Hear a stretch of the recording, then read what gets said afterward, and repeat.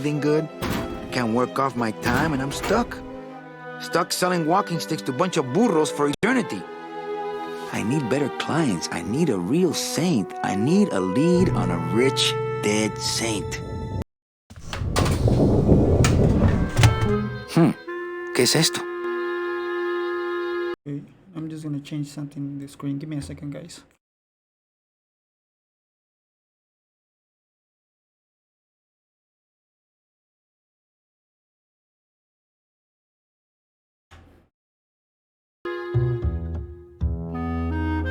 Alright, so as you can see, this game is a point and click, so I have to click things to like move around and check it. Like that, yeah. I can also use the keyboard.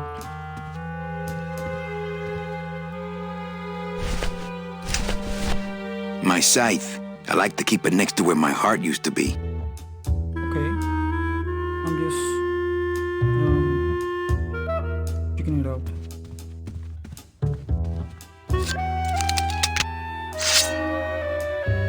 Okay. My scythe. I like to keep it next to where my heart used to be. Give me a second, I'm just gonna check real quick the controls. En un segundo voy a ver los controles.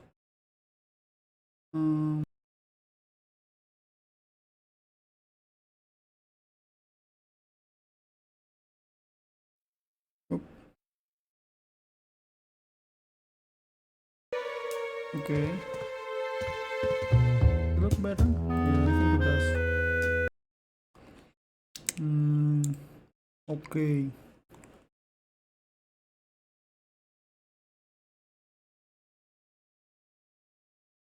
Okay. Yeah. I'm getting used to it.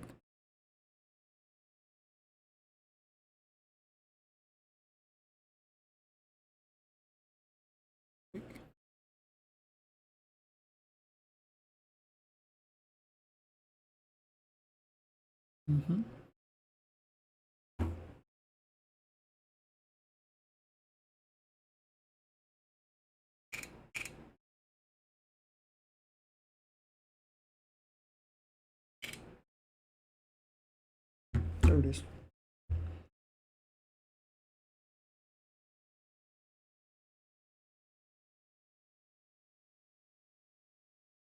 Yay. We are ready to go. I decided to activate the director's commentary. I don't know, could be useful. Right, so something pop up, right? I need to click it. Oh, there it is. I love pneumatic tubes. If you ever read articles about old New York, there's a lot of stuff about how the tube system was. There was an inter-building tube system too. Oh, really? I don't know how that could possibly work. And the tubes were 16 inches in diameter. Yeah. And they would shoot pneumatic messages, like they'd push them between buildings. And none of those tubes are there, and they're thinking about like using them for fiber optics and stuff like that. Interesante.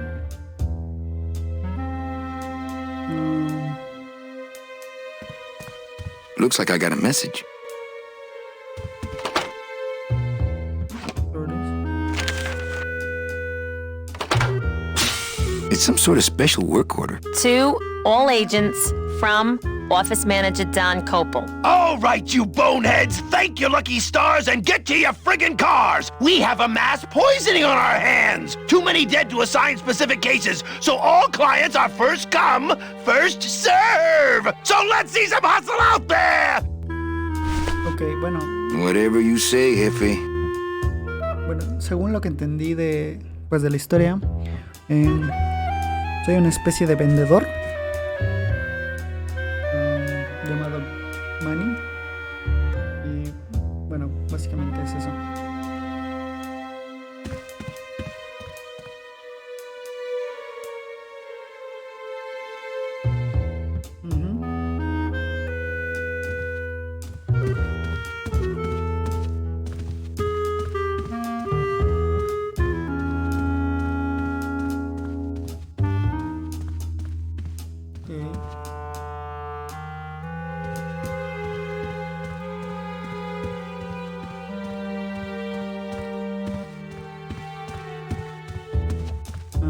algo aquí que pueda haber.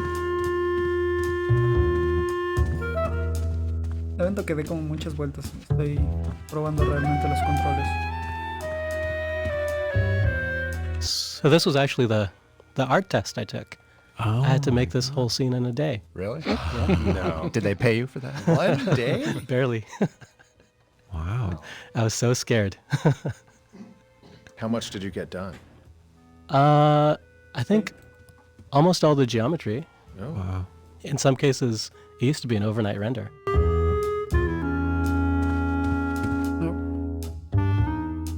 It's a deck of cards.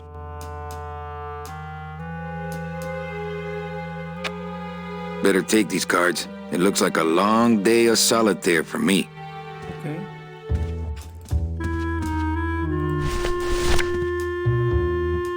Okay. I don't feel like pitching cards right now. Okay.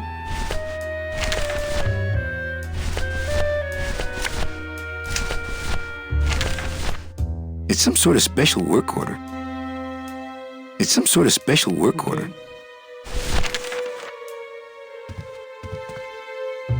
Put it back.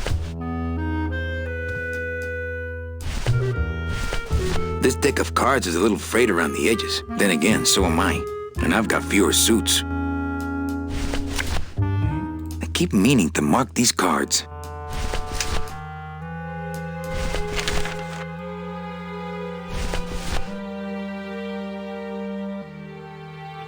Okay. Nothing else, I guess. I guess there's nothing left. Oop. Nope. Right, so I need to manually pause. Got it. Yes. I'm gonna do various save just in case.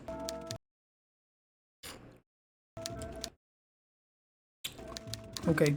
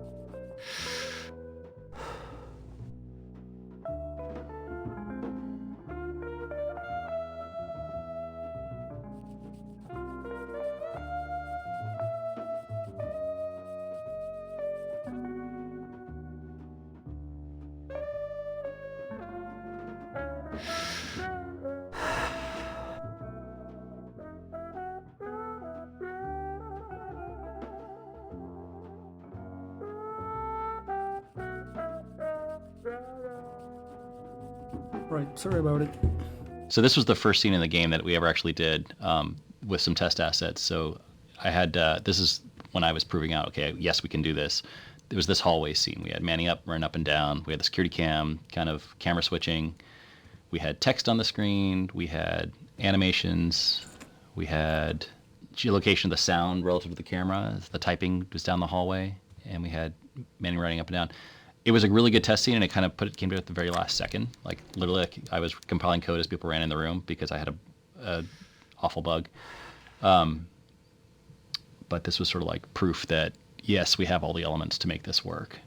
This was the first scene ever put together. And Manny, notice in the scene, Manny hardly ever clips behind anything, and that's partially because I didn't have debuffers working yet. But it was good enough that when people saw it, like, they were really impressed, and I was kind of surprised because I was like the new guy at LucasArts and was kind of half-assing my way through this and somehow made everybody really impressed. So I thought, at that point, I thought, okay, we can do this. All right. Let's continue. Can I go there? No, I cannot. So, is there a reason that a lot of people who are in administrative positions of power have New York accents? Is that a Everyone in the jazz era was from New York. well, yeah, that's true. A lot of people don't know that. Hello, lady. It's my boss's secretary, Ava. It's my boss's whipping boy, Manny. Buenos dias. Manny, Buenos dias. why aren't you at the poisoning?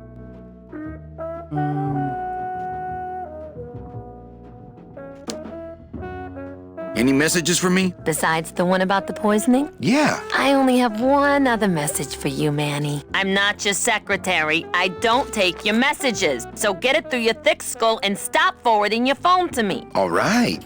But that sounded more like 4 messages to me. What poisoning? The Code 3 gazpacho poisoning that everybody's at but you. Why do I send out memos if nobody reads them? Where was the poisoning again? Just ask your driver, for crying out loud. He'll know. I forget. Am I supposed to be somewhere right now? Manny, do I have to explain your job to you again? No, but I like to hear your description of it, just for kicks. Well, the Manuel Calavera that I know picks up people in the land of the living, Dead people? preferably, and he brings them here and tries valiantly to sell them the best travel package they qualify for. If he sells them enough premium packages, our hero will be free to leave the land of the dead. Until then, he and I are stuck here, having the same conversation over and over again for eternity.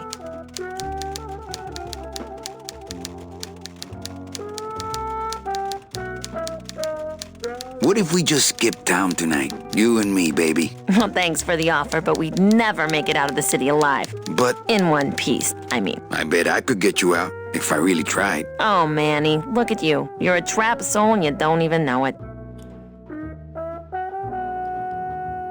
Well, enough about me. What's your job like? Like babysitting, except I don't get to watch TV.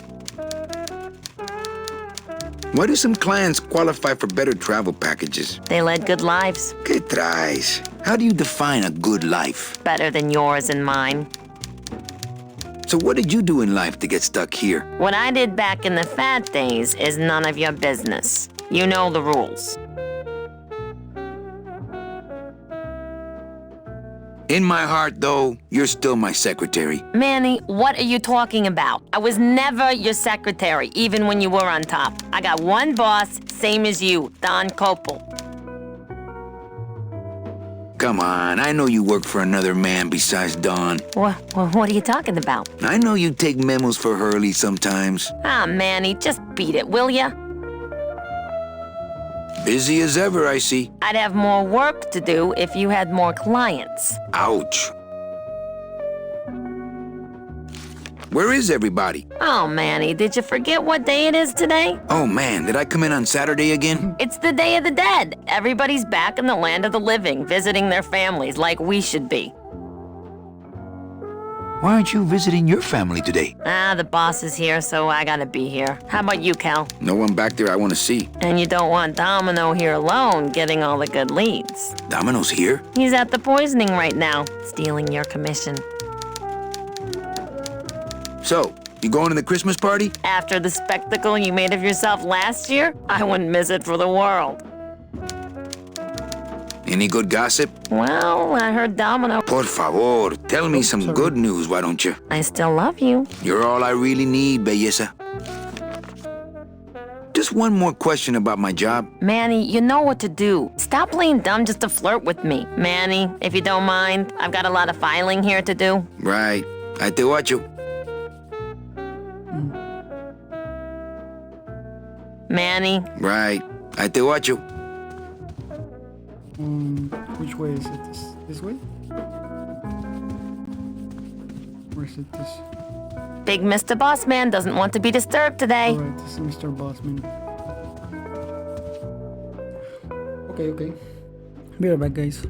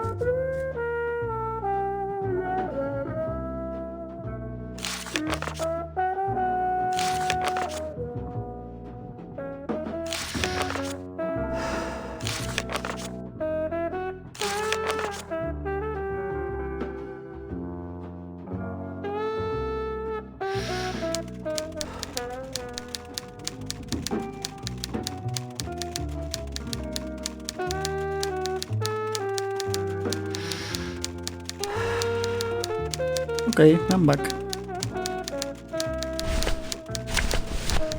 I keep meaning to mark these cards.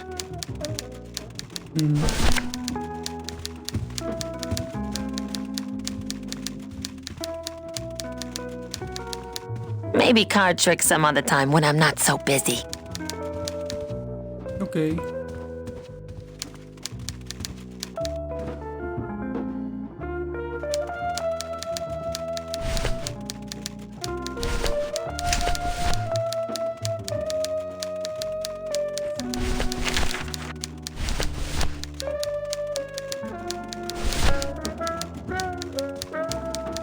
Thanks, but I got solitaire on the computer, Manny.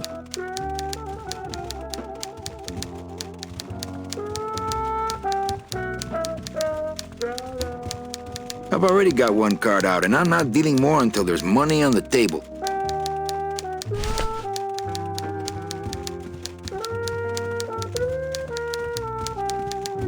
Mind if I use your hole punch? Knock yourself out.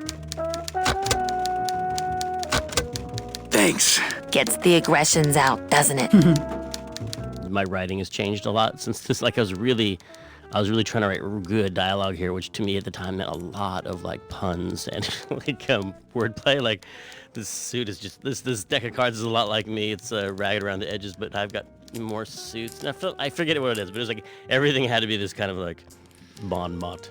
Well, that's kind of Chandler-esque too. I mean, you know. But I think I ease off on it in Act 2. I think I just start writing or in Year 2. There's a lot more just normal talking, which I think I kind of like a little bit more now. I mean, it's fun. It's fun to like have a crazy wordplay like that, but you can just kind of trip over yourself a lot too much if you focus on that, I think.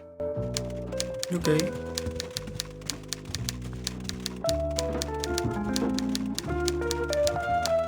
Could I take your whole punch? Ha! I doubt you could take my half punch. Okay then.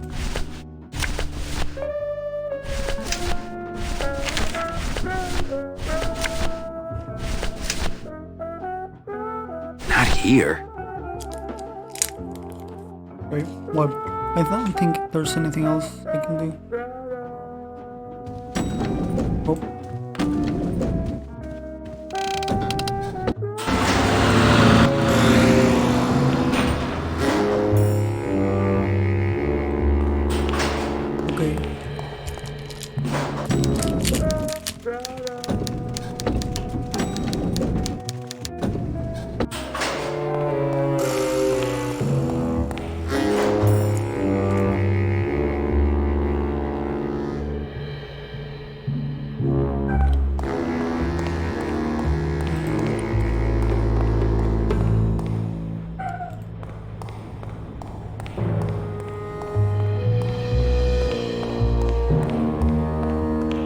you hear reverb on the steps, and you hear the reverb on his voice, and that was real time. It's his real time reverb in a time when we never did that. We always pre-baked the files with reverb, and Jeff really had to fight for, I think it was like 5% of the CPU.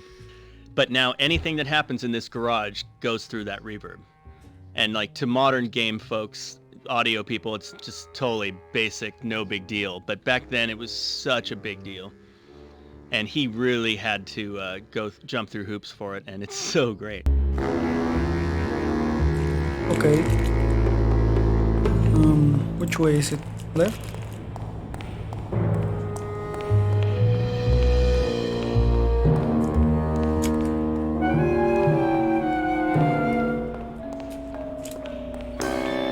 Walking very slow, that's for sure.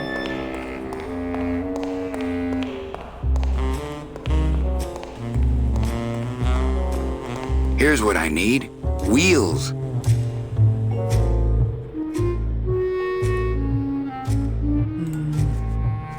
Ooh, I might get hurt if I try to get one down by myself. Ooh, I might get hurt if I try to get one down by myself. I can go here, I guess.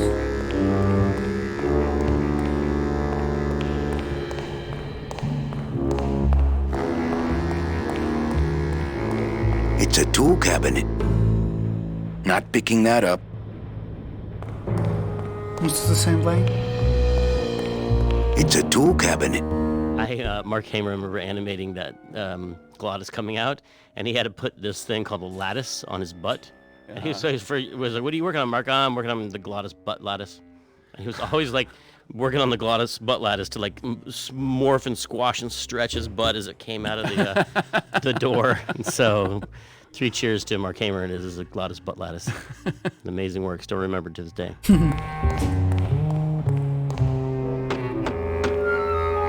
Hey, service! Hey, who the... Oh, wow. Oh, sorry, sir. I didn't expect... Sales agents usually don't come over to this part of the garage. I'm Calavera.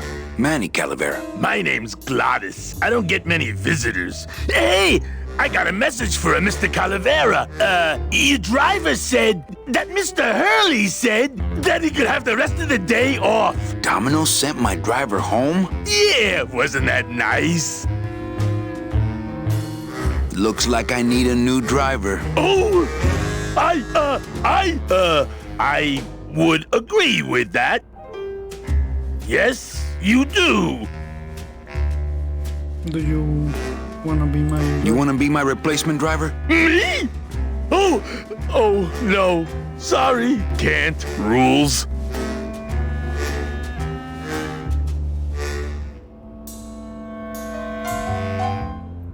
Come on, Glottis. I need you to be my driver. No, I can't. Come on, man. I'm too big.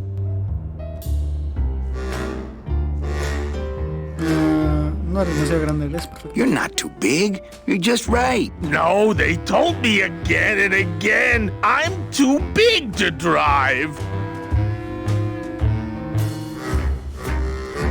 Screw the rules. Come with me. No, I don't want to get in trouble again. They said one more strike and I'm out. You're not too big. You just have a self-image problem. A what? Repeat after me. I am not fat. I am thin. Women find me attractive. Hey, I never said I was too fat for the ladies, just the cars. The ladies like me just fine. You're not too big. The cars are just too small. Yeah, those dang compact cars. Hey, that gives me an idea. I could alter your car just a bit with just a quick torch job to let out the seams, you know? But I'm not allowed to modify the cars without a work order from upstairs. I could lose my job. A work order, huh? Yeah. I can't torch anything bigger than a cigarette without one of these signed by the boss himself. Hey, that's my line. getting people to sign. Back in a snap. Yeah, too small. I'm not too big. Everything around here is just too small.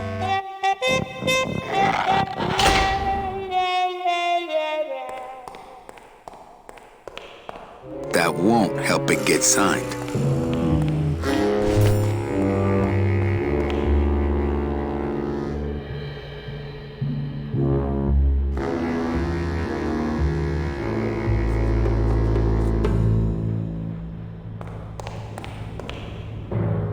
Ok, supongo que voy a conseguir la firma. Hola, Obnuvers. ¿Cómo estás? ¿Cómo te va, Obnu?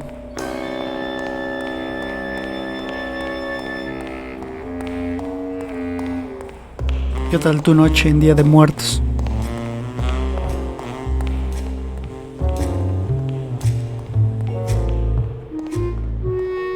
¿Todo bien? ¿Y usted, guapo?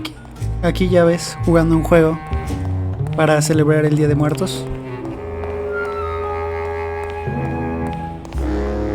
There are lights for wash, rinse, wax, and land of the living, depending on your destination.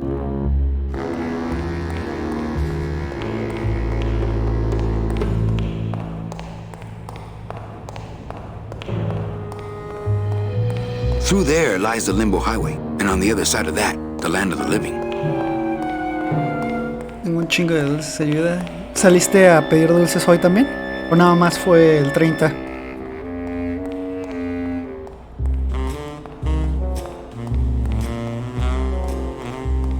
It's locked. Porque bueno, no sé si donde tú vivas también pidan dulces hoy. Ayer, ya. Sí, es que bueno, aquí, al menos aquí en México se acostumbra a pedir dulces los 3 días, que es el 31 de Halloween. El primero, sí. Aquí se celebra 1 y 2 nada más. Porque se supone que el 1 es el de los niños y el 2 es el de la gente mayor. El 1 se honra a los niños que murieron antes, o que son muy chiquitos. Y el 2 es para la gente mayor, o sea, adolescentes, jóvenes y todo ese tipo de cosas. Pero también se tiene mucho la costumbre de que también esos días se pida dulces. Entonces yo también igual estoy súper lleno de dulces.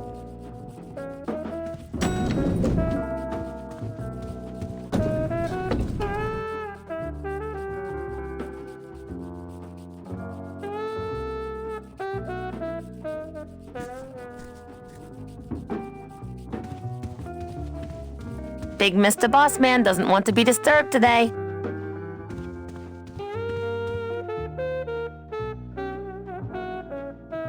Eva, I really need the boss to sign this work order. I'll give it a shot. Mr. Copel, I've got Manny Calavera out here to see you. Didn't I say no interruptions today? Sorry, Cal. Maybe tomorrow. That's too late. Oh yeah, like you're going anywhere. El escritorio está hecho un desastre por eso. ¿Por qué tienes muchos dulces? I can't find my driver. Manny, you know what to do. Stop playing dumb just to flirt with me. Eva, I really need the boss to sign this work order. I'll give it a shot. Mr. Copel, I've got Manny Calavera out here to see you. Didn't I say no interruptions today? Sorry, Cal. Okay, y entonces mañana ya no celebras el día, bueno, ya no se celebra el Día de Muertos.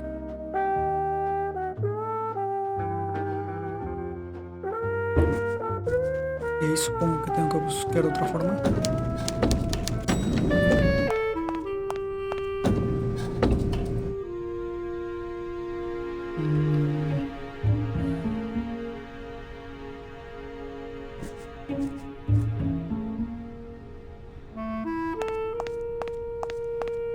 Ya. Aquí todavía se va a celebrar mañana.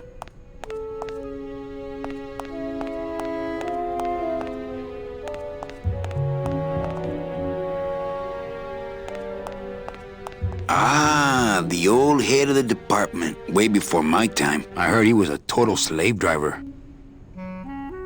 How's it hanging? It's locked.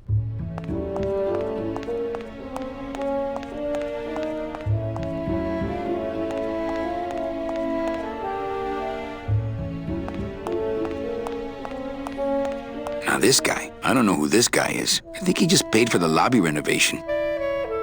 Savvy viewers will note that the lobby is based on a real building in San Francisco with Mexican architecture or Mayan Deco architecture.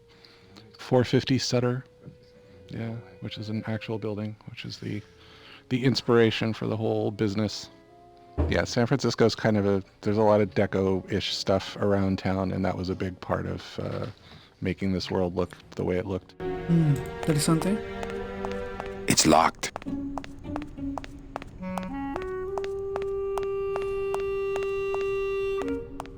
¿Con qué tengo que salir?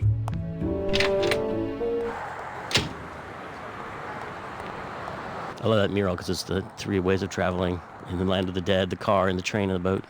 There's no air travel in the land of the dead. No land of the dead airlines.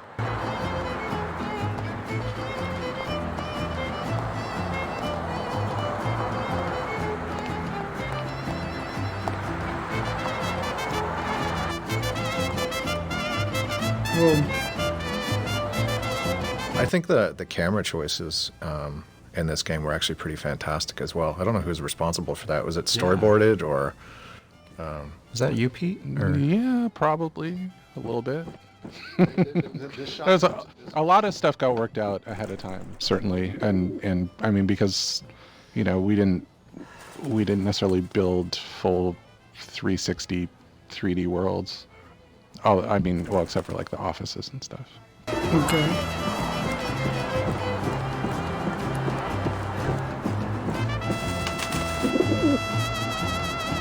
Vamos a ver qué hay aquí.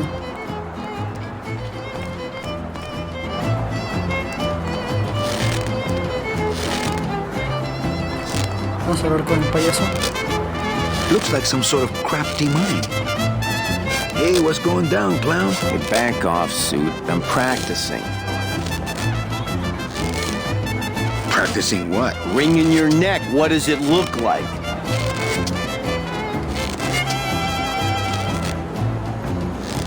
Some festival, huh? Yeah, pretty busy. My carpal tunnel syndrome's really acting up. But you don't have any tendons. Yeah, well, you don't have a tongue, but that doesn't seem to shut you up now, does it?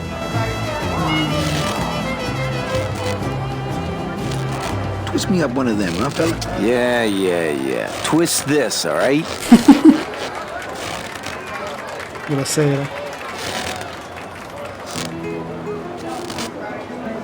Bet you can't do a cat. Shows what you know, buddy. I can do anything. I can do birds, amphibians, famous poets. Go ahead. Name one. Un gato, I guess. A dead worm. Heck, that's easy. There's no limit on those.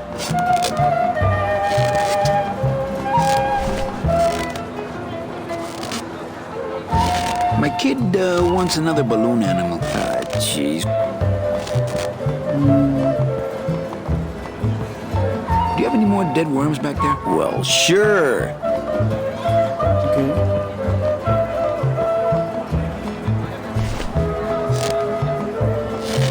My kid wants another balloon animal.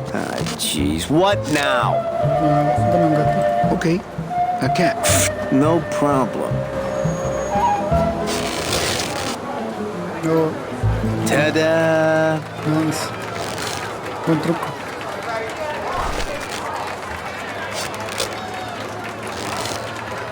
Can you teach me how to do that? Well, since you're a beginner, why don't you practice the first step? Which is? Blow!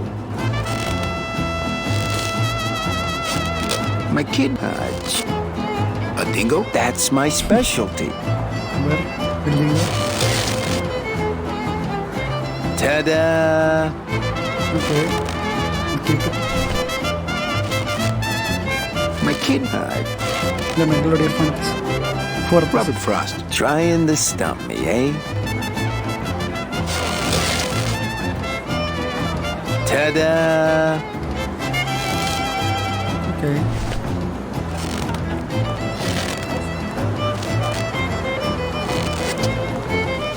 Since I really didn't get to celebrate the festival this year, I think I'm entitled to a little pan de muertos. Volvemos al pan de muertos, pues.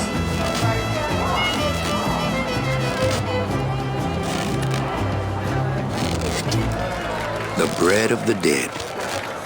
I'll just take a little more bread to honor the dead. No hay un límite de las cosas que puedo llevar. I don't know why we chose Robert Frost for the balloon shape either. Oh, that was genius because of the it would be hard to make it Robert Frost.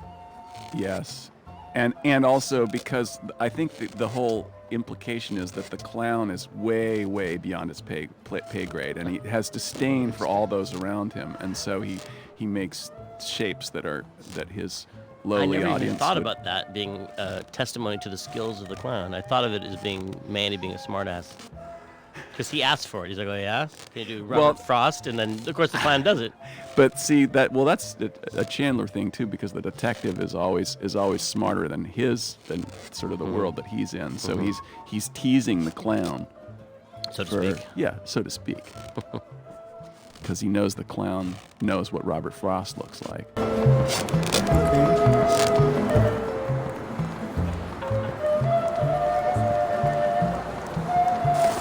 Vale.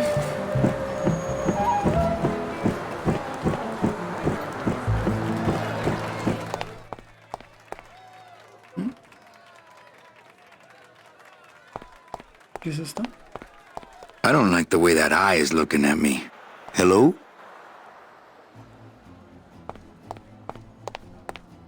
Not picking that up. Ok, bueno. Parece que puedo subir por aquí.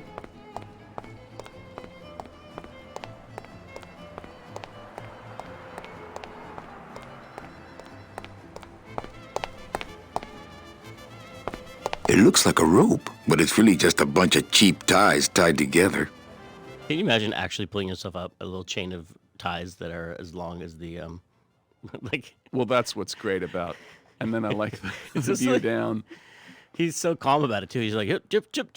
Many stories. I mean, part of it is, I guess, he probably won't die. if He's he already falls. dead. He's already I was going to dead. say, he's already dead. So it's really just... And I was thinking, does he have the muscles to do that? Or else, no, he doesn't have any muscles. He's just a No. living skeleton. How is he moving? It's magic. His It's spirit soul. It's is a soul. animating, yes. Ok, bueno, a ver.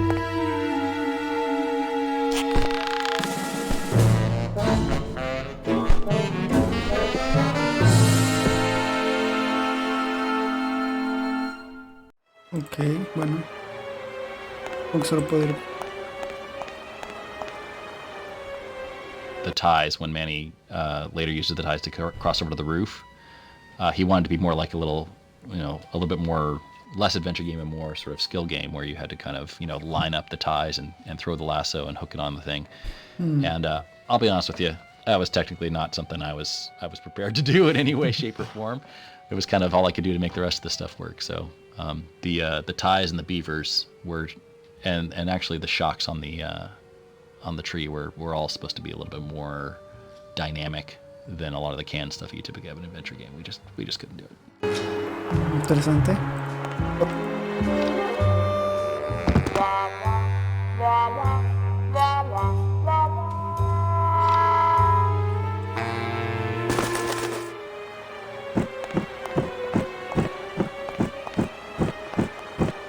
I always liked the music up on the ledge. Me too. It's because very Bernard Herrmann. and it made Vertigo. always made me feel like a little. Maybe it's because I actually have Vertigo? a little bit of vertigo or whatever you say. No, vertigo But is not the isn't thing. that but yeah. that happens a lot in Fear Vertigo, the heights. movie Vertigo, like the Yes. na, na, na, na, na, Yeah, na, na, yeah. na, na. Yeah, it probably comes from that. Like that dreamy falling sensation. Well, I'm a huge Bernard Herrmann fan. How can you not be? He's really he was the guy who really brought kind of a seriousness of classical music to scoring. I mean, the guys before me, there were great composers before him. They were a little more sort of kind of the entertaining aspect of orchestral music, and I think he was really very serious about it. Me gusta mucho el de los comentarios. Como que le añaden otro nivel de Looks like profundidad. the boss has gone fishing. Cambia el diálogo si voy por acá. Ah, there's nobody in Domino's office. Looks like the boss has gone fishing. Not picking that up. No use for it.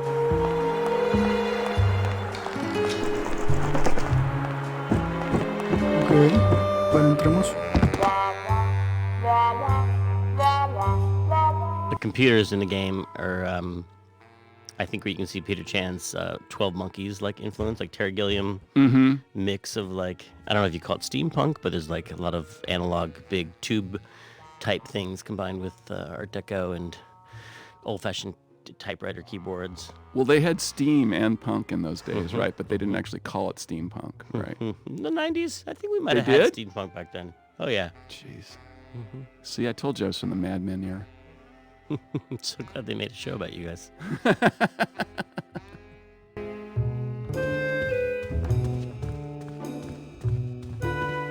To all employees of the Department of Death Bureau of Acquisitions, employees who have made their sales quotas are invited to take the Day of the Dead as a holiday, as long as they make up the time lost on the following weekend. Idiota. Anything else here?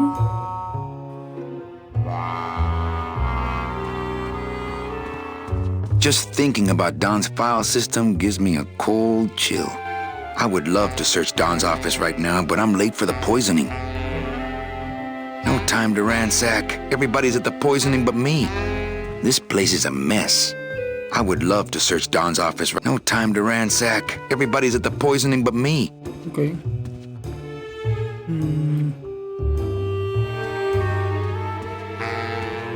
Memo from the desk of Don Copal. Hey! Work orders are assigned by my office and are not exchangeable among salesmen. Swapping, selling, and specially stealing work orders will result in severe disciplinary action.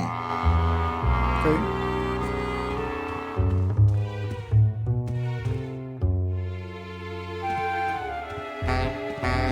Don't need it.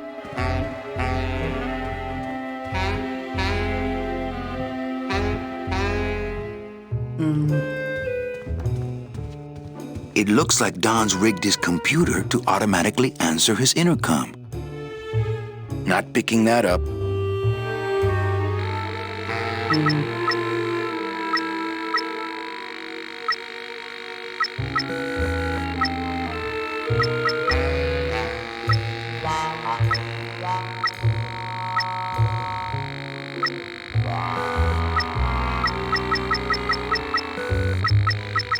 ¿Qué es esta, no? De...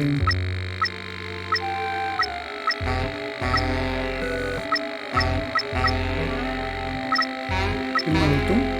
I'll just change his auto response here. Tell him the checks aren't here yet. Ah, cripes, Ava. Just sign it yourself, will you? I'm busy.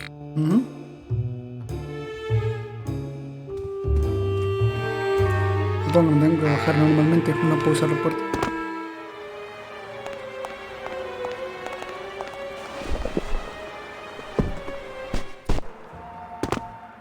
Ok.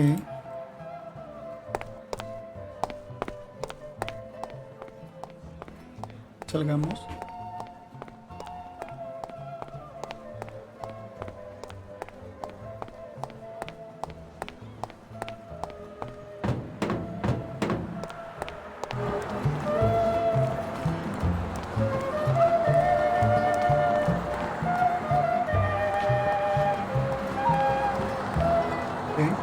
De este lado antes de meterme otra vez.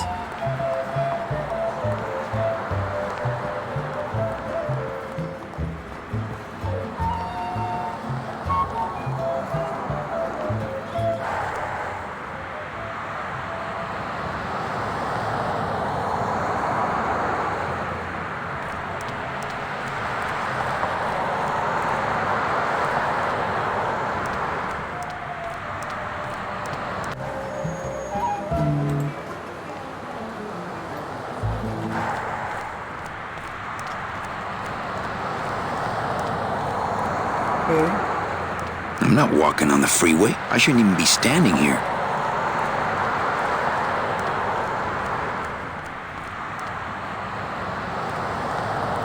I'm not walking on the freeway. I shouldn't even be standing here.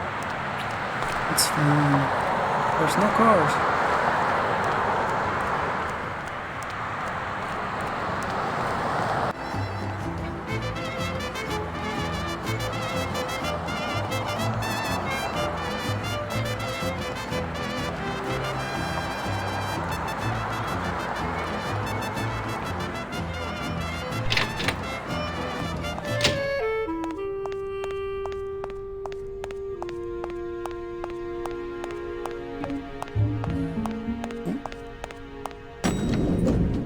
Elevator code. Yeah. Elevator code's the worst, man. Door code in general. There goes Dom. So there was a door box that you would draw on the ground that would have data attached to it that would trigger the art and the.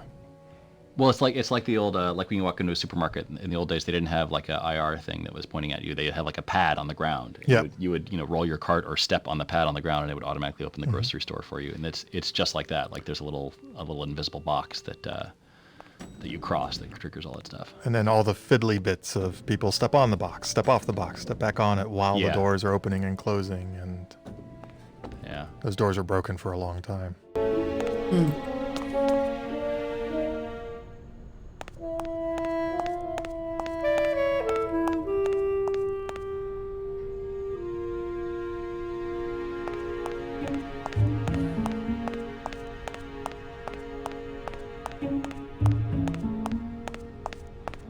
Let's see. Where am I on this? Don Copal, Domino Hurley, Junior Sales Associates. That better not be me. It's attached pretty well. Let's see. Where am I on this? Junior Sales Associates. That better not be me. Okay.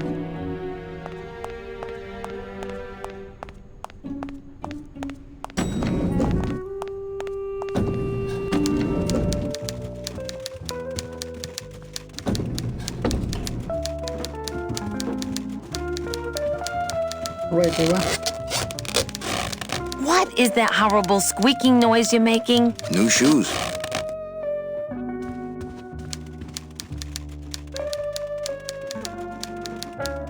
Eva, I really need the boss to sign this work order. I'll give it a shot.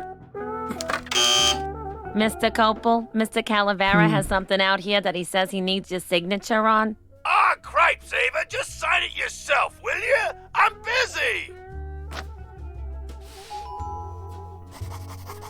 You'll have to excuse him, Manny. It's probably a really hard crossword puzzle he's got in there today.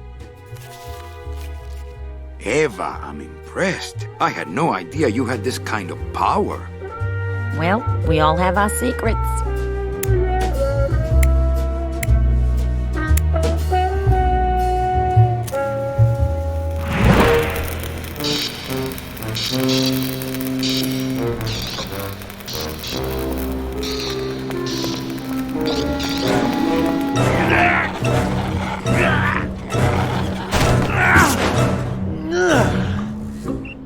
Hey, I look good in this, don't I? Yeah, well, they say black is slimming. I'm driving, yeah! I'm driving!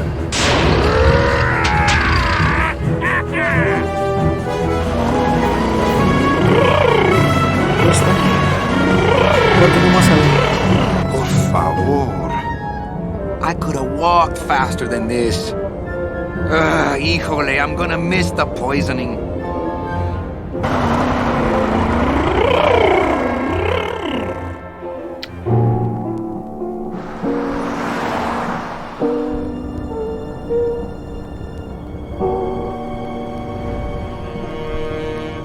Domino. Ew, the living still give me the creeps.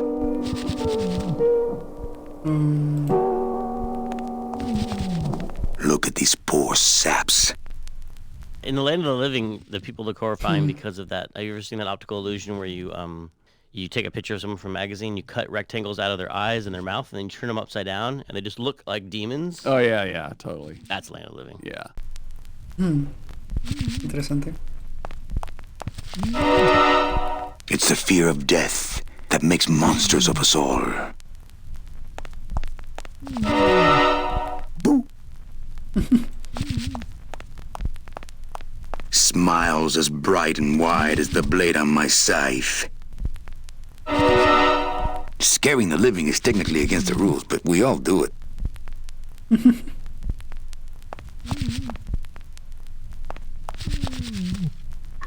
What is this crazy music? How did you get it all warp sounding? Well, that's a great. See, remember that I used to, when I did all the themes for Grimm, I carried around a little handheld cassette, right? So I'd go for my hike in the hills in the morning, and I'd carry my little cassette with me, and if something popped in my head, I'd hum into it. And it drops into a puddle? Well, those cassettes, I don't know if you remember much about cassette technology, because, you know. I remember cassettes. You do? I made some mixtapes. They didn't always last, especially the little tiny ones didn't last for a super long time. So, you know, if you used it all the time, which I did to compose, the machine would, the mechanism would start to wear out, especially if it ran out low on batteries. So yeah, that was me sitting at the piano working on that theme for the Land of the Living, which I recorded on the little handheld cassette, and then played it back with batteries that were running out, and recorded that into the digital system for the game. That's awesome. Was that an accident at first? Or you just ran out of power at an earlier time writing something else? You know, I can't remember. I think it was an accident, but you know, I kind of meant to do it too, you know. Okay. Truth be told, I'd rather be setting this milkshake soul free. Can't reap the milkshake, can only smell it. Smells like the perfect client, rich and sweet. I have to say, this food looks pretty good. In this world, all I can do is look, smell, and reap. I can't reap hamburger, cows, or a whole other bureau, not to mention the lettuce. Bound only by the paper-thin wrapper of mortality, a soul here lies, struggling to be free, and so it shall, thanks to a bowl of bad gazpacho and a man named Calavera.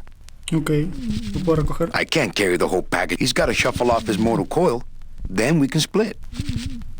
I can't use my bare hands. I'm a professional. Supongo que tengo que usar algo. Míos.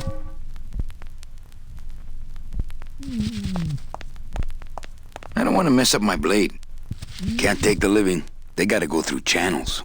Entonces al muerto.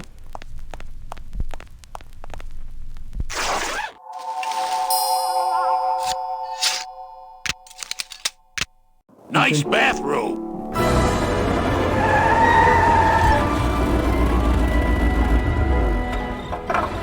But we offer several travel package upgrades if you'd care to. Cut the yap. I want something cheap where I can get some rest. That's it. Ay, ay, ay. You know, Manny, I could make this car a little faster if you wanted. Yeah. Whatever. Oh, yeah. Slam the front into the weeds, tub the rear end, dual blowers, pop it out of the hood.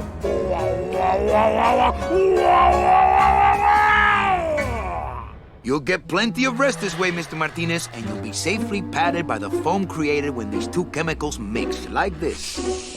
On second thought, I want to upgrade my package. Sorry, Bruno, but you didn't qualify for anything better. But here, have this complimentary mug. No, Hoy es el primer día del final de tu vida. Can't you find me something where I can move my legs? You know I'd like to, Bruno, but my boss is a real hard-ass. I gotta be a hard-ass when I got lazy sickle wavers like this jolly boy working for me. Manny, you couldn't find a sale at a yacht club. I got a sale right here. I'm talking premium sales, Calavera. Like the kind Domino makes. How am I supposed to make premium sales with the scumbag clients you're sending me? Hey! Now you're blaming the clients? I've had it with you, Manny. If you haven't bagged a premium before the next sales report comes in, you're out! Out on the street. No job. No way to work off your time. Just your fancy suit and your big smile and a whole lot of time to kill.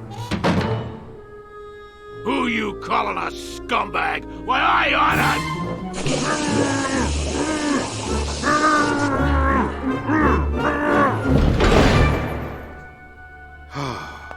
I'm sick of waiting around for a good lead. Like it's gonna fly in here tied to a brick. It's time to take one. Okay.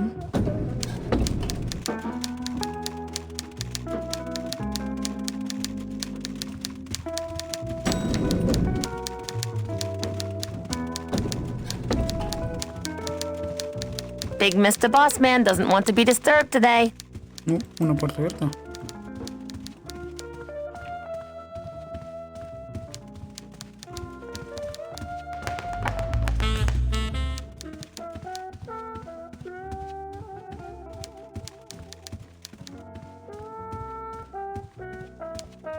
Okay.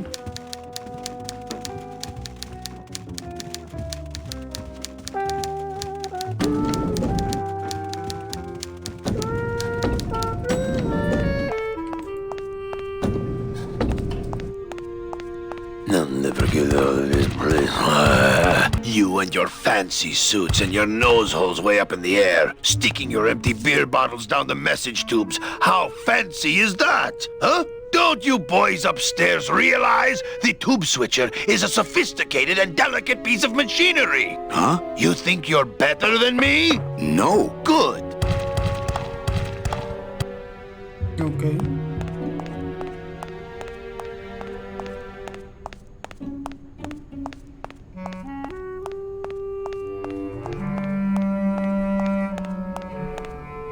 Down in QA, we got on the project way earlier than we ever had on any other project, and we would play the game with the concept art on the screen.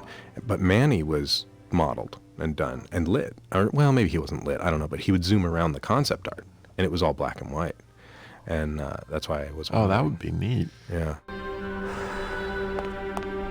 For those who enjoy no-hassle travel, I don't need the hernia. Bruno, you in one of these? Must have picked them up already. One of the chemicals for our packing material comes out of there. One of the chemicals for our packing material comes out of there.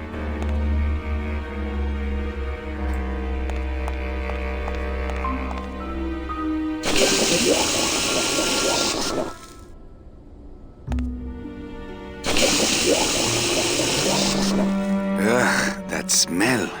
It's a lump of our packing foam. No thanks. That stuff smells terrible, man. Okay.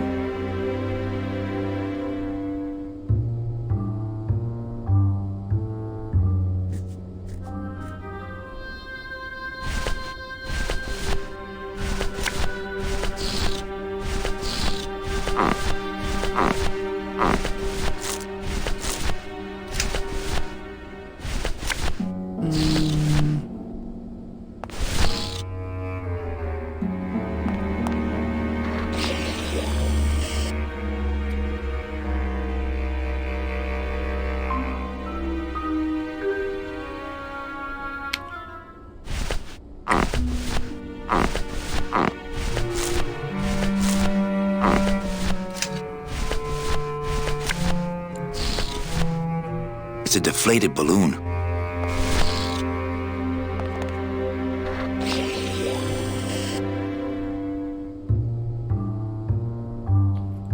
Okay.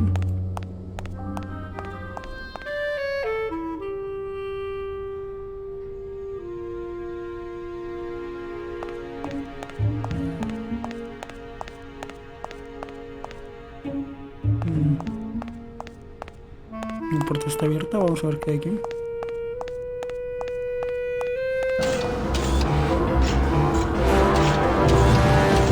It's the sophisticated and delicate hub of all communications here in the Department of Death.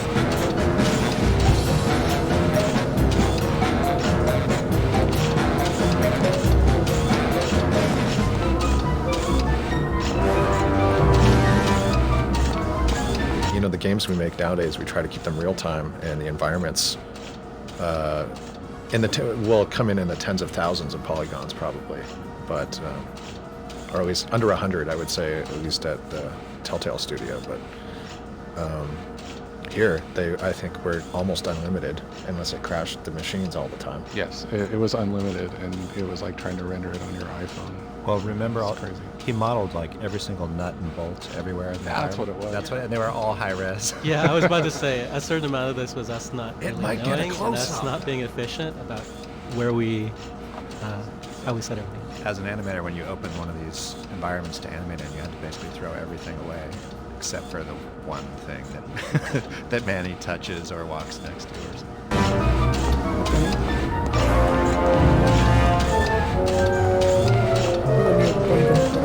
Warning, fire system, do not touch. It's the sophisticated and delicate hub of all communications here in the Department of Death.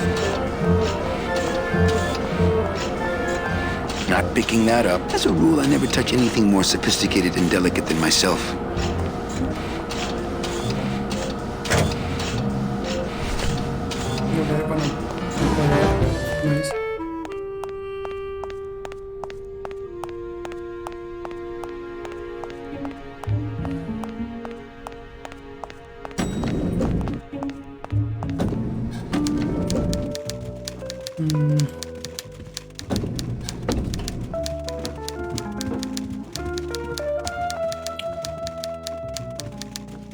It's my boss's secretary, Ava. It's my boss's whipping boy, Manny. Hey, you missed a great poisoning. Yeah, and you missed a great client. Domino came back from there with a nun. Híjole, I got a tiny little man with a mean temper and no commission. Well, at least you don't work for one. You know, Copal's not really in his office. Sweetheart, I know what you're up to. Huh? You're trying to get me away from my desk so you can link all my paper clips together again. Grow up, darling. Manny, if you don't mind, I've got a lot of filing here to do. Right. I te watcho. Ahí te guacho.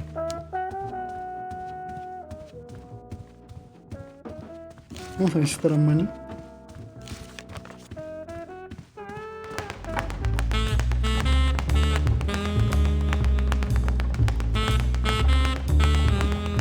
How is he sweating without skin?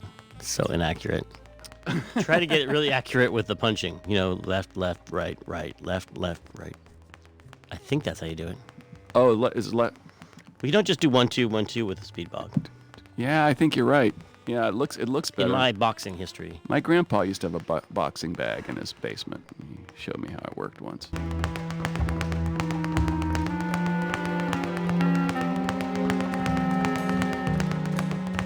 It's Domino Hurley, the sweatiest man in the office. You gotta sweat the cell, Callie, and you know it.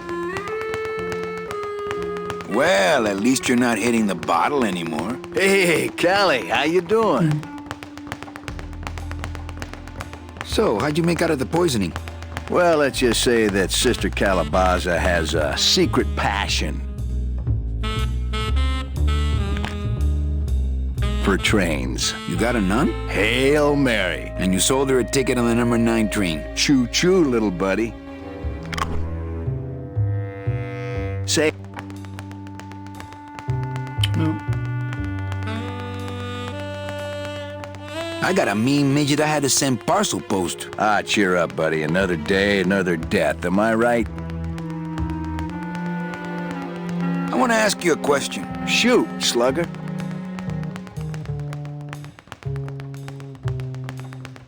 Why do you get all the good clients? You're asking the wrong guy. You should be taking a good long look at the man in the mirror. No thanks. I don't enjoy that the same way you do. What did you do to get this job? You mean what's my secret to success? No, I mean, how did you screw up and get stuck here at the DOD? What sin did you commit, and how long are you gonna have to work here to pay it off? Well, I could easily ask the same question of you. But I don't know the answer. I still don't know what I've done. Well, how convenient. Then neither do I. Can I have one of your clients? Sure, Cal. Just as soon as I get one I think you could handle. I can handle anything you got, especially if that's your best right jab. Is it hard to kiss up to the boss so much when you got no lips? Hey, I got all the lip I need. I get it from you. I want to tell you something. Good. Go on and let it all out, Manny. There's no reason for you to be afraid of me. I think we should team up. Be partners. Oh, Manny, I would, but I'm too intimidated. I could never be partners with someone who was so much more of a man than me. Oh, come on. I've seen your wife. You know, this used to be my office. Yeah, I know. I found your name on some comic books in the desk. I want my office back. Don't worry, you'll have years and years to enjoy it after I get promoted out and you're still here. I think you're up to something. Yeah, I'm up to about 4 premium sales this week. I want to punch you in the mouth. Oh, no, not the Christmas party all over again. What happened at the Christmas party? Blacked out on the whole thing, huh? Maybe you should switch to lemonade, kid. Well, you sound pretty out of breath, so I'm gonna blow. Always a pleasure, Cal. It's Domino. You gotta sweat the cell, Callie. Hey, Herb. Yeah. Well, you sound pretty out of breath. Always. Supongo que ya no puedo hablar más con él.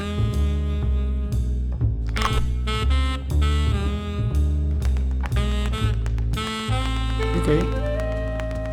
Vamos a buscar qué hay en su oficina que pueda usar. That's some premium-looking scotch. Have some, Manny, just so you don't forget what premium tastes like. Ok.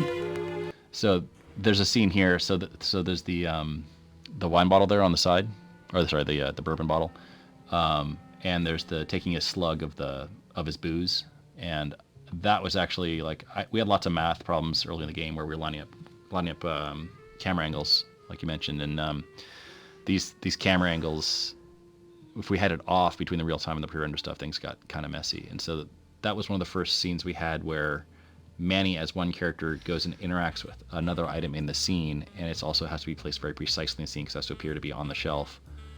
And it was really difficult to coordinate. You know, he has to walk to exactly the right spot, line up to perform his animation.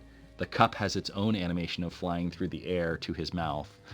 There's all these weird ways we handled it. I think we changed that later to handle it better so that the cup was actually attached to him. We'd swap it in, but, you know, blank out the one that was on the shelf, put in the one that was in his hand. Like a magic trick, but originally that was something we used to test it out and make it work, and I remember spending days on that and just being worried like, oh man, we're never going to get this to align perfectly between 2D and 3D. Ok.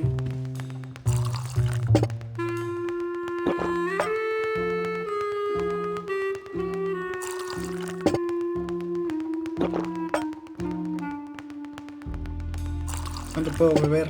¿Hasta que quiera? Ok, pensé que la guerrera te la llevó, pues no importa. Hey, Dom.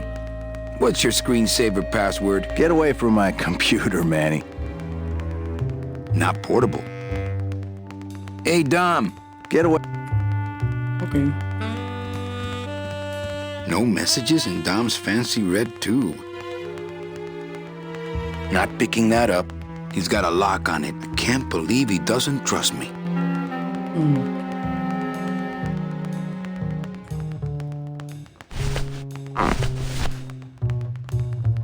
Ok. It's just a regular old balloon dog. I don't see what's so dingo about it. This doesn't look anything like Robert Frost. The bread of the dead. This balloon is filled with a light chemical. This balloon is filled with a dark chemical. This balloon is filled with a dark chemical. This balloon is filled with a light chemical.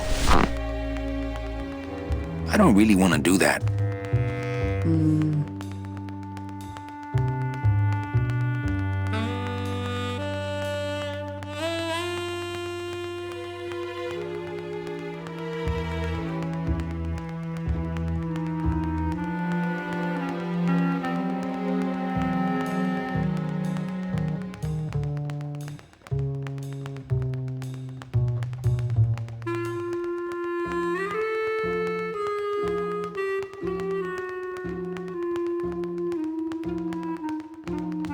I don't really want to do that. No use for it.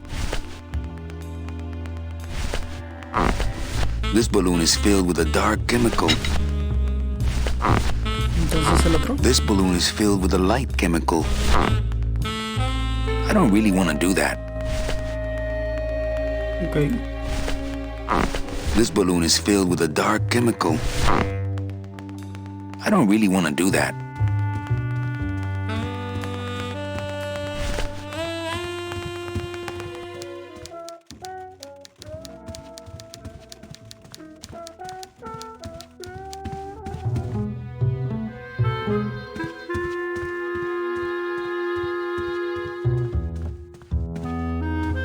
My message tube is full of nothing, as usual. My message tube is full of nothing, as usual.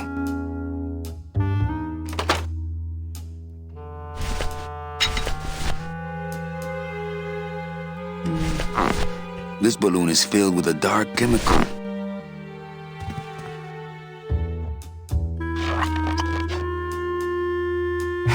Look out below.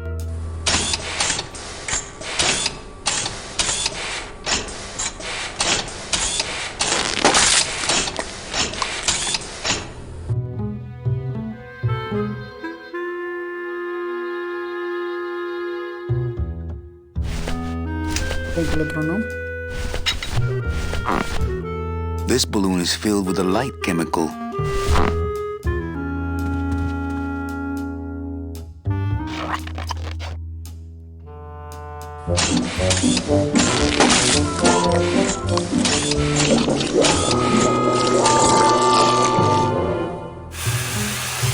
That doesn't sound good.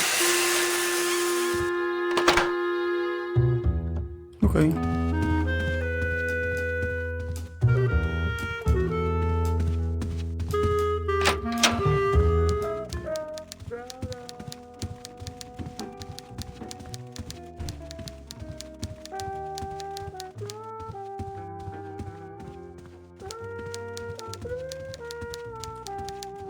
Tengo que ir a donde Servers están down again. What else is new?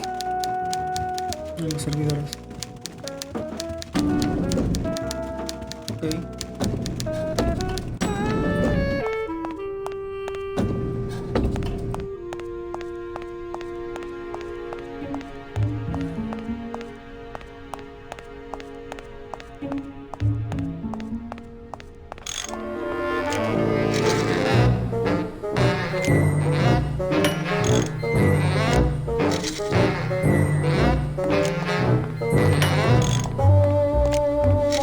That red tube looks familiar.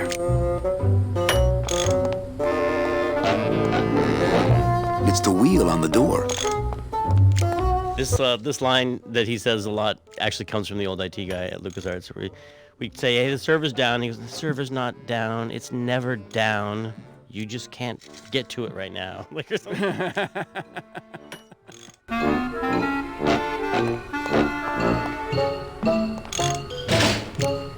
The wheel won't budge.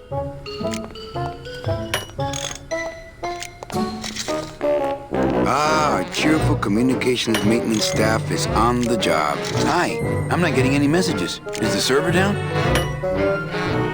This is their idea of a joke? They think it's funny? I'd like to jam their tubes with packing material. See how they like that? So you're saying the server is down, is that it? The server is not down. It's never down. It's just temporarily unavailable while I'm doing some maintenance, that's all.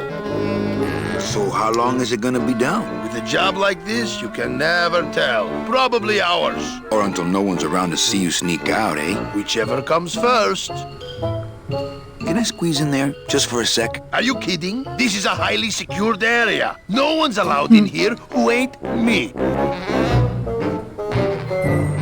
What's so special about you? I, sir, am an elemental spirit, summoned from the land of the dead itself. Yeah, let me guess. You were given one purpose, one skill, one desire. Fixing pneumatic tube switchers. No, I was created to run the elevators, but they put in those dang motion detectors and put me out of work. Who would do a terrible thing like this? It's those punks in the mailroom. They think this baby is going to put them out of a job. And they're right. Just curious, how'd you get in there? I squeezed down one of these tubes like a pixie. How do you think I got in here? Through the door, just like you. No, I really think it's clean enough. Oh, it's clean enough to run, all right. I'm just fiddling around to be safe. You know, gotta cover my ass. Yes, you do. Say, Chatty Cathy, I got a lot of tubes to flush here. Hey, me too. I'll let you go. Ok. Oh, not again.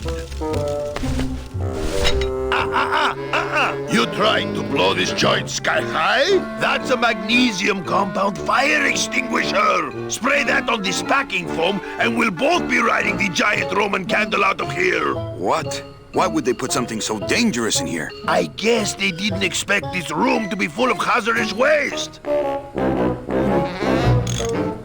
Ok, guess. Ah, cheerful Hey, I'm giving you one right now, but you can't see my hand. it's the wheel on the door. Not picking that up. The wheel won't budge. Tengo que hacer algo.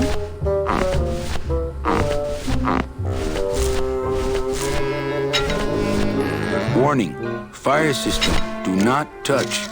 That's not on fire. That's not on fire.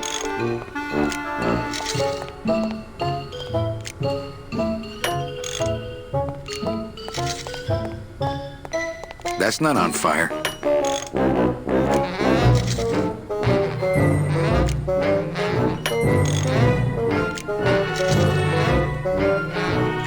That's not on fire.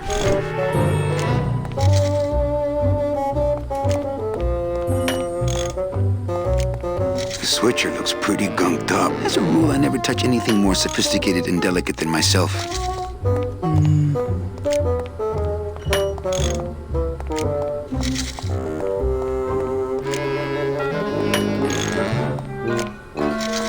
I think that's the other end of... If I could just...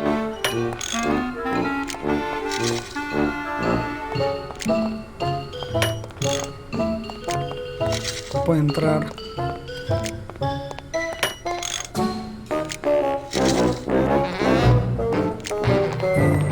Can't reach.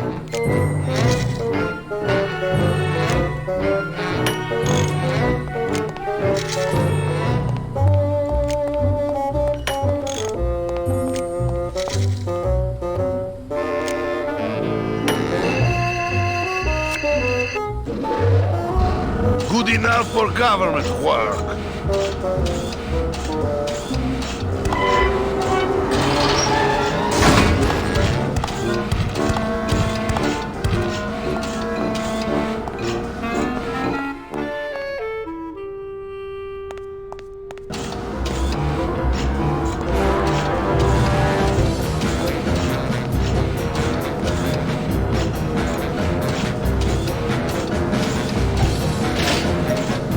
Wheel won't turn, and the door... There must be something else keeping it shut.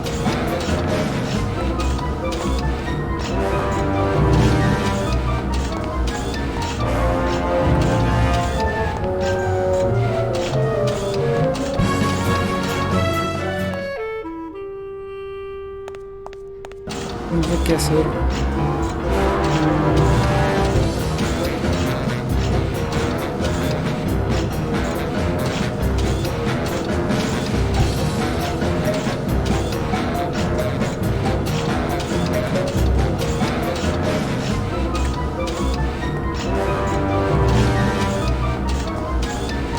Not picking that up. That red tube. That red tube looks familiar. Can't reach.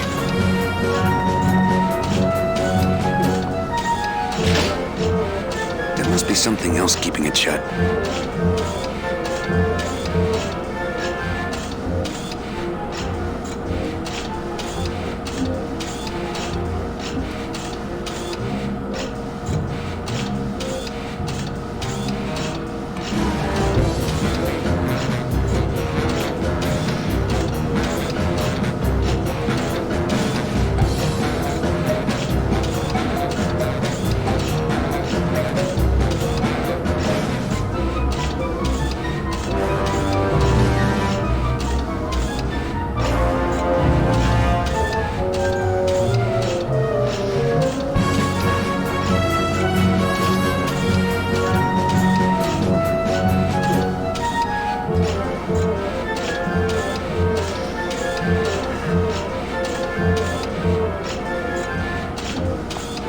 wheel should open it. Creo que me equivoqué. Lo voy a tener que volver a hacer.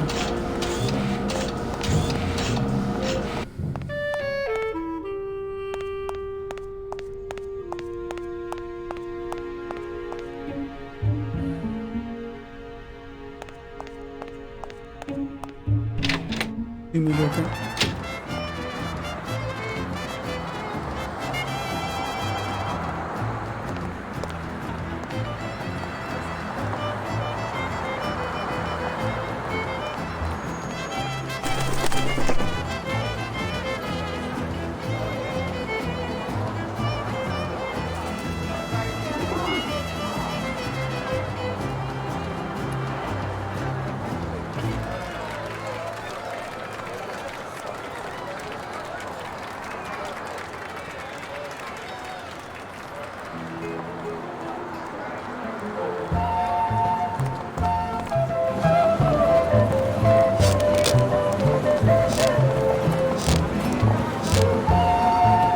My kid,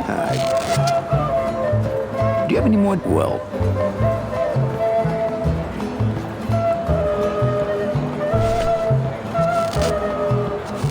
my kid, do you have any? Well,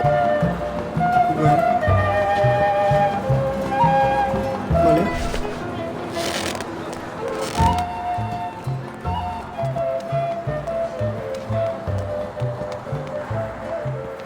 Ok.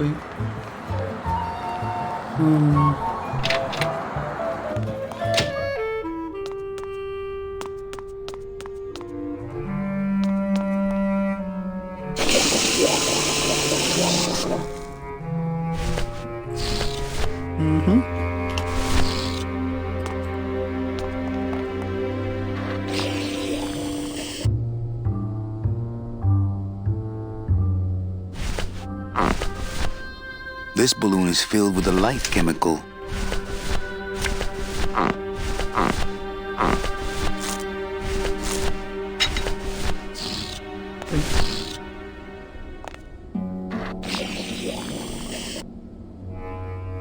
Alright.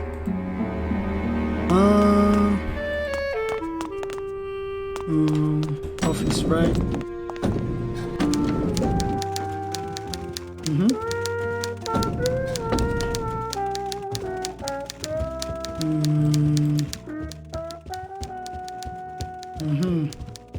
Okay. Open it.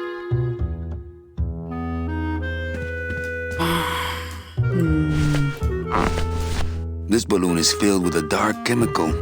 Okay.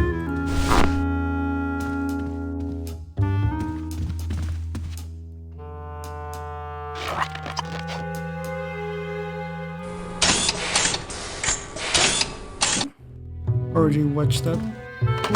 Oh. Okay.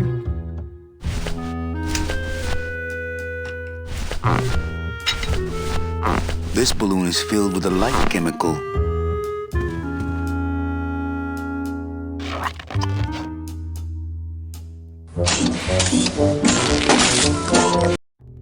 Ok. Tengo que volverlo a hacer. Servers down again. What else is new?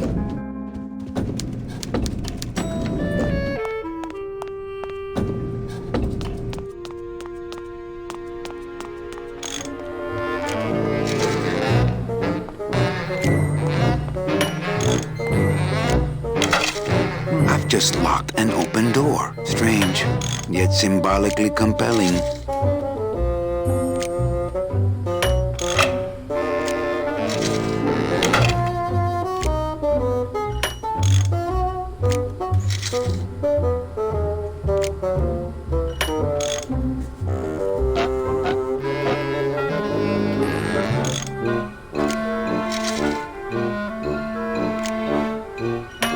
Hey, I'm giving.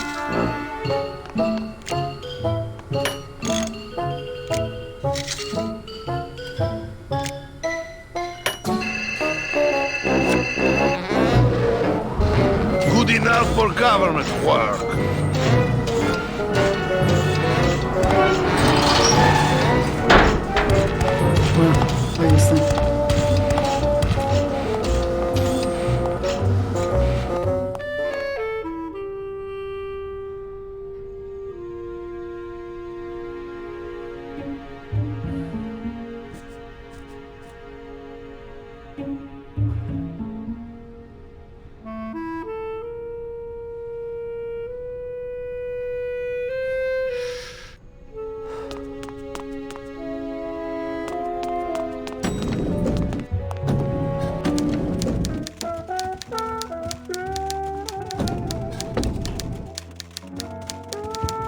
Mind if I... Knock yourself.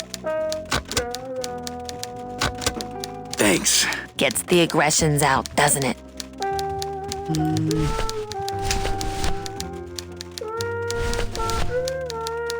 This deck of cards is a little frayed around the edges. Then again, so am I. And I've got fewer suits. I keep meaning to mark these cards. It's a squeaky little kitty. I keep meaning to mark these cards.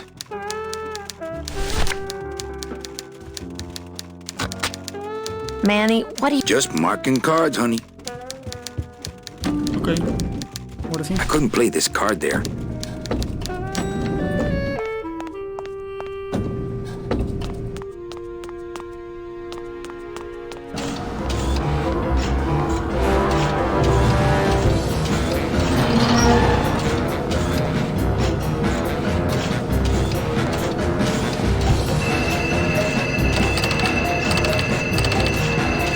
It's locked.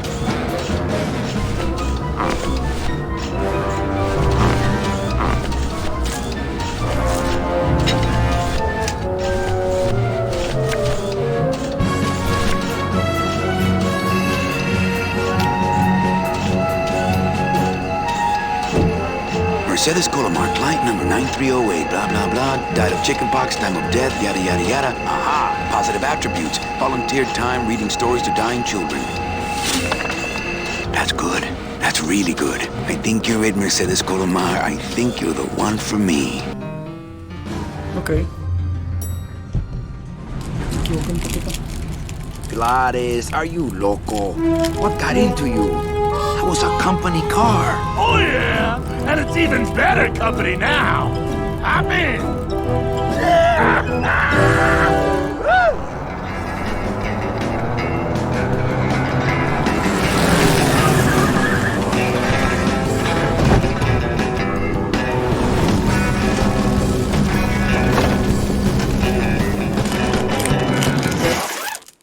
Buenos días.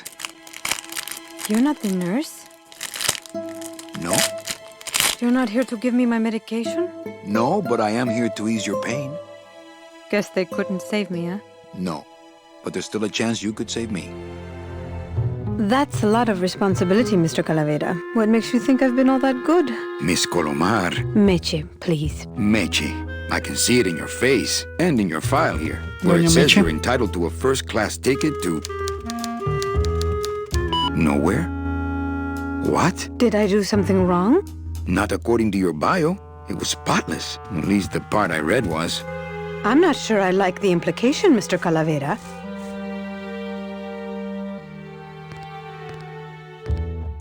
Are you sure you're Mercedes Colomar? Yes. Would you like to see my birthmark? Sure. Where is it? It's wherever you guys put my skin.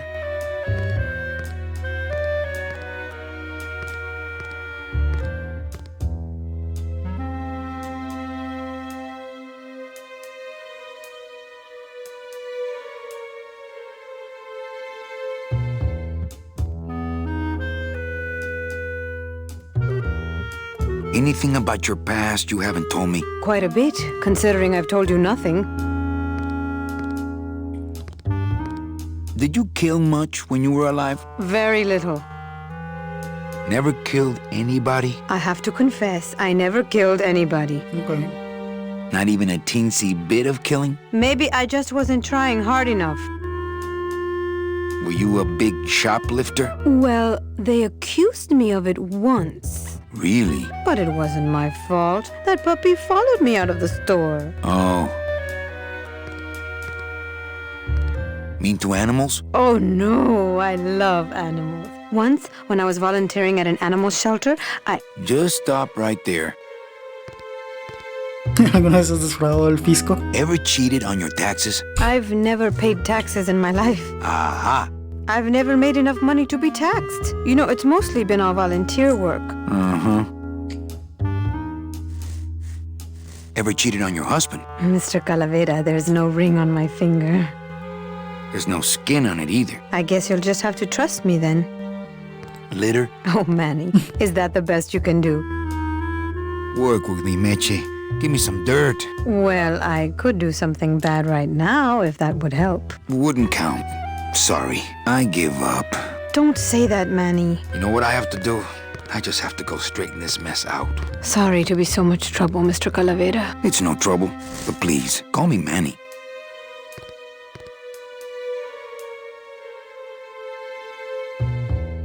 My computer gives me instant access to our database of deadbeats. No puedo usarlo. This is one of the scenes where we had Tony and Maria Canals in working together, and they're both from Cuba, and they both had worked together before they were cast in Grimm. So it was kind of fun to get the two of them together again and play off of each other, which is, of course, the way you'd like to do any game.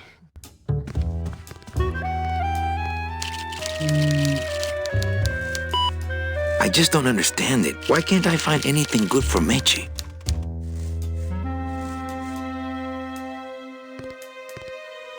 She looks fine to me.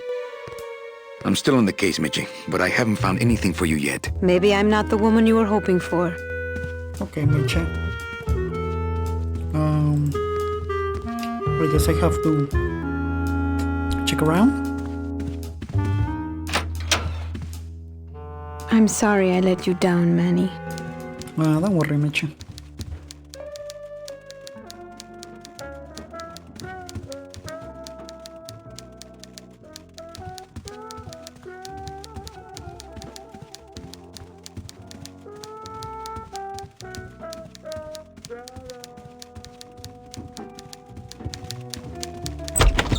Hey, Funny Bones! In my office! Now! You vandalized company property in order to obtain secret information so you could take your illegally modified company car and your unregistered driver and run domino here off the road! All in order to steal a client from her legitimate agent! There's nothing legitimate about this place. You give all the good clients to Domino. Manny, now I'm embarrassed for you. You've embarrassed the whole office. I'm going to call the woman in here so you can apologize to her yourself. Ava, send in Ms. Colomar, please. She left about 15 minutes ago, sir. She said she had a long walk ahead of her and she wanted to get started. Walking? She had a ticket on the number 9. Why does she think she has to walk? That's the best package I could find for her. Now you see why I give all the good clients to Domino. That woman was a saint and a shoo-in for a double-end ticket that she's not going to get because you just couldn't find it. And now, because of your little stunt, she's out there, on her own, walking by herself through the petrified forest, facing the demons of the underworld, alone and unprotected.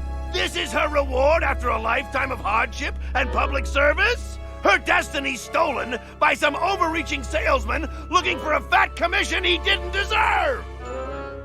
Get in there and stay put until the boys downtown tell us what they want done with you. Someone's gonna take the fall for this, Calavera, and it ain't gonna be me! Uh-oh.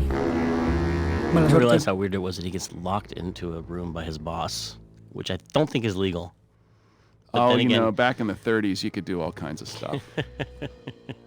You know, rubber hoses for cops and so on. You know, I mean, it was just 50 years after the Old West. Well, that's weird to think about. Yeah.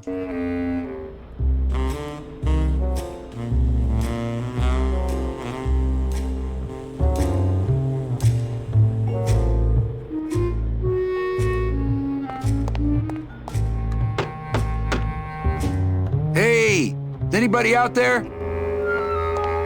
So, Manuel, have you thought about what you have done? Who's out there? I'm you, or rather, I was you years ago. Yeah, well, I'm me now, so get lost.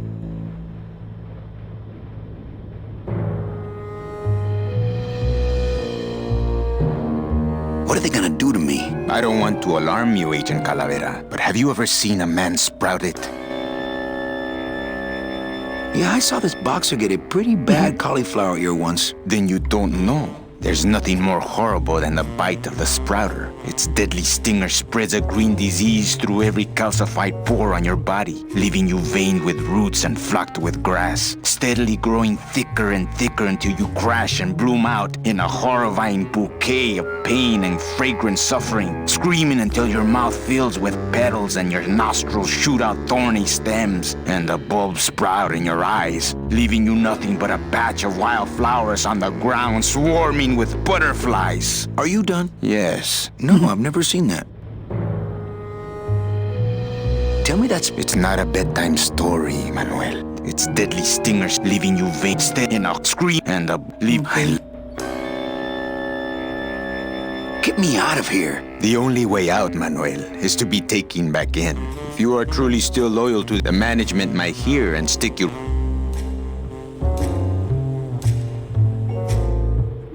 Yeah?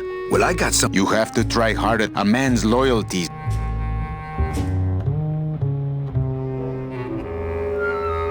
Look, I did what I had to do. You have to try harder than a man's loyalty. Okay. My loyalty's still. You just keep up that spirit.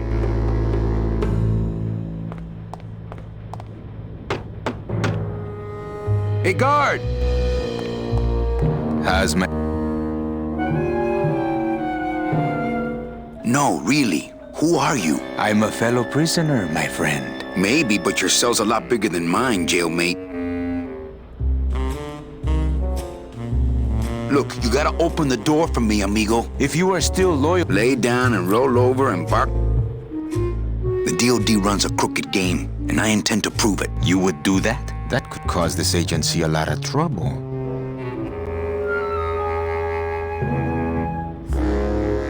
All I see. Oh my god. Ábreme, por favor. Hey, guard! Cram, how many times do I do not care if... the DOD... I've heard you... My question is... I'm gonna blow the lid off this place. Young man, you are an enemy of the Department of Death. Welcome to the club. Salvador Limones and guest. Where are you taking me? To the headquarters of the LSA. LSA? The Lost Souls Alliance. We're a small group, Manuel. We're always looking for new soldiers. To do what exactly? We need help in our intelligence unit. You know Eva, of course. Manny? I was once a Reaper like yourself, Manuel. But I uncovered a web of corruption in our beloved Department of Death. I have reason to believe that the Bureau of Acquisitions is cheating the very souls it was chartered to serve. I think someone is robbing these poor, naive souls of their rightful destinies, leaving them no option but to march on a treacherous trail of tears, unprotected and alone, like babies, Manuel, like babies. What's your evidence? That's where you come in, Manuel. Or should I call you Agent Calavera? Manny suits me fine. I'm not looking to join any military organization, Sal. I just want my job back so I can work off my time and get out of this dump. Well, you won't even be able to get out of this city without my help. Which means, of course, you won't be able to find that woman and you'll never get your job back. When you're ready to join the cause, Manuel, come talk to me. We might be of some use to each other. Okay.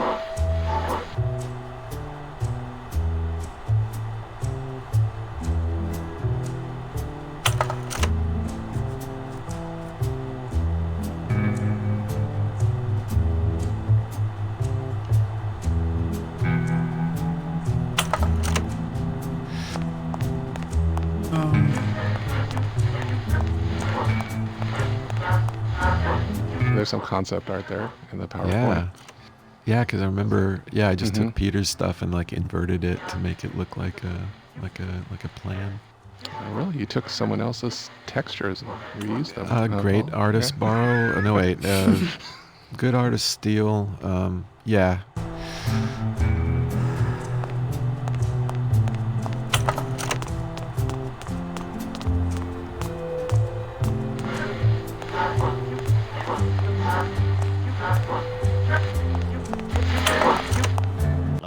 secretary has a dual identity. It's always lots of Yeah. fun. Always lots of fun with dual identities. Yeah. I like that Eva gets to have a little she's got more going on than you thought she did. I love that too, and I like that there's something fishy in the Department of Death too. That's a good twist. Interesante.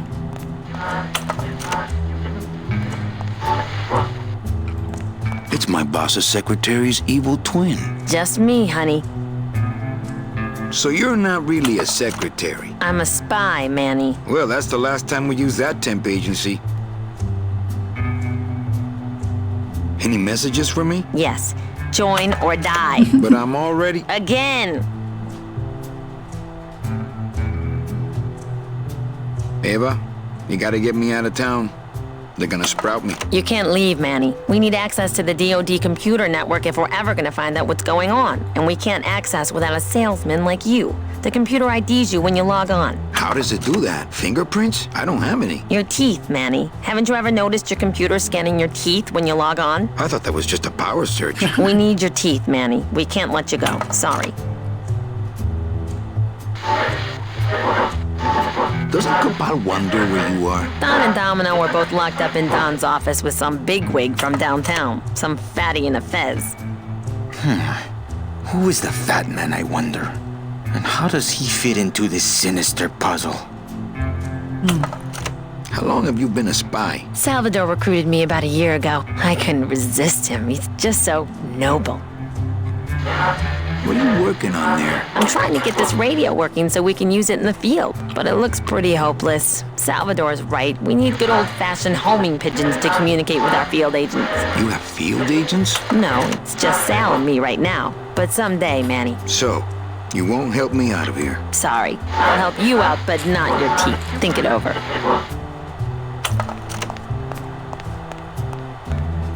Okay. Salvador seems to be concentrating.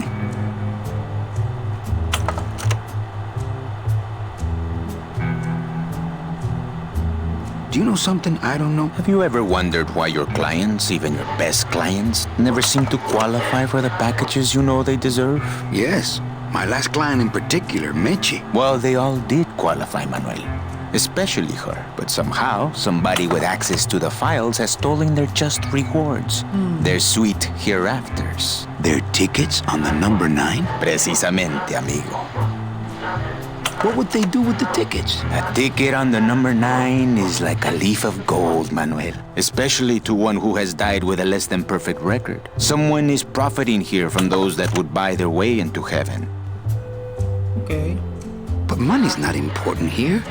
We all just want out. You want to get out, Manuel, and so do I someday. But for some people, this world is all there is. They have decided to seek pleasure and happiness here in the 8th underworld. And for that, you need money. What do you want from me? I'm going to build an underground army of souls to fight the injustice I have seen in El Marro. Communication will become vital as the Lost Souls Alliance spreads out. We'll need messengers we can trust. You want me to be your messenger? No, Manuel. Our numbers are small and our agents are too valuable to risk that sort of work. History shows only one messenger to be of use to a cause like ours. Carrier pigeons. If I grab some pigeons off the roof, will you let me go? No, I need to raise them from birth, Agent Calavera. I need you to bring me their eggs. You're keeping me here because you need the eggs? Why are you still here, Calavera? Go get me an Air Force before it hatches. Now that's all the briefing you need, soldier. ¡Viva la revolución! Have you thought about using messages tied to... Pigeons, Manuel. Bring me their eggs. Pues, okay. ¡Viva la revolución! Okay. Where does this go? To a secret tunnel out of the city. But it opens for members of the LSA only. It won't budge. It opens for members of the LSA only. Okay. It opens for members of the LSA only.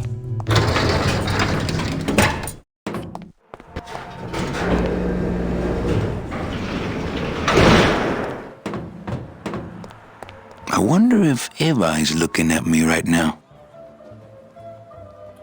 Okay.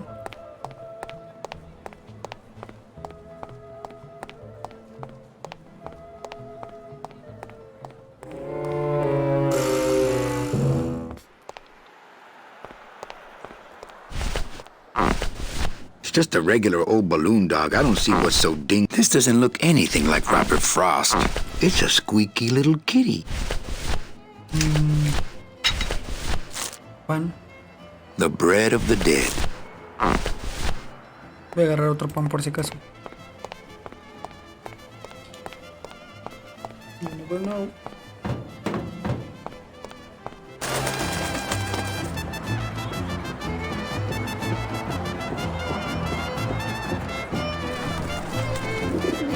O con dos está bien. Creo que con dos está bien.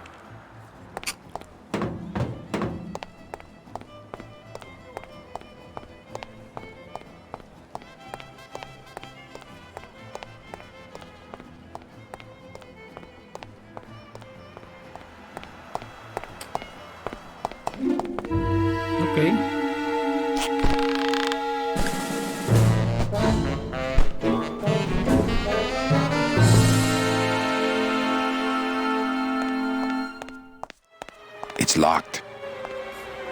Oh. Esa no está cerrada. Dom's office is empty. Aha. There's nobody in Domino's office. Not picking that up. Okay.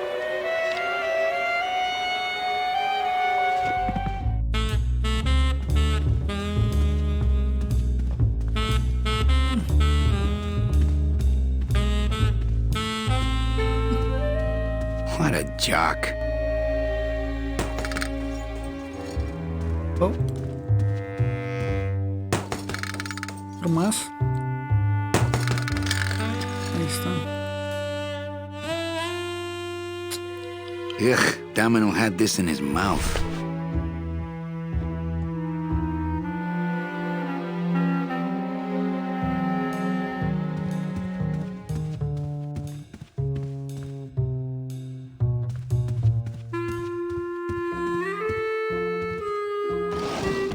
What the?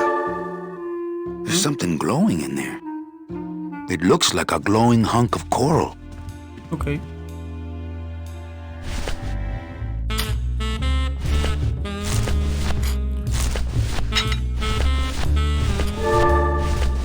It's Domino's mouthpiece. Why am I carrying this around? Congratulations, Domino, on your new job. Hector. Congratulations, Domino, on your new job. Hector.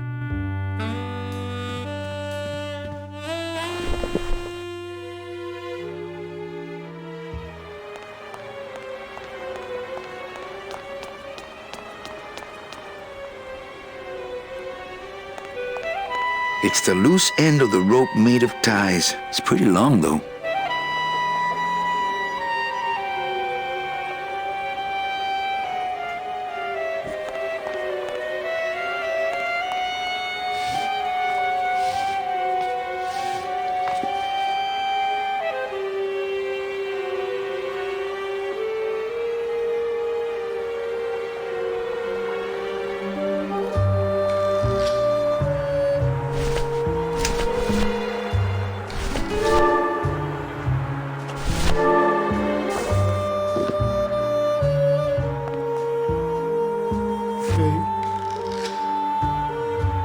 I wonder if that's how Domino meant it to be used.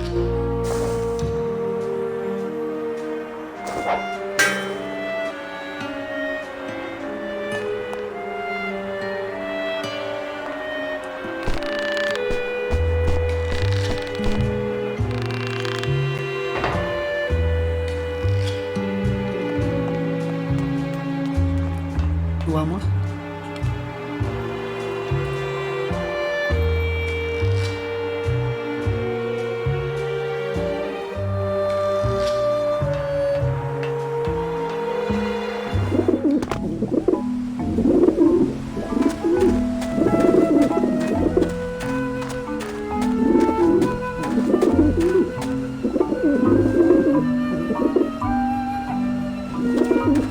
I used to work at a doctor's office, and one of the jobs that I was doing, just terrible jobs there, and one of them was the roof was covered in like 6 inches of pigeon guano up there. They had a flat roof, like the roof of this building, And and they're like, look, we got to get that stuff off the roof. It's going to break the roof. There's so much pigeon crap on the roof.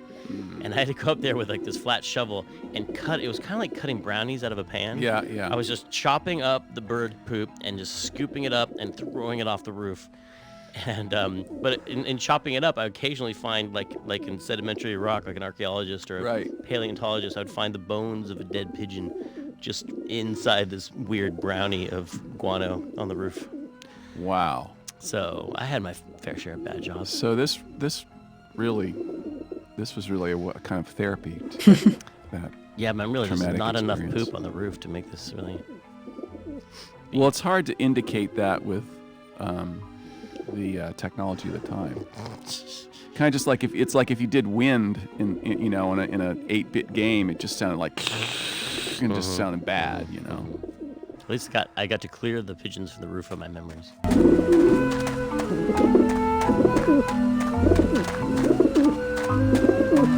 Okay.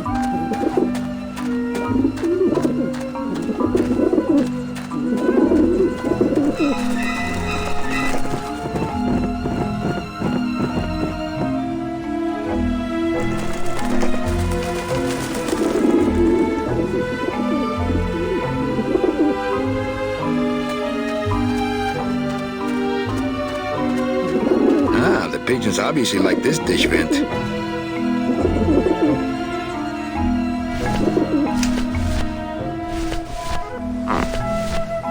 It's a squeaky little kitty.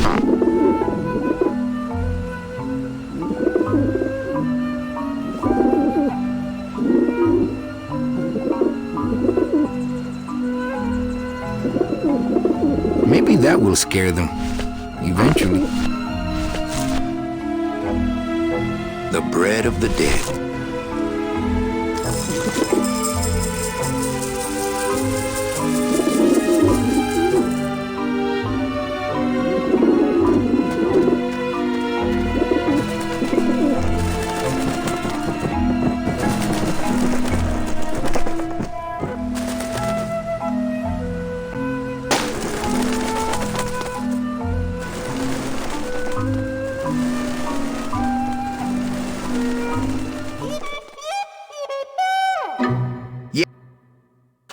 Oops. So that's where the vermin come from. You must come with me, young ones, for I am the Grim Reaper. I think I should get out of here with these eggs before those vent vultures come back. Man, are those pigeons gonna be ticked. Man, are those pigeons gonna be ticked.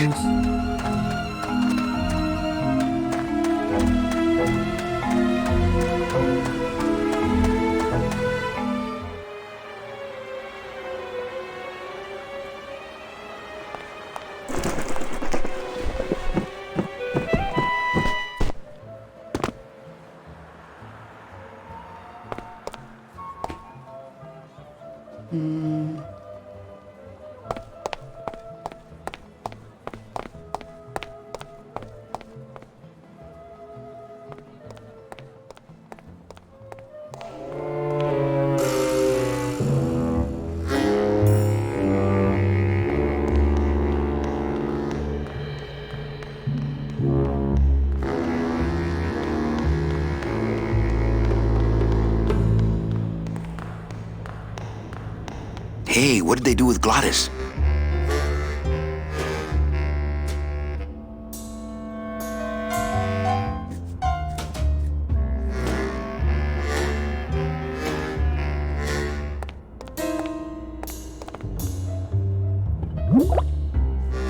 Ooh, ick.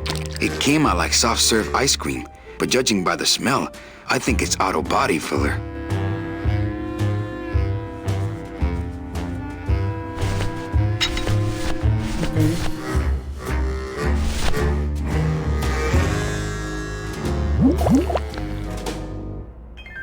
Fill-a-dent. Good for dents, great for dentures. Okay.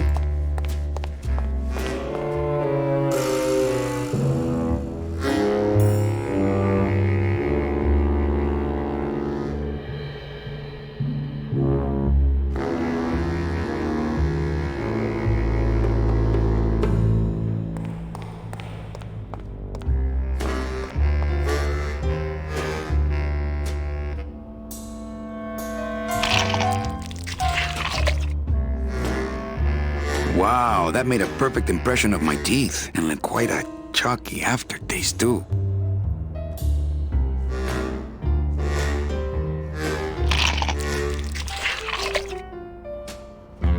Yep, a perfect fit.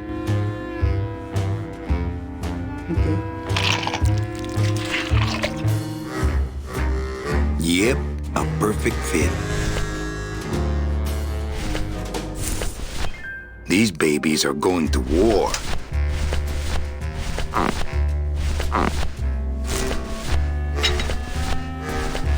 It's got a perfect plaster cast of my teeth in it.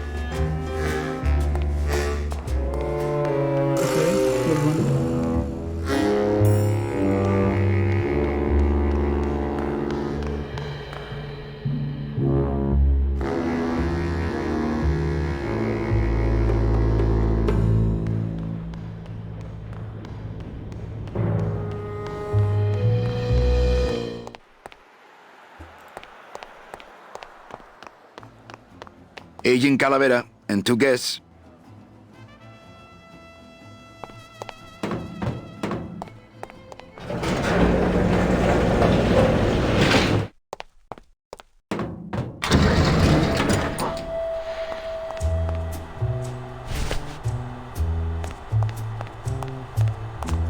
Why won't you? I need your teeth. I have it right here.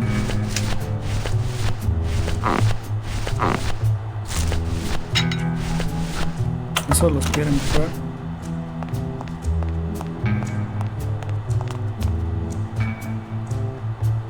Manny, this looks like a perfect impression of your teeth. We can use this as a mold to make a fake set of teeth and get into the computer system that way. Good work, soldier.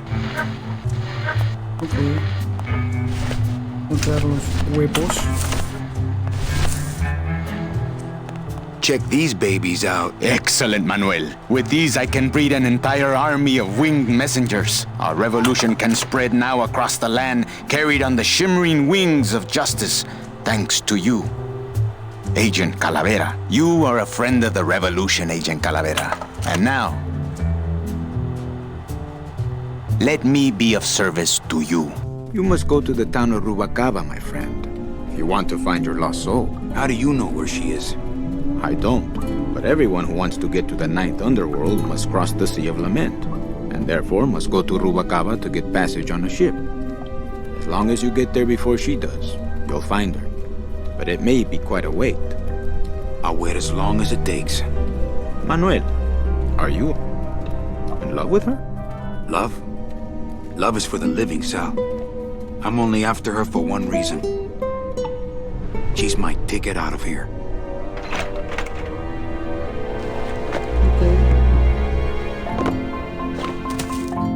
That was some tunnel. I'm all the way to the edge of the petrified forest.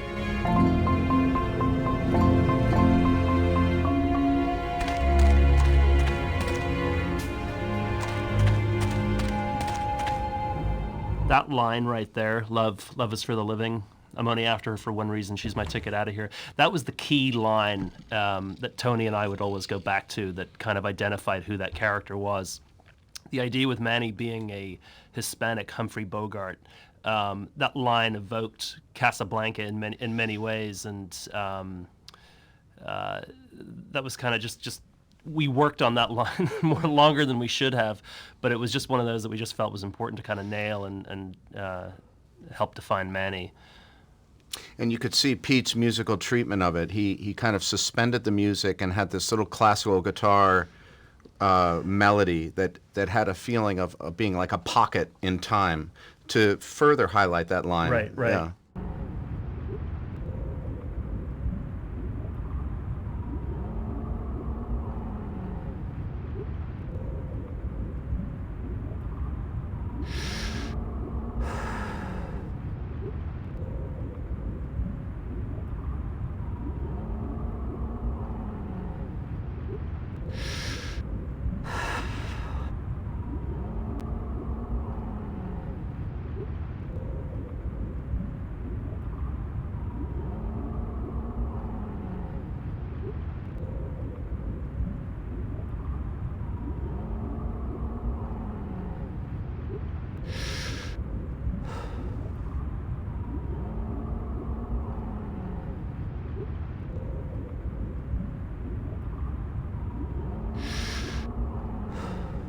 Ok.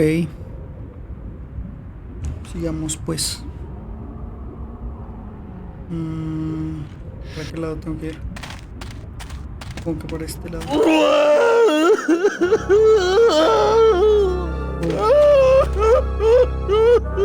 Gladys, my friend, why are you crying? Manny?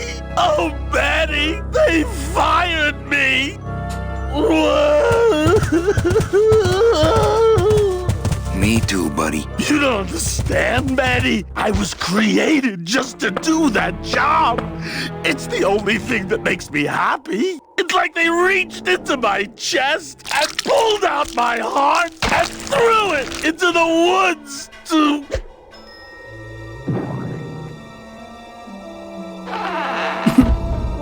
Gladys, what have you done? Oh, Gladys.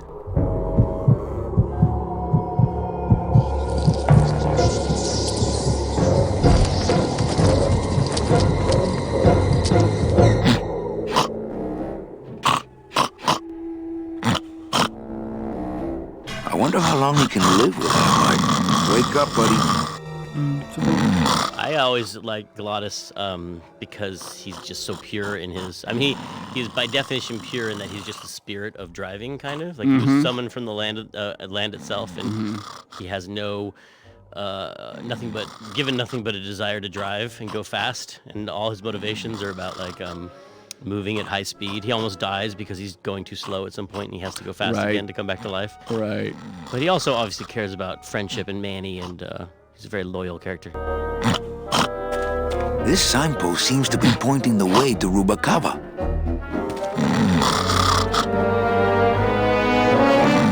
It's too well anchored. Wake up, buddy.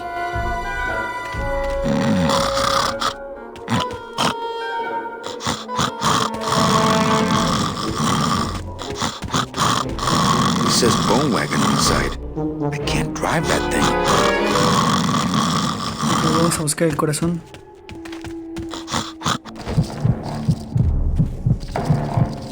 Oh no. Ooh, ick. Shoot!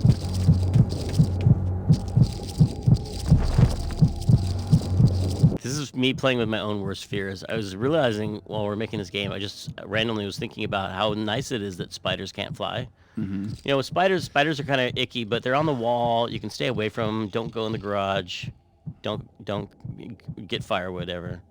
You can stay away from spiders, but what if they could fly? What if you had to, instead of like a bee buzzing around you or something, you had to worry about like there's a black widow. Like, wouldn't that be creepy? So we made flying spiders in the game. Sí, las arañas que vuelan dan un poco de miedo.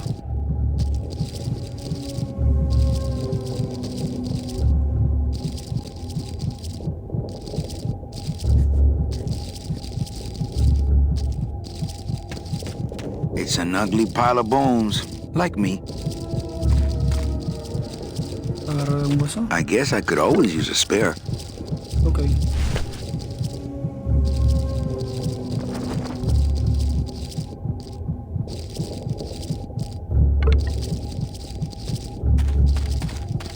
Soup's on.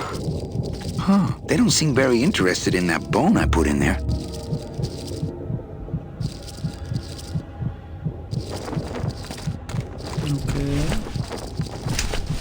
My scythe. I like to keep it next to where my heart used to be.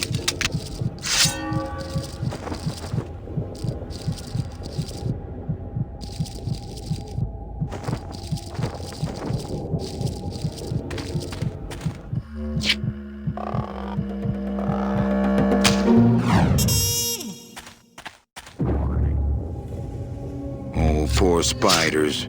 No more demon heart to eat.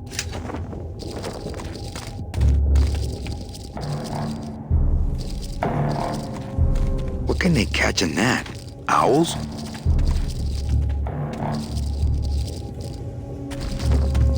I'm not getting my hands tangled up in that.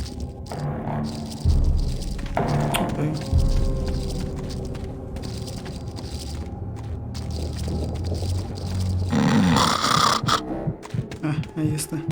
It's still beating.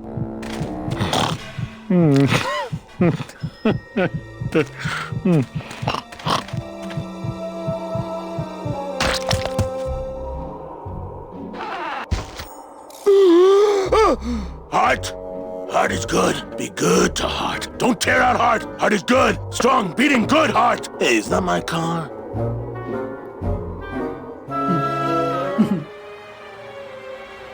Mr. Lamont, I assure you the missing woman will be found. I will personally track her down myself. Just like you personally picked her up from the land of the living? That was my intention, but Agent Calavera somehow got to her first. We gave you the fastest car, Domino. We gave you all the best clients. You had all the advantages. So how was this Calavera able to sneak in there and eat your lunch? Oh, now, Hector, you can't get too mad at Domino. That wasn't his fault. Oh, I can, Don. You should know I can get too mad. But not at Domino. After all, he wasn't in charge of this operation. At least, not until now. Hector, no!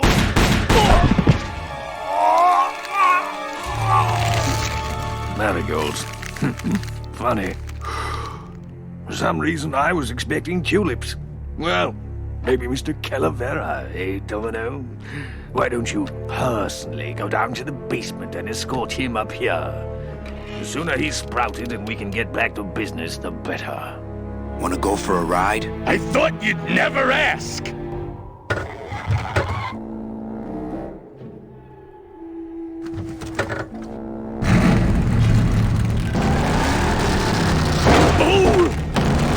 Sorry.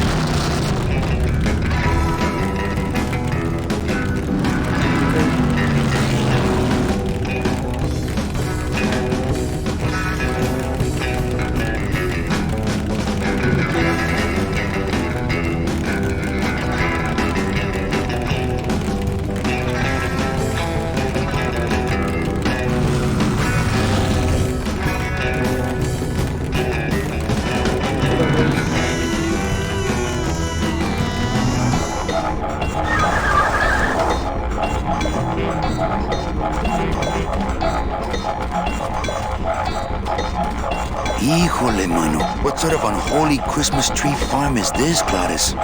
Gladys? Manny, check out this wheelbarrow, will ya? With a couple of ATV nubby tires on the back and a 2-stroke lawnmower engine, we could make one sweet go-kart.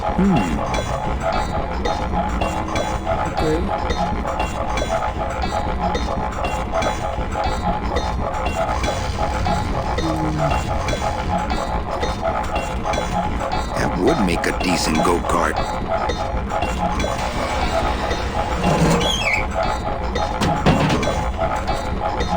He looks much better with his heart not ripped out.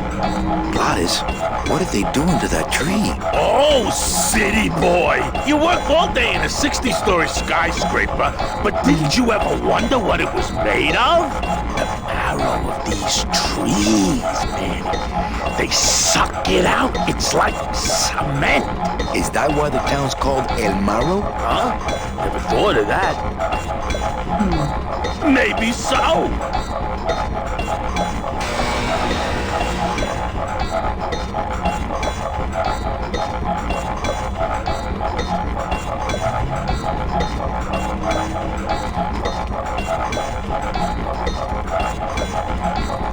This forest sucks the marrow out of everything. Some of the things that we came up with for this game, like the Petrified Forest. Well, Petrified Forest is right out of a Bogart movie, Right. Right. And that's coming from the name of a Bogart movie. And he's actually a gangster. A bad guy. He's a bad guy in it, yeah. But having these little things pumping it, I don't know where this came up with. Like, I feel like in games now we try to make things kind of make sense. Like, oh, you go to a gas station, something you know that exists. But here, it's a weird hydraulic pump factory with a counterweight on top of it for sucking something out of the marrow out of these trees. Oh, right. But it was all worth it because it was satisfying to see Gladys spin around on the top of it. I like the environmental message myself.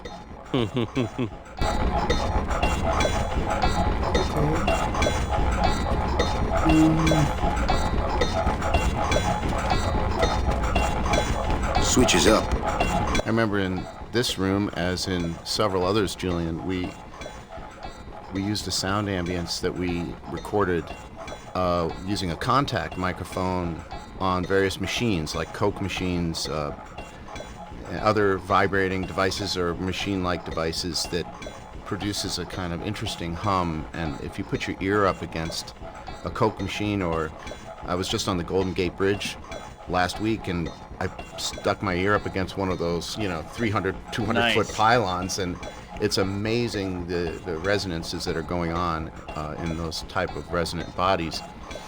And we would record things like that and turn them into ambiances for some of the rooms.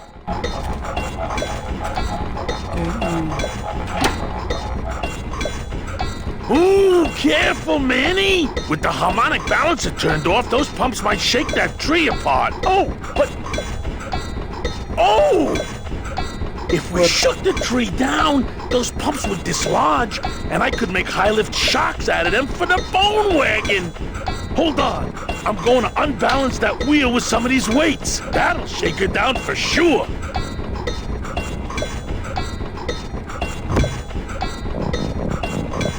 Okay, just give me a second to balance these doggies.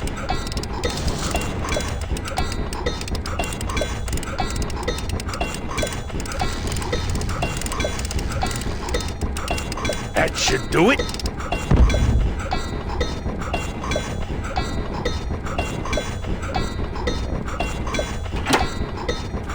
Still not enough. And maybe if I move them around a little.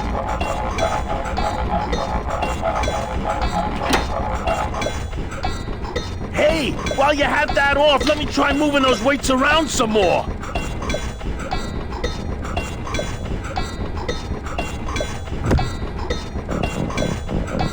Okay, just give me a second to balance these doggies. Hey, Manny! Outside of the entertainment value, that didn't do what I had hoped.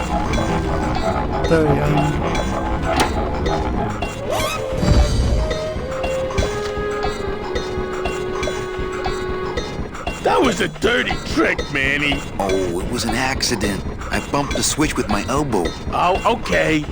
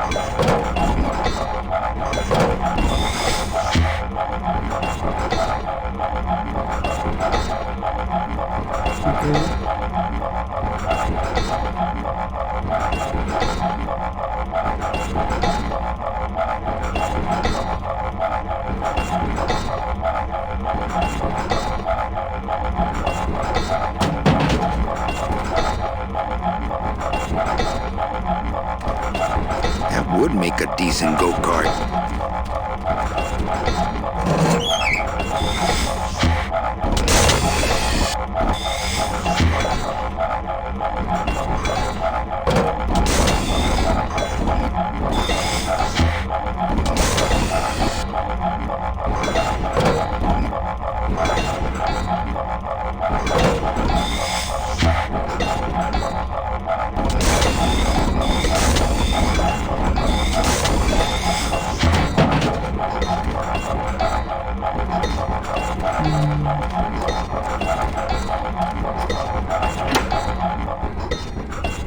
Hey, while you have that off, let me try moving those weights around some more.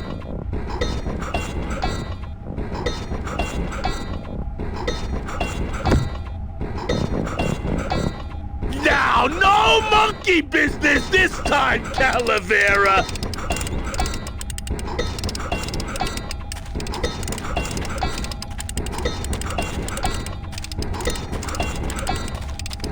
should do it.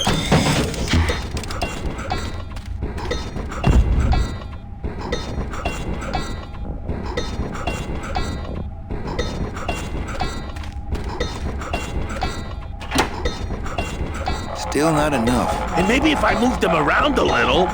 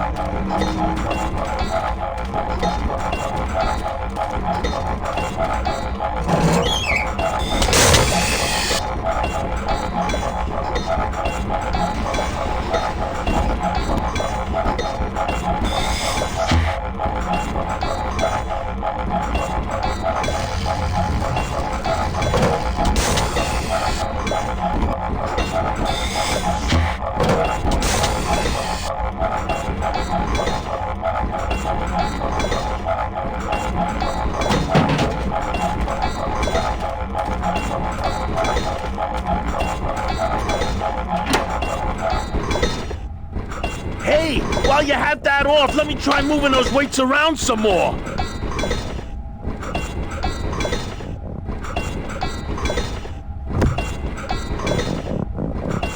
Now, no monkey business this time, Calavera.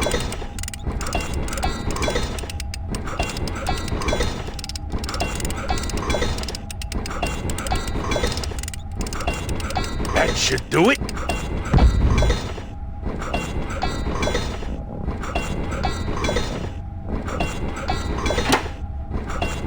Still not enough. And maybe...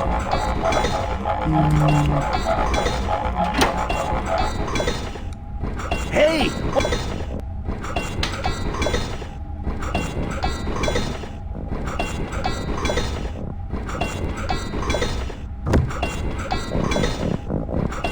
Now, no!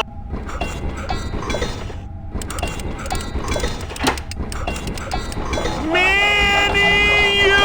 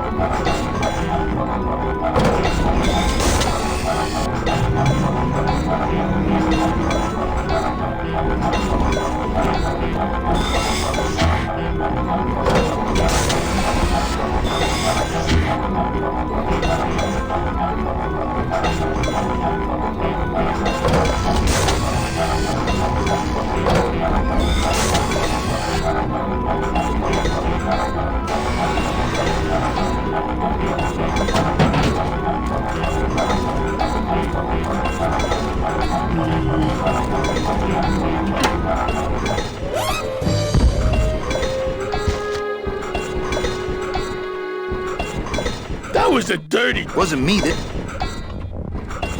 Oh, okay.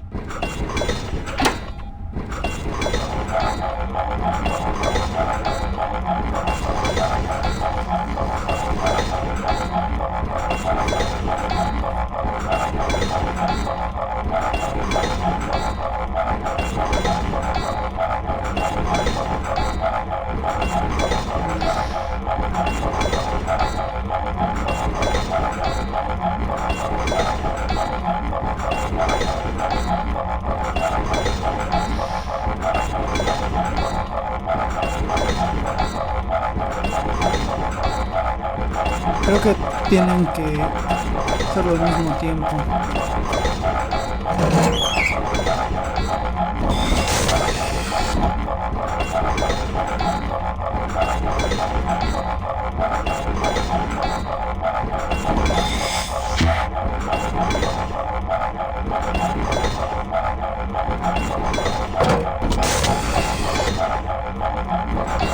Así. Oh, la pegué.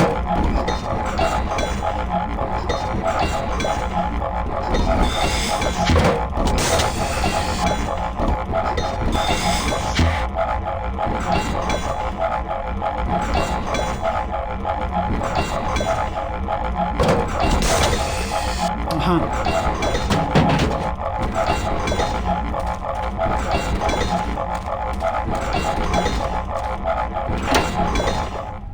Hey, while you have that off, let me try moving those weights around some more.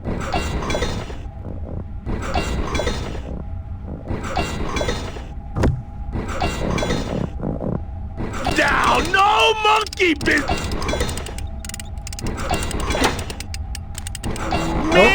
Manny, you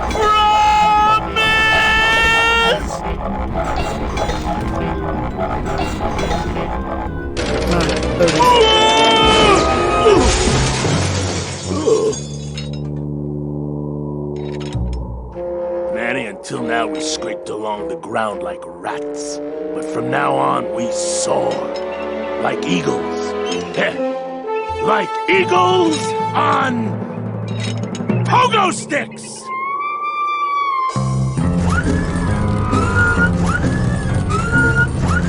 What a relief.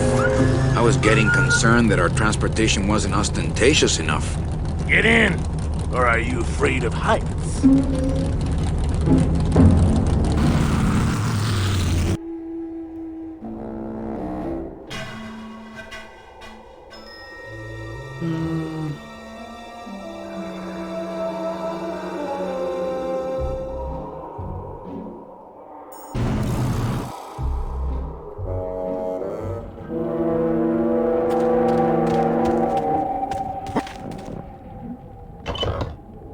Manny? What are you? Don't you know what's on the other? Yeah, the way I... Demon beavers, Manny? They'll make you into a dam. Relax, Geppetto. I'm not made of wood. But Manny, they don't use wood.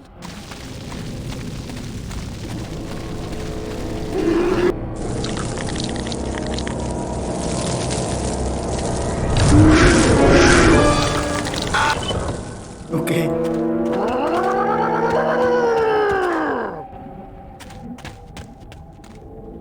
Come on, Gladys. Let's crash through this. Oh, those flaming... And if one of them wrapped around my drive, I'm not...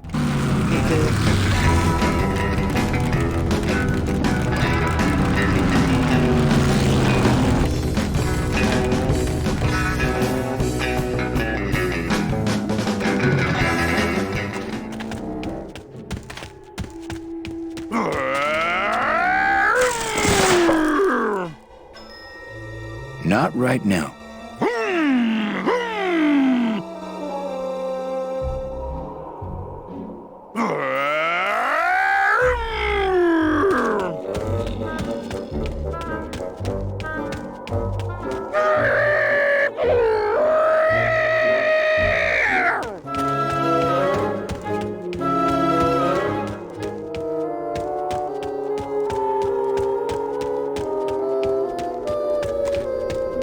This is the area that Tim and I would make a lot of jokes about because, you know, producer type person, I need to shorten the game, cut it somehow. So this area, I would, you know, say, hey, we need to cut the beavers. Does that make sense? He's like, no way, not cutting it. Oh, well, the whole time we'd fight about it, and it was that one kind of thing where that was the story I told a little earlier about the ship. Yeah. You know, and he said, Leslie, a game is like a ship, and the ship is going, and it's going to keep going until it stops. And I was like, what kind of logic is that? It has to finish at some point.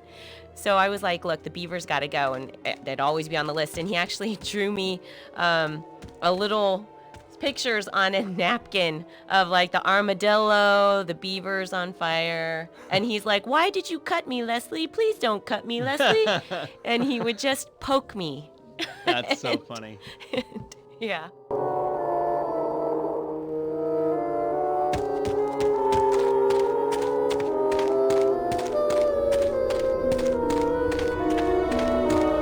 No room for that.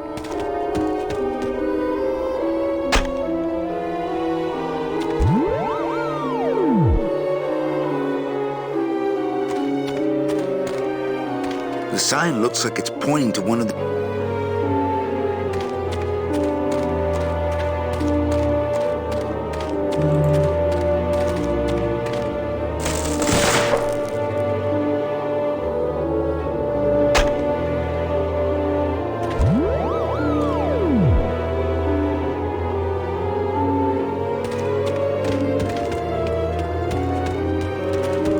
This one? Hey, wait a second.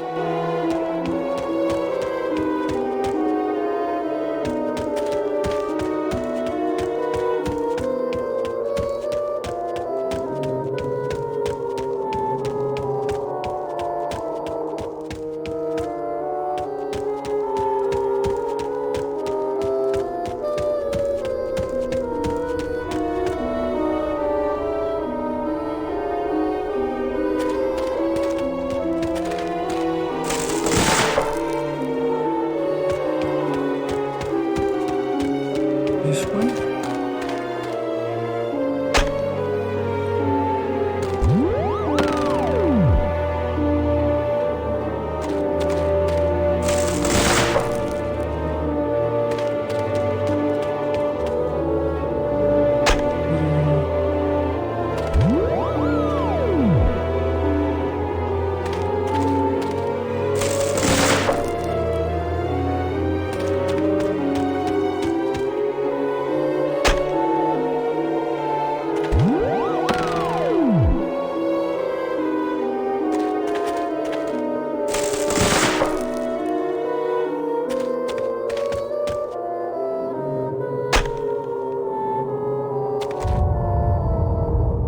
Okay.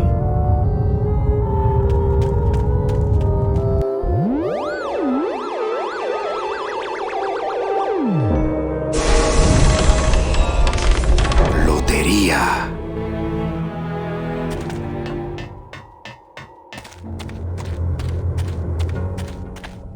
This is like a callback to those brave young men and their jaunty jalopies. You ever seen that movie?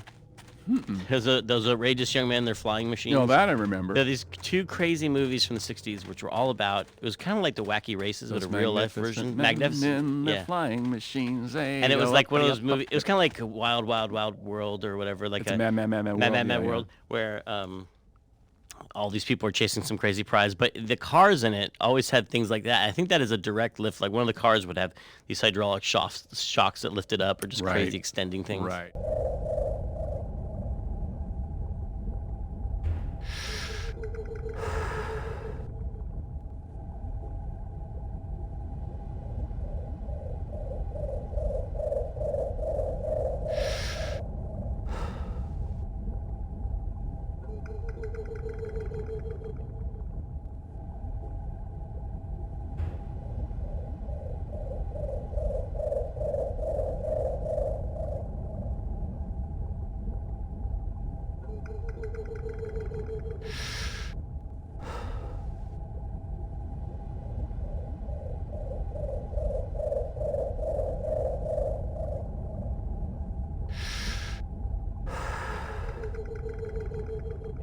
Okay.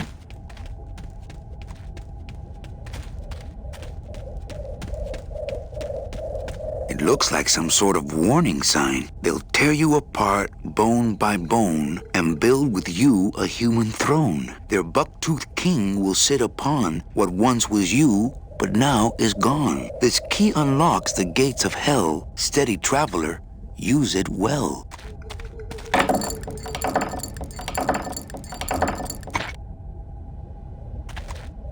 Can't pass up an old creepy key.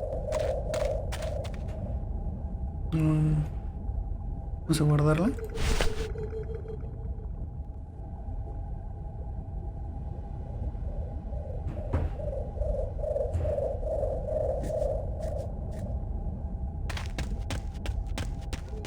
Okay.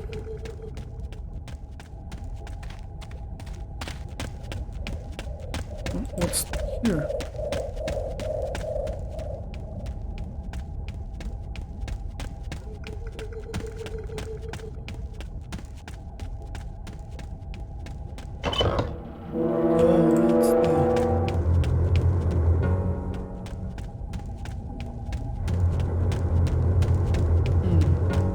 Ok. Volvemos con Glotis.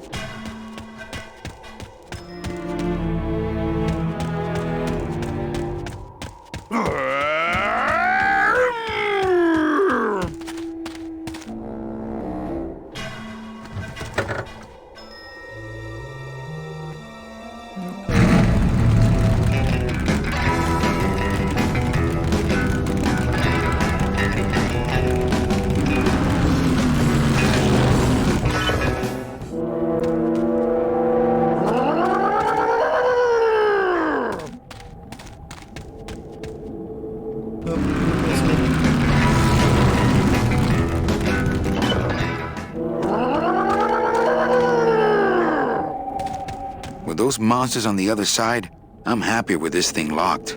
This one was How could you ever cut this? I know, but programmatically it was buggy. Oh, yeah. And it was hard. No one understood like how to solve this puzzle for quite a long time. Yeah. And so I was like, look, you gotta pick something, and we hadn't started it yet. And so this is a classic Tim technique. When you want to cut something, he will start putting it in the game. Yeah. So that everything gets in. So, yeah, funny.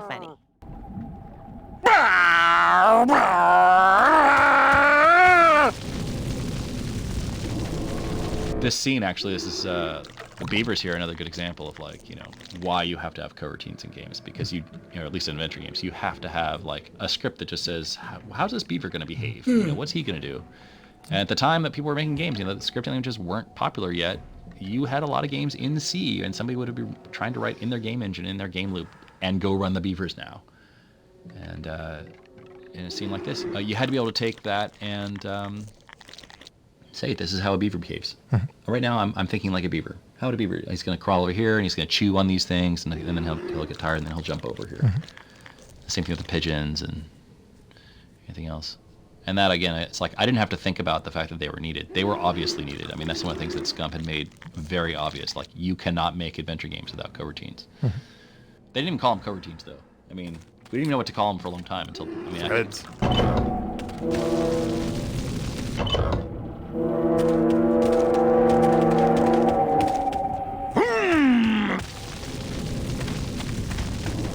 This scene, actually, this is the beavers here, another good example of like, why you have to have coroutines in games, because at least in adventure games, you have to have like a script that just says, how's this beaver going to behave? What's he going to do? And at the time that people were making games, the scripting languages weren't popular yet. You had a lot of games in C, and somebody would be trying to write in their game engine, in their game loop, and go run the beavers now. And in a scene like this, you had to be able to take that and say, this is how a beaver behaves. Right now, I'm thinking like a beaver. How would a beaver? He's going to crawl over here, and he's going to chew on these things, and then he'll get tired, and then he'll jump over here. The same thing with the pigeons and anything else. And that, again, it's like I didn't have to think about the fact that they were needed. They were obviously needed. I mean, that's one of the things that Scump had made very obvious. Like, you cannot make adventure games without coroutines. They didn't even call them coroutines, though. I mean, we didn't even know what to call them for a long time until, Threads. They were just threads, yeah. And actually, well, that was one of the early experiments. I actually tried to use actual Windows threads, because this is a Windows game. It wasn't a DOS game. This is a Windows game. We can use actual threads. And I initially did try and actually have different Lua threads, and it was just so heavyweight. Machines are so tight, and it was so much overhead, and it was so complex. And it was like, no, we need something lightweight. It needs to be really focused on what the game does. Okay.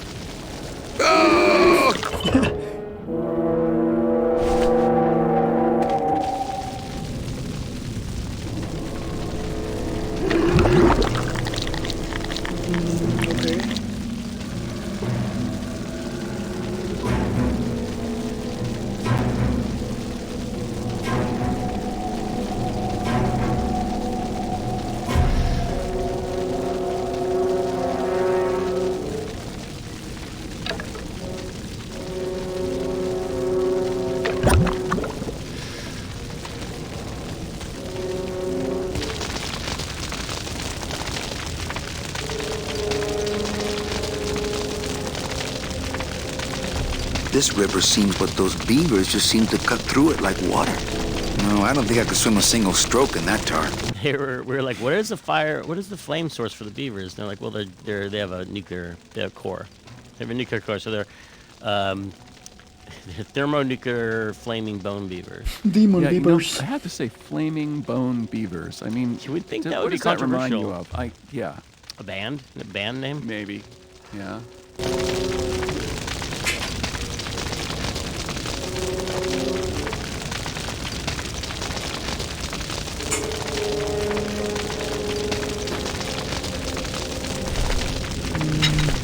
I wonder if this thing is rated for rodents.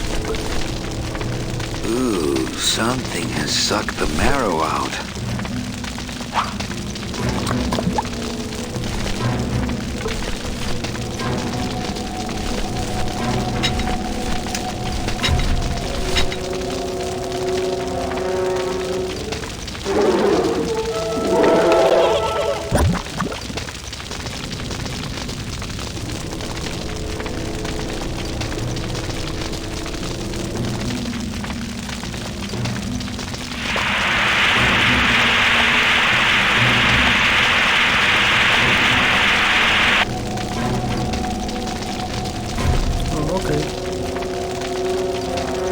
I don't think I could swim a single stroke in that tar. Ooh, something has sucked the marrow out.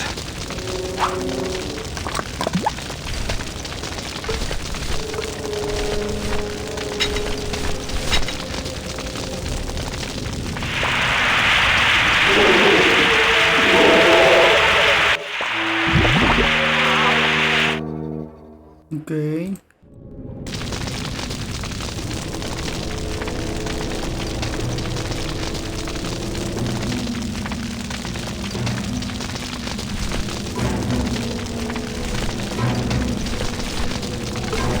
Ooh, something has sucked the marrow out.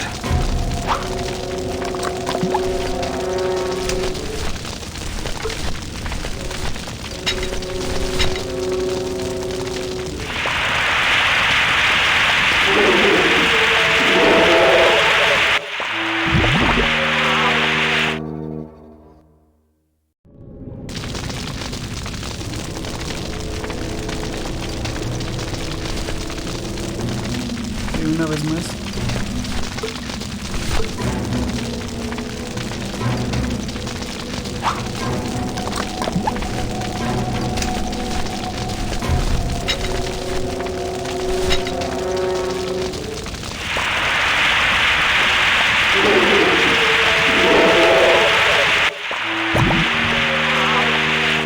Creo que ya son todos, eran 3, ¿no?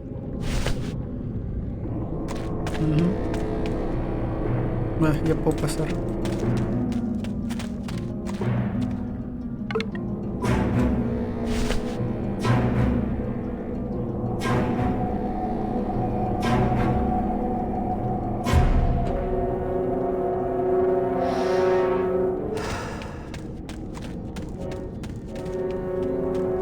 road leads out of the forest. Plus, how could I leave without Gladys?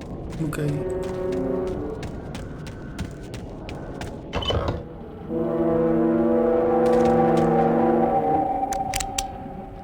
This outer gate is huge. I'll need Gladys to open it.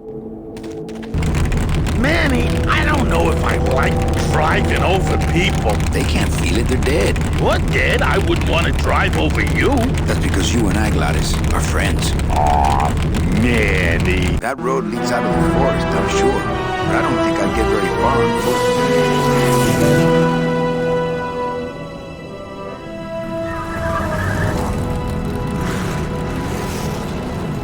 Hello? Miss Colomar! We're here to save you! Hey, lay off the racket. The whole town's asleep.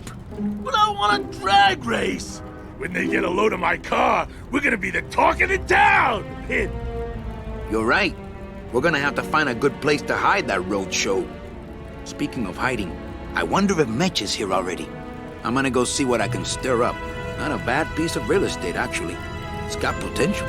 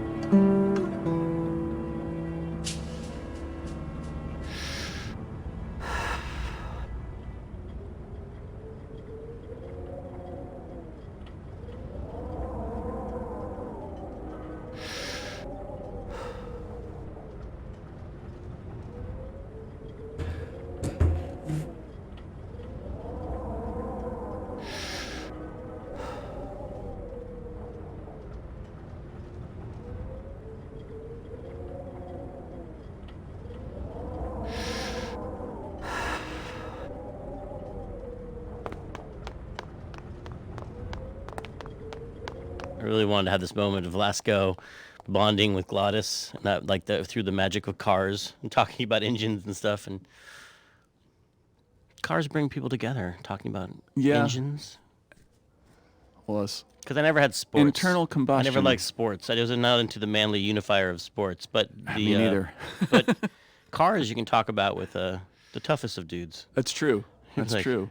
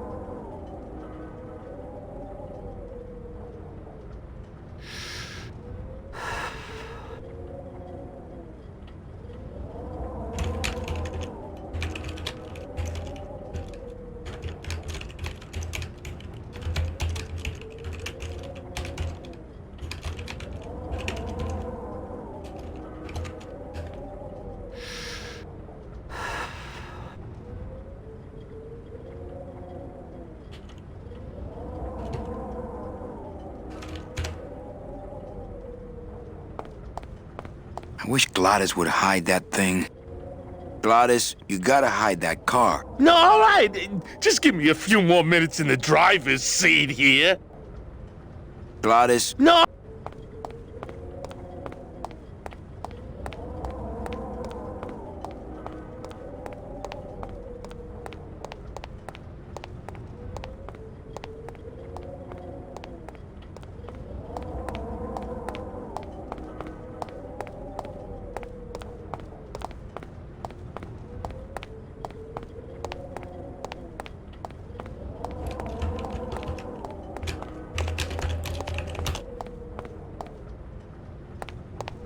Okay.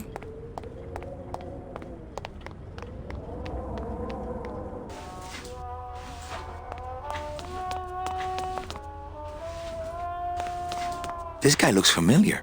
The character Celso is played by a really funny actor called Peter Lorre, and when he came into the studio on the first day, he had this real look of apprehension about him, and it turned out the word in Hollywood was that Grim Fandango was code name for Star Wars Episode 1 casting. So when he was coming in for the project, people were telling him, "You're going to be going in, and George Lucas is going to be there, and they're going to be flying you up to the ranch." And he was terribly disappointed when he walked in, and the only person in the studio was me. Mr. Flores, I'm ready to take you now. Manny Calavera, is that you? Didn't you used to be taller?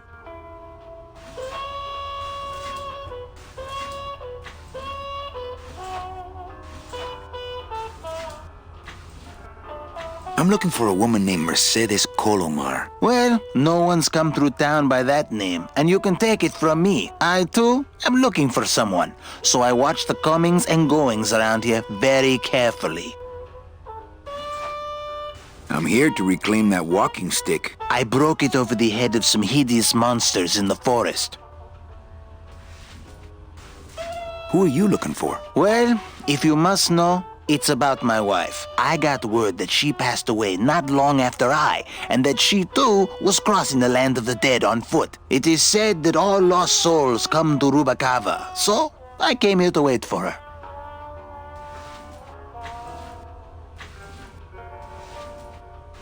I'll help you find your wife. What did she look like? Oh, here. I got this from the DOD and made copies to hand out. Isn't she something? She must have been beautiful with skin. Weren't we all? You must love her very much, Celso. Yes, this is true. Of course, she also has all of my money.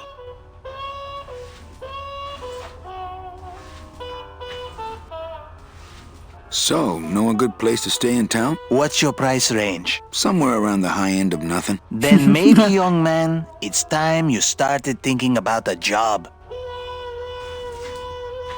Can you give me a job here? Have any skills? Sales. Well, that does qualify you for a certain position, but we only have one mop. How do you know your wife hasn't gone ahead of you? Oh, Manny. If she had arrived here first, surely she would have waited for me. I'm sorry, Manuel. I've got... Right. I'll let you know if I see your wife. She'll be the one asking for her beloved Celso. Are you sure? There's only...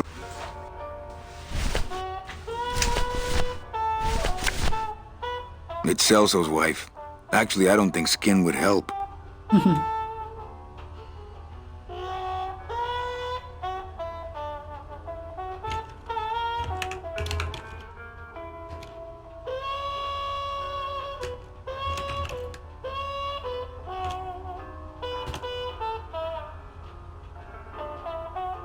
It's Celso's wife. Actually, I don't think skin would help. Okay.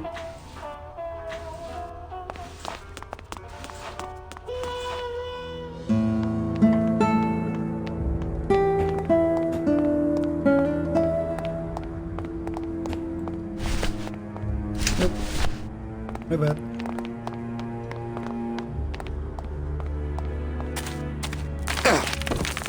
Ooh.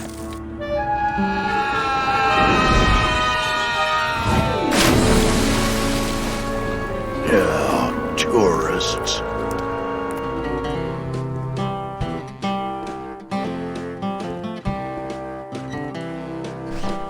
You gotta watch your step around here, stranger. Rubacava ain't the quaint little port town she used to be.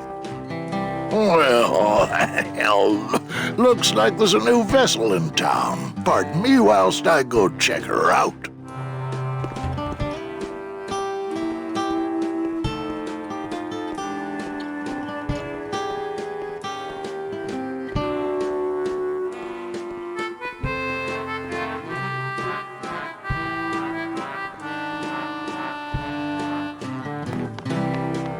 Well, actually, it's mostly stock with a few mods here and there. So, would those be glass packs I'm hearing, or turbos?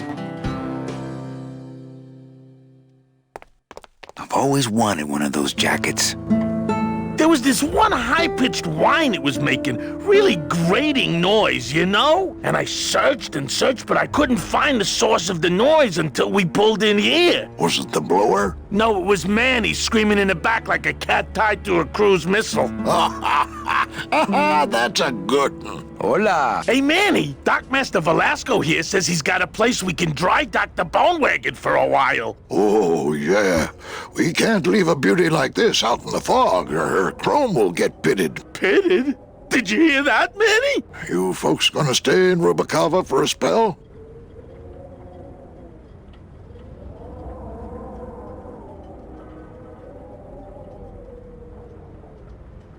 We're here looking for a woman named Mercedes Colomar. I'm not too good. Did she have any... Not that she... Well, like I said, I'm as good with names as you are with the full...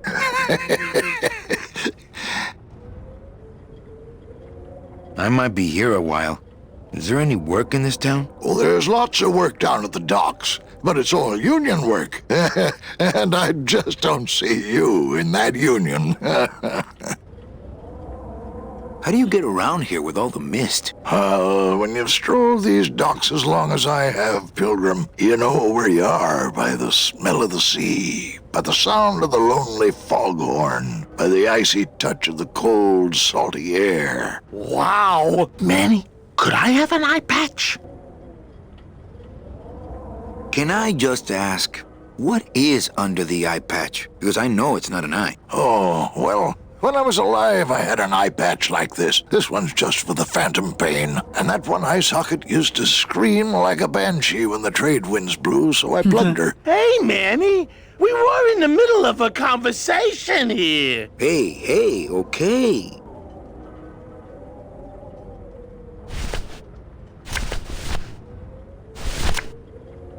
Ever seen this woman? Oh, if this is the woman you're looking for, take my advice. Forget about her. She sailed out of here weeks ago in a cozy portside cabin built for two, and she wasn't alone.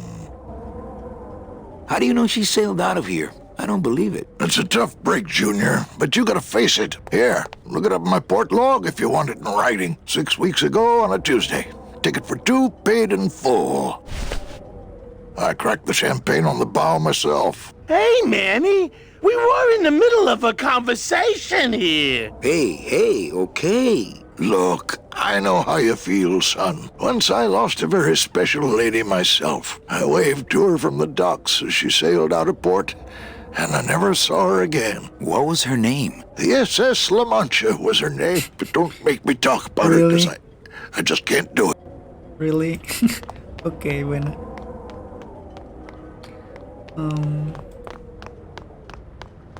Let's go.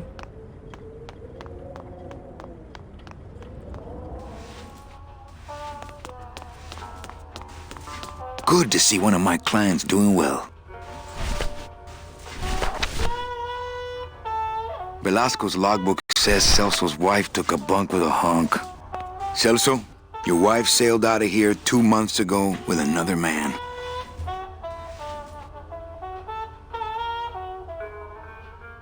It's all in there. Oh, Manny, is there a greater constant in nature than the treachery of women? Forget about her, Celso. Have you forgotten yours? I'm going after her. You take over my job here. This mop at least will never let you down. That compass in the handle will sure come in handy too.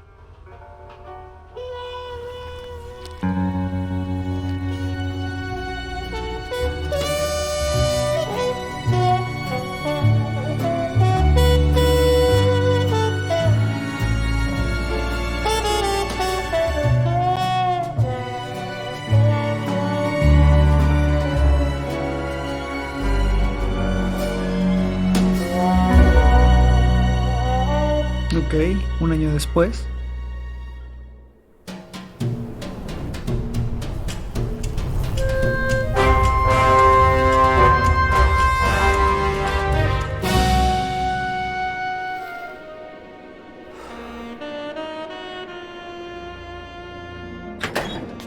Hey, boss. You gonna come downstairs? I got a customer asking for you. You know I don't like to mingle with the customers. Well, you may want to mingle with this one. She sounds like your type. looks like a quiet night in old Rubacava.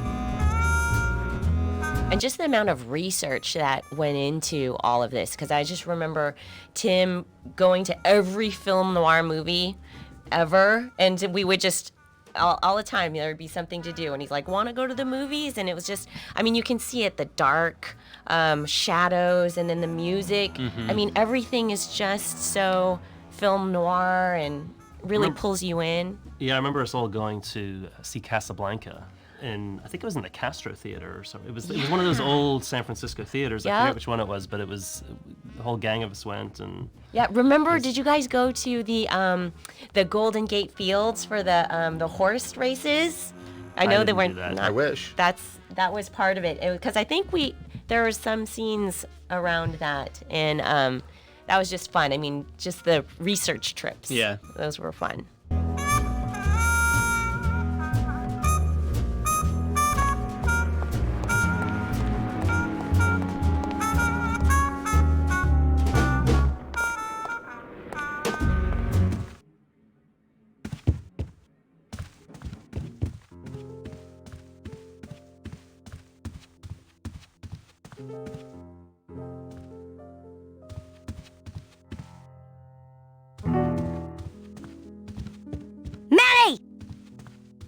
Evening, Lupe. I have to tell you about my new organizational system for the coats. Think she'll come in tonight? Manny, you ask me that every night. What am I supposed to say? You're supposed to say, yes, I think tonight's the night. Yes, I think tonight's the night that you finally go nuts from waiting for the grand entrance of Ms. Mercedes Colomar. Let's try that again, shall we? Think she'll come in tonight? Yes, I think tonight's definitely the night. Thank you. It's my... If you say so, Manny. Oops. Bogan come in yet? Yeah, he's down at the casino, probably enjoying his usual lucky streak. How's the flow tonight? We're dead tonight, Manny. Everybody's back home for the Day of the Dead, I guess. Except for the casino. The casino's hopping. Why is it that all the people who don't go home are the same people who just love to gamble? Well, I guess when you've got nothing to go home to, you've got nothing to lose. Hey, we should put that over the door. Everything okay? Everything's in order. It's beautiful. I can't wait for people to come in and try the new system. It's so cool. Want to hear about it? Okay. Okay. Tell me all the details about your new coat check system. Yay! Okay, I found all these plastic tiles in the back, left over from the automat, and guess what? They all have numbers on them. So what I'm doing is, I give one to everyone who checks a code in and... Manny, you're not even listening to me. I go to all this work organizing your coats, and you don't even care. Lupe. Forget it. Don't pretend to care. No, I want to hear. Hup. Oh, I'll tell someone else about it. Someone who cares. Please, tell me. Don't patronize. Okay, back. Okay. Evening, Lupe. Hi, Manny. Okay, back to work. So these is like scenes are from the production of the game in a way where Leslie would come to me like, look what I made. I made a chart of every single scene in the game plus every single actor, and I coded it. Yellow means Manny's in it, and blue means this prop is in it. And she's so excited about these things that she did. And this character is doing the exact thing. Yep. You have to take things from your life and put them in your work, even though they don't read anything to anybody else. Well, that just means work will be about life rather than life being about work, right? Exactly. Looks like Lupe's been in the sugar again.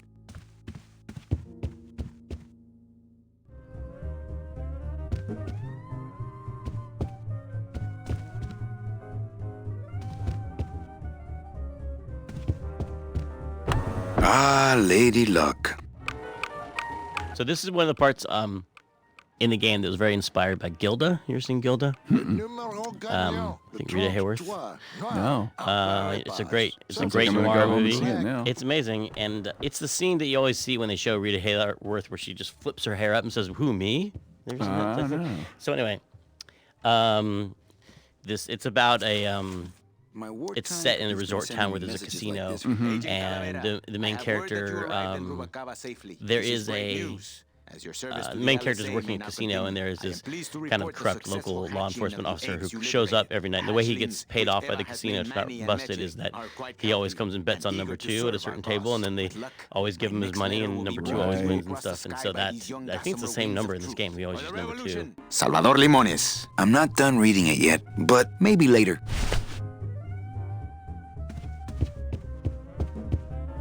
So Tim created a character, which I very much appreciate. I love her. Her name is Lupe, and she happens to be a little bit based on me and my idiosyncrasies.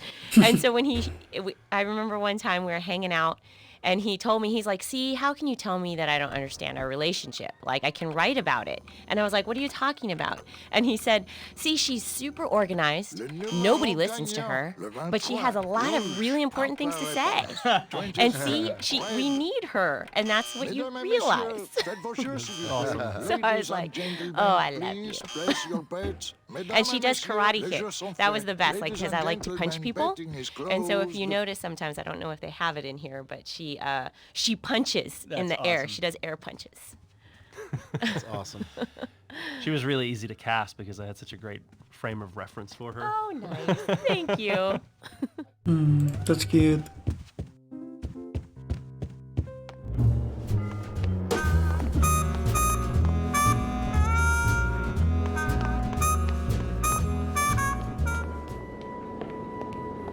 Meche?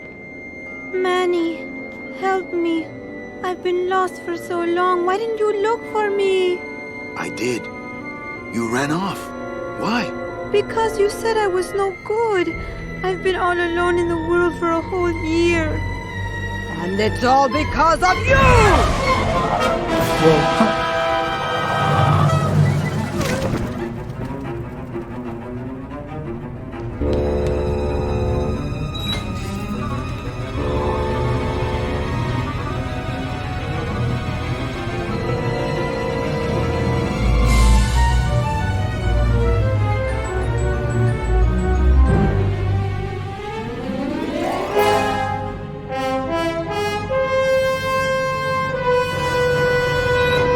Oh, she's getting kicked in the...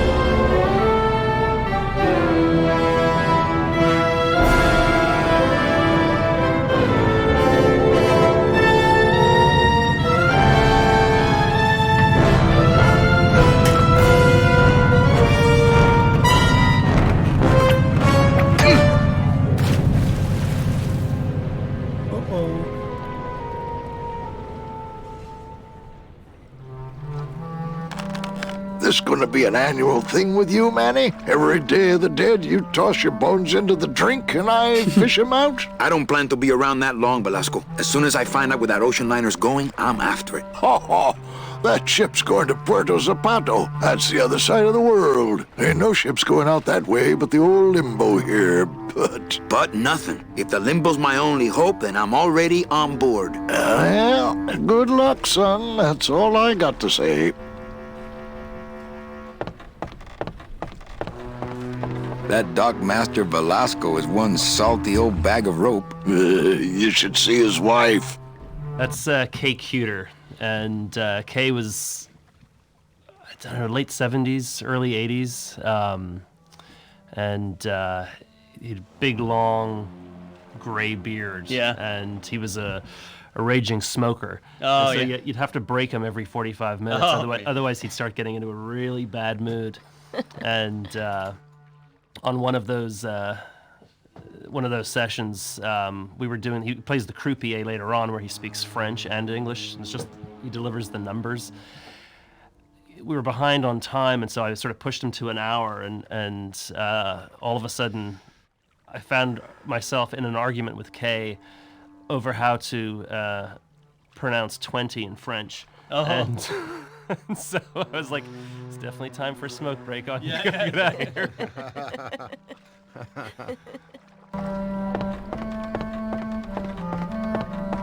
That dockmaster Velasco. You should see his wife. What's going on in that bottle? A tugboat? This happens to be a perfect scale replica of the SS Lumbago. I'm just having a little trouble getting the walking beam to fit in the neck here. That's funny. because a lumbago is usually more of a problem in the lower back than the neck. Yeah? Nothing. All right. On what? Manny, the Limbo's not a passenger ship. She's small cargo, son. And every hand on board works.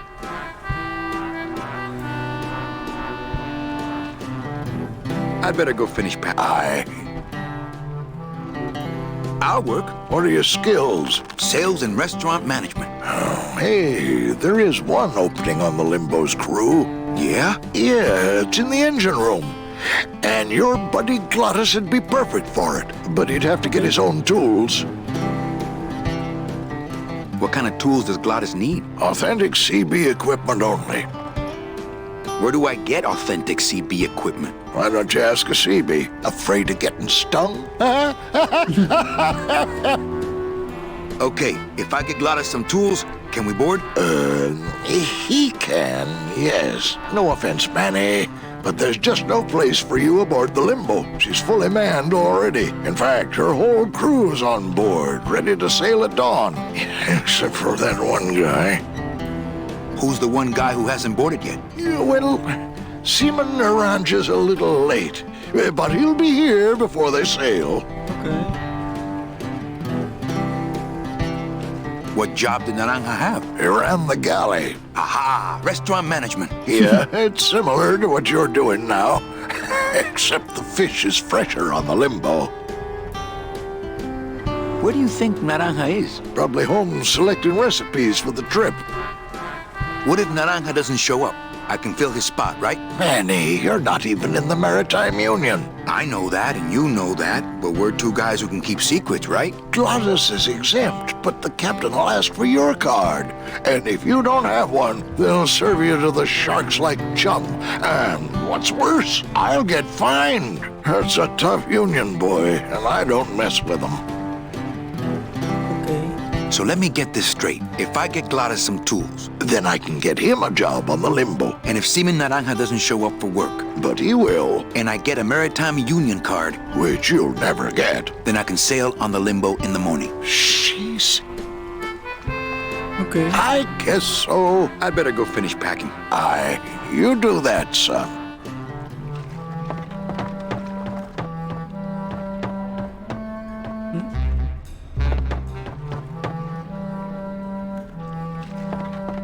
It's locked. I know, I locked it.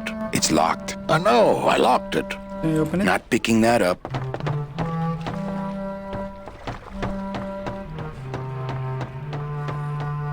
No, no see here. ¿Por acá?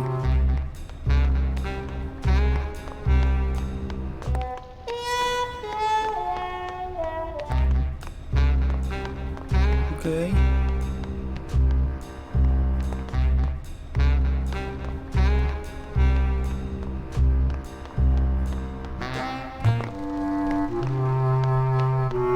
This is where I had never heard of actual sea bees before, and someone made that. I talked about how they could be these bees down there, and they're like, oh, like sea bees, and I was like, where are sea bees? Yeah, they were a Navy thing. Yeah. And wait, does that come from the letters CB, like? I don't know. Or construction brigade or something. Yeah, good. Like Jeep comes from general Yeah. personnel vehicle. Yeah. So, and this bee is called Terry because of the character from On the Waterfront, Marlon Brando's character named Terry. Mm-hmm. So that's where we got all that stuff. Okay.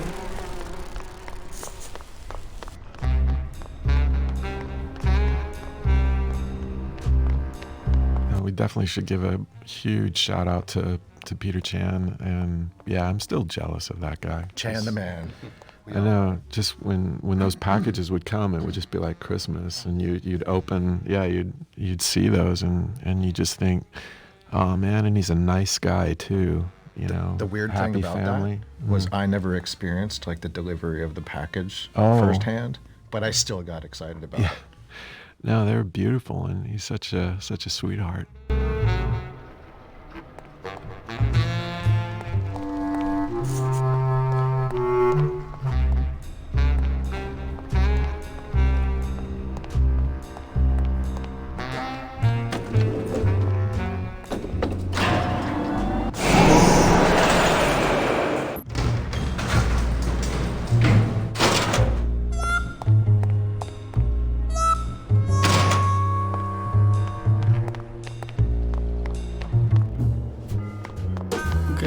regresemos a Calavera Café.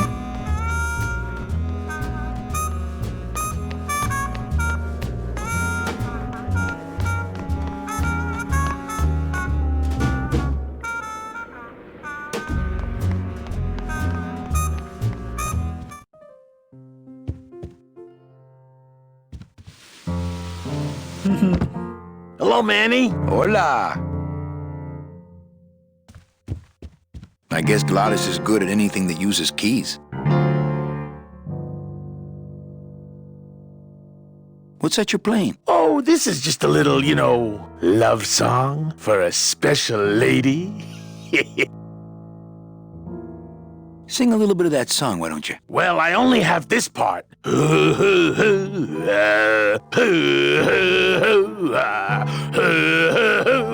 Bone wagon. I like it. Nice. You know, when we leave, I'm actually gonna miss this place. Ah, Manny, why can't we just stay here? We got our fancy club, we got 3 squares a day. Max lets me take the bone wagon out on his kitty track once a week. Plus, we look good in these clothes. Gladys, I can't live in this world forever. It's not where I belong. I've gotta find Meche and help her, because if it weren't for me, she'd have been on that train a year ago. Okay, Manny. I just had a run-in with Domino and Meche. We're leaving town. What? How? Domino's got Meche. We're going after them tonight. What should I do? Just sit here until I get a boat. Sit here. Check. Okay. Well, I'll let you get back to practicing. I don't need to practice, man. I'm good. I love this guy. This guy is great. I remember animating Manny sliding down the banister. And I remember Tim kept calling for something. Yes, I better take this with me. He's got to look cool. And so I did that, and I don't think he was ever really happy with it. So I don't know. Apparently don't know what cool means. Got to put some Ray-Bans on him. Yeah. I mean, Manny's a suave guy, but I don't know if suave guys slide down banisters. Maybe I should have done it slower. I like it.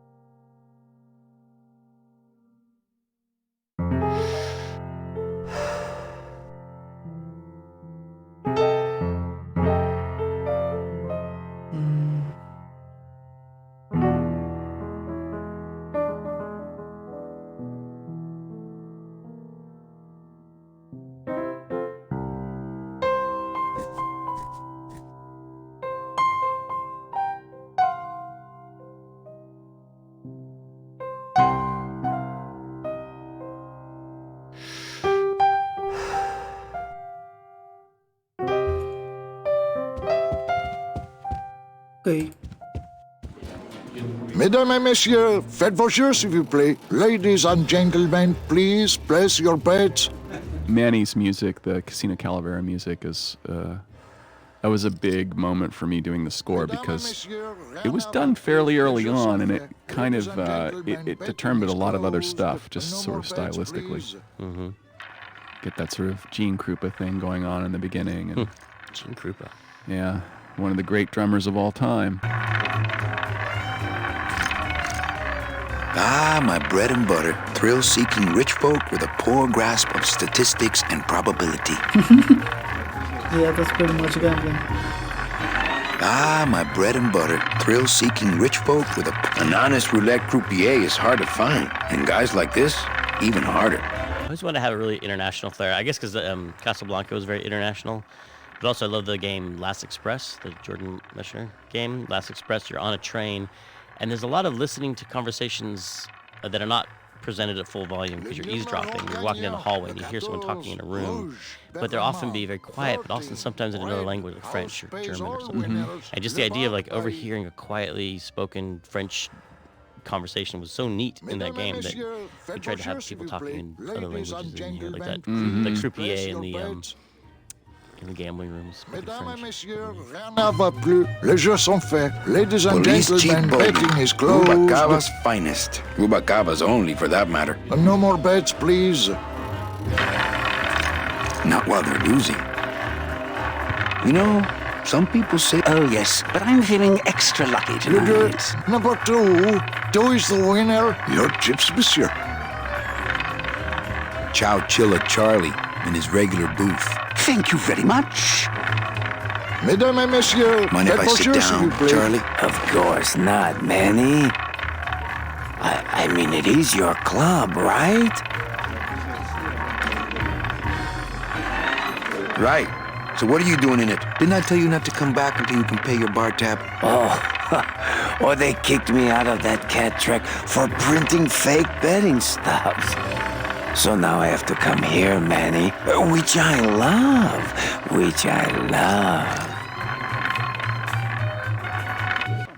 Chow Chilla Charlie.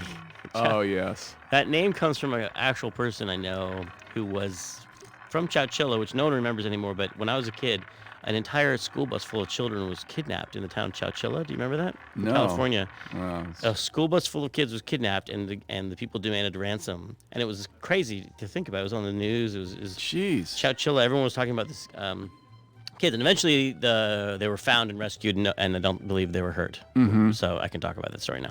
Yeah. And all the kids went home. But and then years later, I just a friend of ours was dating this guy named Charlie, and he was from Chowchilla, and I was like, "Oh wow, were you on the bus?" He was like, "No, I was sick that day. I was sick. I didn't go to school that day, and so I didn't get kidnapped." Wow. And we always referred to him as Chowchilla Charlie. Wow. And he's now in the game as Chowchilla Charlie, even though his personality is not as sleazy as this character. He was a fine, outstanding, although very lucky guy. Yeah. But this is our Peter Lorre character. Nice. Me gusta mucho hasta de los comentarios del director. Le añaden mucha... Pues no sé, como mucha personalidad al juego. That's a nice suit. Where'd you steal it?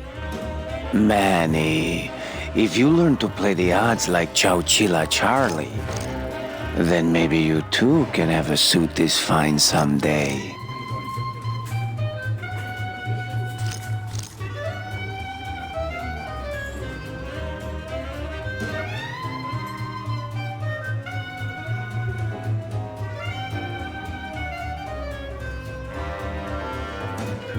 Why aren't you over at the roulette tables? The roulette is for lonely widows and Frenchmen. Why don't you get some slot machines, Manny? Everybody, old women, little children, they all love slot machines.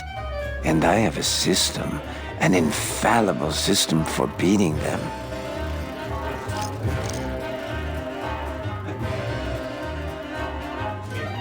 Tell me your system, Charlie. I can't tell you my secrets, just this.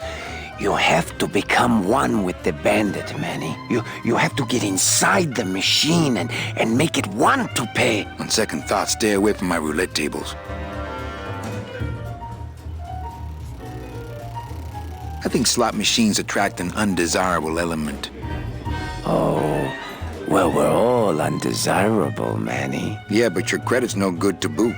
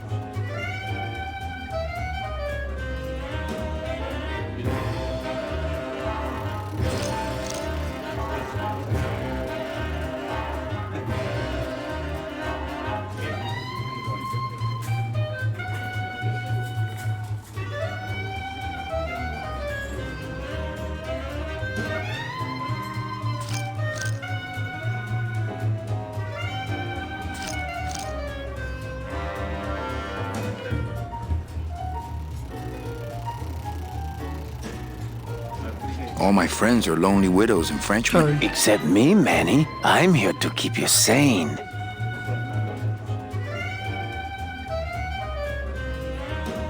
How did you print fake betting stubs? With this.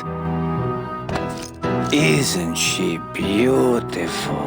The last time I was incarcerated, I shared a cell with the most dishonest con man I ever met. He was strictly small time, and I managed to steal this from him quite easily. Thanks. You never know when this may come in handy. Hey, give that back to me, Manny. Maybe once you settle your bar tab, eh, Charlie? Oh, Manny. What else can you counterfeit? Nothing. Anything.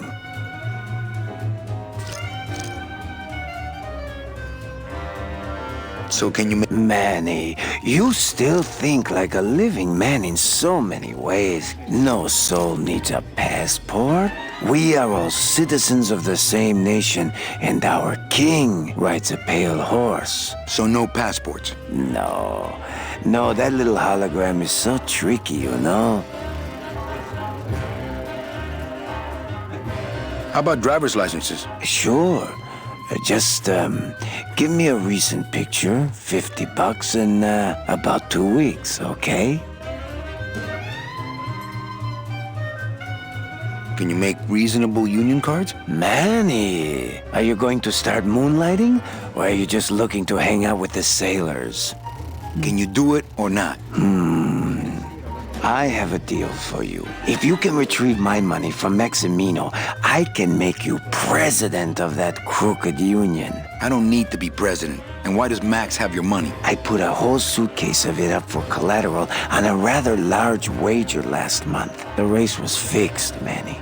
They stole my money like common thieves. Here, take this VIP pass and use it to get into the High Rollers Lounge. They won't let me in there anymore. There should be a safe somewhere in the wine cellar, and my suitcase should be in it. And you can get me a card tonight. If you make it back, Manny, the card will be on the table.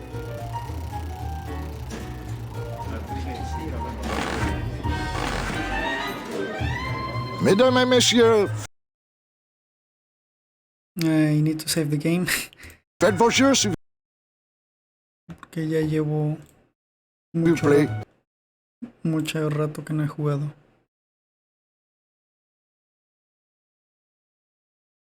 Ladies and gentlemen, please place your bets.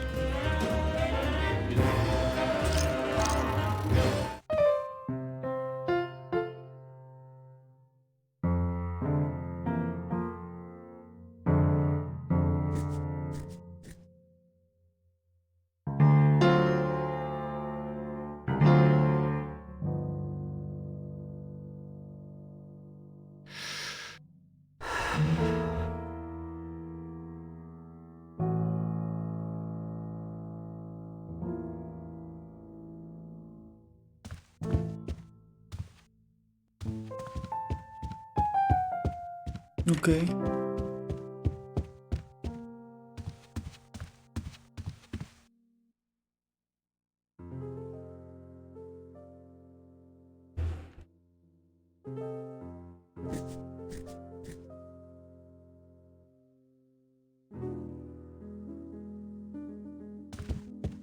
Evening, Lupe. Hi, Manny. Okay, back to work. Okay.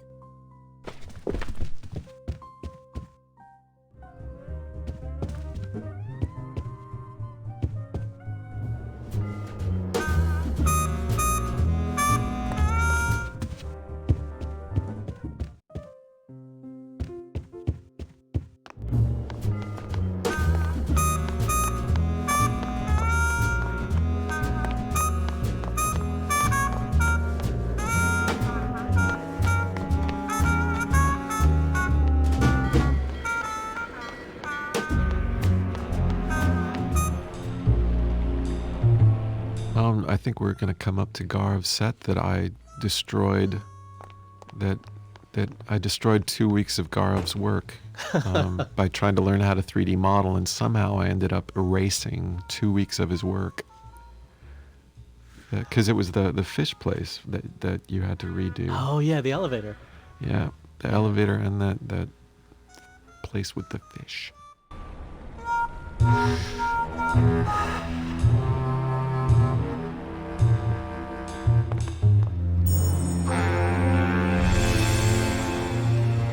I remember at the time it was a big debate, like, should we require P100 or P133, like Penny 100, Penny 133? It's like, nope, your target platform is whatever was on sale at CompUSA for $500 last year. It's like a P70. Yeah, it's like P60, I think, is what we ended up with as the minimum spec. We ended up going for P90 at the end, but it was one of the things where it's like those. Oops.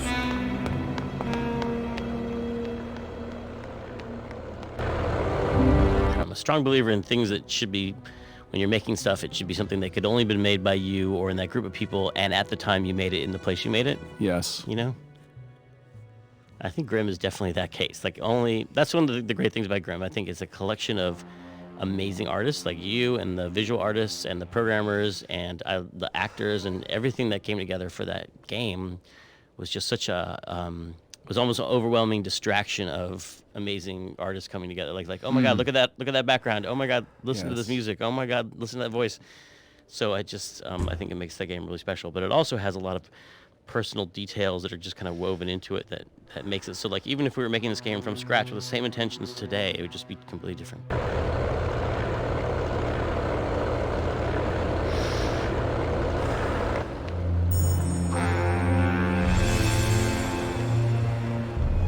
I don't know why there's so much union jokery in games that I've worked on, but I've always found it maybe because it was a big part of, like, movies that air, like, on the waterfront.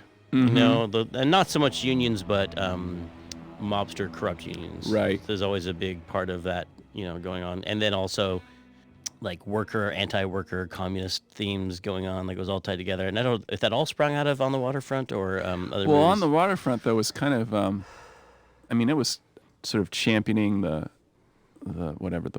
plight of the working man, but it also was talking about the dark side of the union thing, for sure. But it was a corrupt union. It was a mob-run deal. That's true.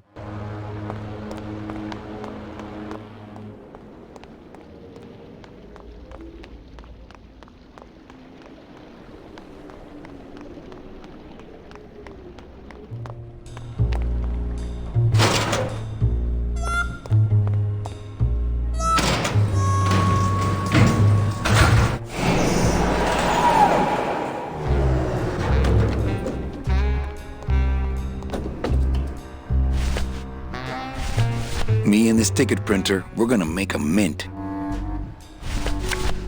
It's the VIP pass for the High Rollers Lounge that Chowchilla Charlie gave me. It's the VIP pass for the High Rollers Lounge that Chowchilla Charlie gave me.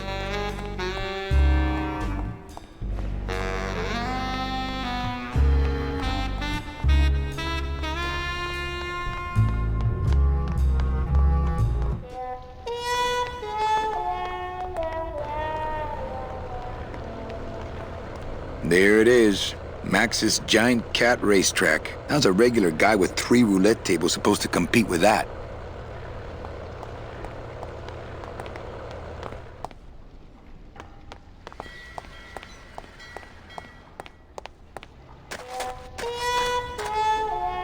To some extent, Grim Fandango is a bit of a mutt. It's got pieces of Jedi Knight, it's got pieces of Scum, it's got pieces of Outlaws, it's got pieces of, it's got IMUS coming in, and it's got the Lua language. So it was a game kind of made on a shoot, for all the technical challenges in it, a lot of pieces were sort of pre-existing, and kind of it was a matter of maybe a new era of game development where you don't write everything from scratch, but you kind of put it together in the best possible way. Well, and one of the kind of the side effects of that was, since we had pretty robust solutions to video playback and rendering and art pipes in front of us, it really, a lot of the effort, aside from just making everything, all the blocking and tackling working, was spent on how to making games like this convenient and producible and artist friendly. And you had built some tools that were really unlike the things that appeared in RenderDroid or Smush or some of the technologies it was built on. So it's a bit of a mutt in that we borrowed a bunch of really great technology, but there's also a lot of really innovative stuff. Okay.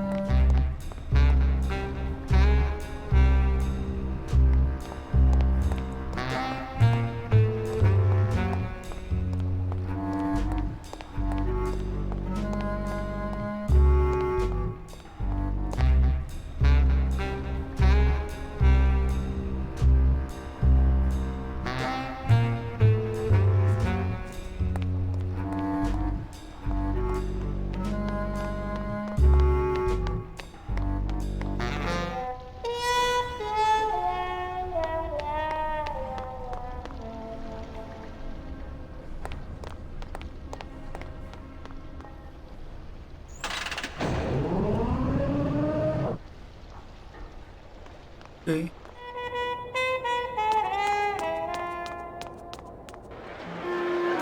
It's strange. The characters in this game don't like to go into crowded areas, almost as if it's too hard to render them.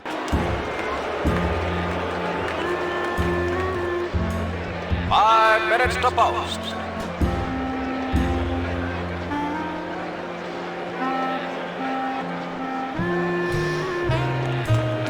Ugh, I'm not sure what I hate more, crowds or cats, but I'm definitely not going near either one today. Please do not leave children unattended.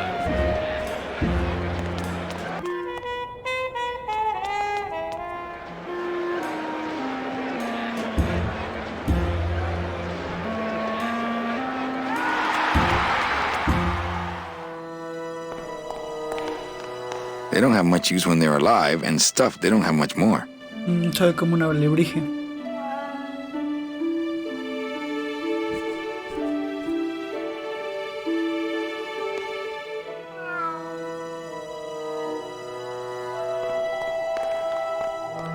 Fuchi, that smell es peor que la muerte. It says revolutionary design leaves can edges safe and smooth for Kitty.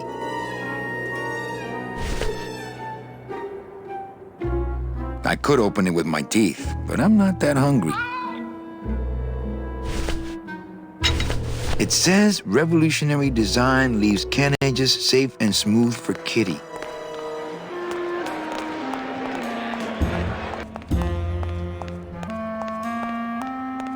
Hey!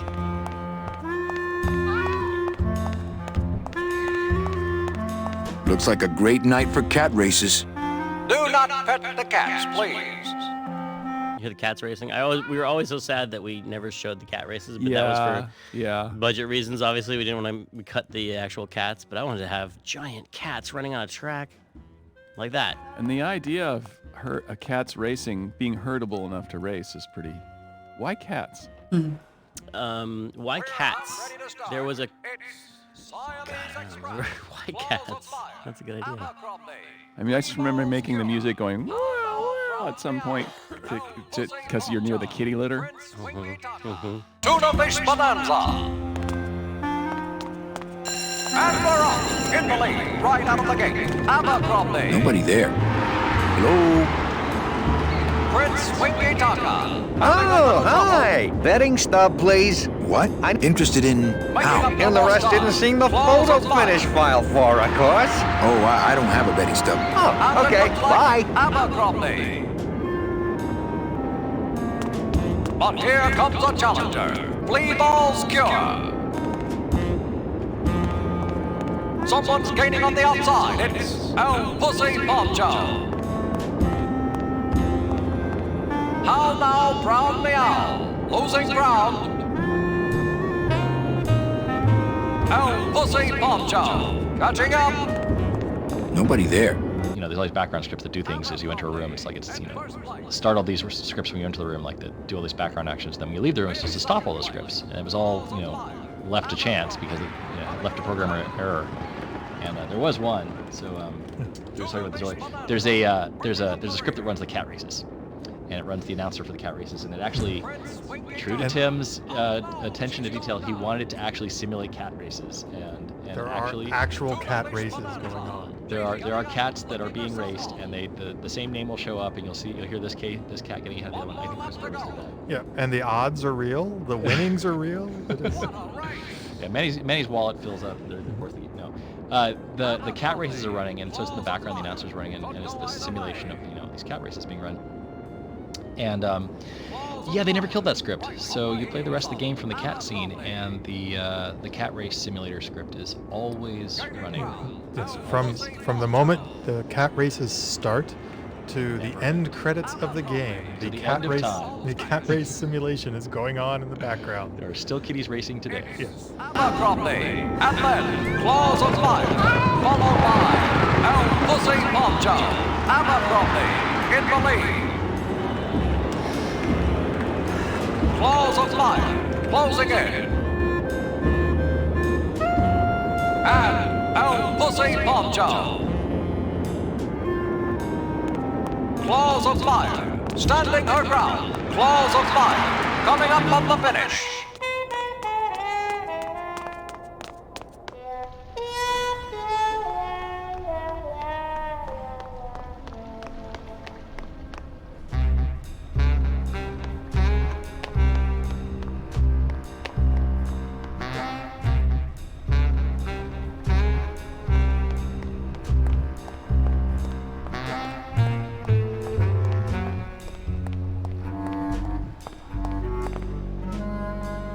And I'm sorry, Garv, this is the set that you had to build This twice. is Garov's, right? Yeah, this is the one. This was the gift that kept And it's on actually giving. very beautiful, I might add. Yes. Well, a second time is... The second time I can. But I'm sorry, you were saying that was a real building. Yeah. Where? Was that in Spain? I think it's in Paris, I think. Oh. And I remember seeing a photo of it and being like, wait, Peter. No, good artist borrow, great artist steal.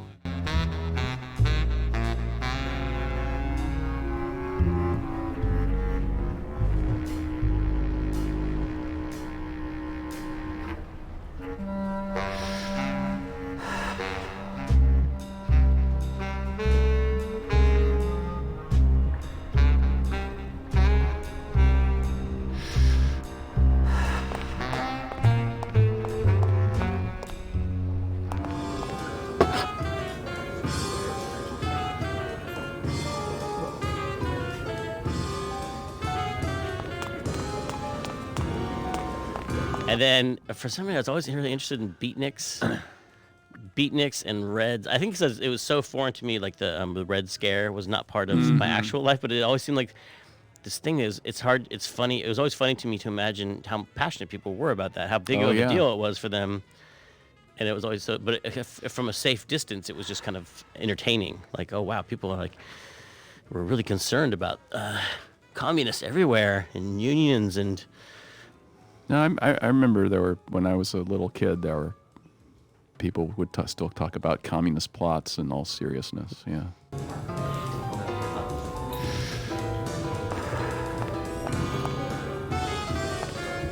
But don't you see, when the government fades away, so will our troubles. Ah, nonsense. We will always need some armed force to fight off the return of capitalism. That sort of fascist thinking is as dead as you are, comrade. When we get rid of all the guns, that's when people will begin to self-police, and the public opinion alone will keep them from committing crimes. Hola, trust funders. Hey, look who's making the scene. It's Manny Calavera, the up, the down, the backside of the nouveau riche. Beat it, dinner jacket. We're talking about things you wouldn't understand, like truth and beauty.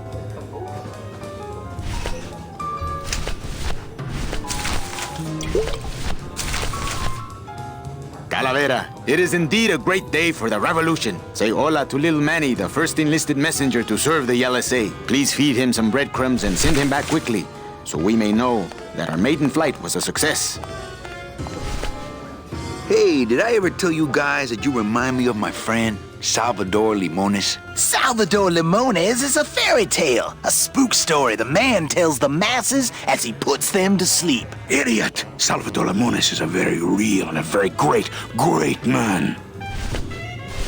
He also writes a mean letter. What is this? I, Salvador Limones, salute you, Manuel Calavera, A great ally in this noble revolution. You really know Salvador Limones? What's he like? Why didn't you tell us you were a freedom fighter, Manuel? I can't talk about my underground gig, man, where I put the whole scene in Dangerville. Wow, heavy. Hey, I've got a split, so, Viva la revolución. Oh, man. Would you cats mind if I dug on this bug for a while? Knock yourself out, brother.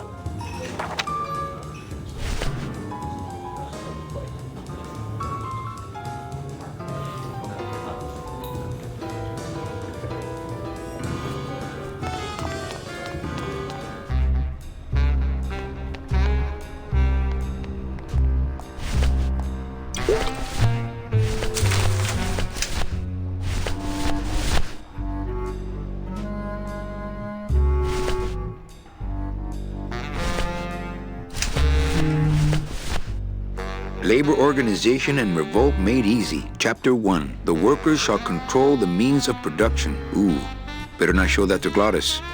Labor Organization and Revolt Made Easy. Chapter 1. The workers shall control the means of production. Ooh, better not show that to Glottis.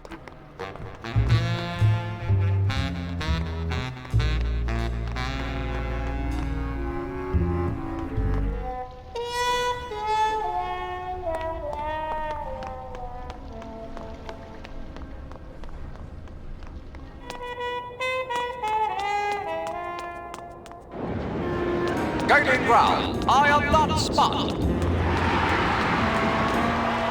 Pork chops ransom. Coming into the home stretch. It's pork chops ransom. And then... I'm sorry, monsieur, but... Here's my pass, Jean-Claude. Now shut those doors and drive. Oui, monsieur. But actually, my name is Raoul. Bank teller's dream. Closing in.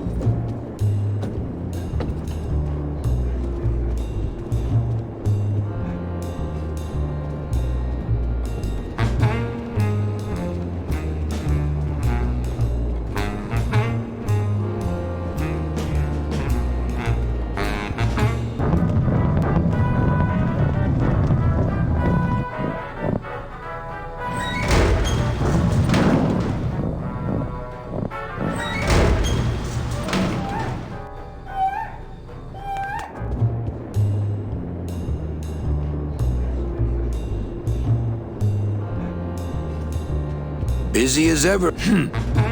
Busy as ever.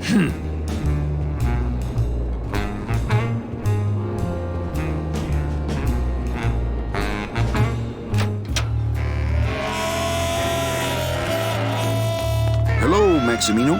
Why, if it ain't Manny Calavera, come to see how the big boys play, eh, Manny? From what I can tell, they play with kiddies. Kiddies, roulette tables, what's the difference? They go round and round all day, and they're both more reliable when they're fixed. Am I right?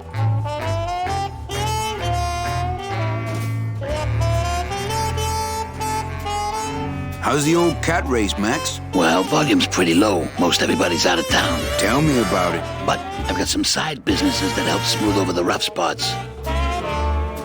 Rubicava is named after a girl I knew in the 4th grade. Her last name was Rubicava. That's a fun fact for you. Wow. She's married now. Doesn't use it anymore, so I get to use it. You're keeping it alive. What kind of side businesses? Manny, let's just say our El Mato associates appreciate our out-of-town perspective.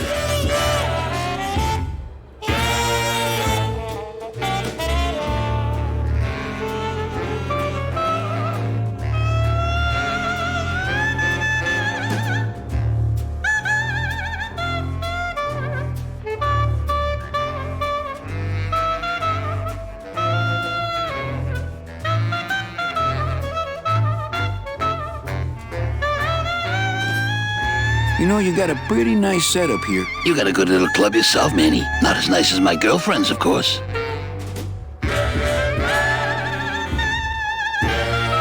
Did you say your girlfriend? Hey, Manny, don't pretend you don't hear the gossip. It's not a secret anymore. Olivia and I are officially an item. Well, I'll let you get back to... Just can't get it.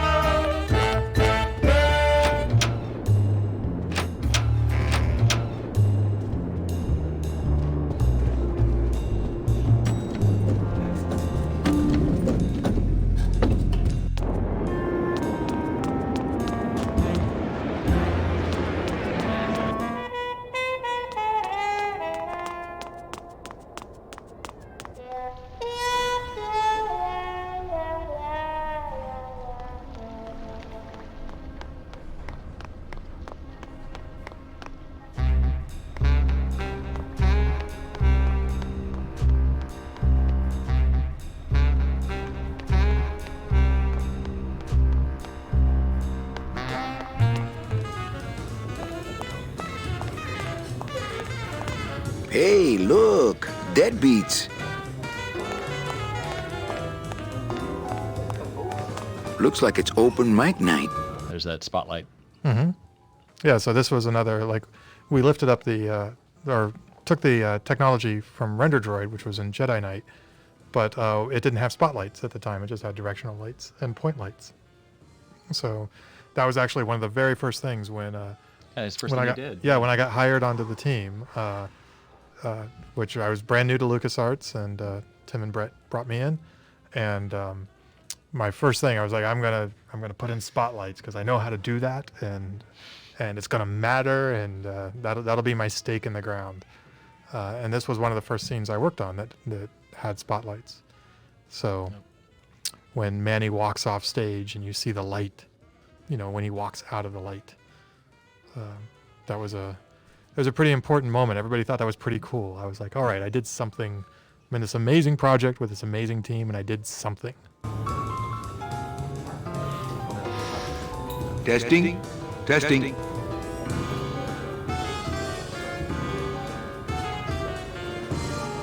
All right, who's ready to rock and roll? Maybe later then, okay? Órale, you... Okay, that was awkward. Lola? What are you doing here? This crowd doesn't go much for souvenir pictures, except maybe of Lennon. Shh! Manny, I'm on a stakeout. I'm gonna prove to Maximino once and for all that Olivia's no good for him. Still hung up on Max, eh? Take my advice, Angel. Forget about him. He's a gambling racketeer. Like you. Oh, that hurts, baby. Hey, shh! Here they come.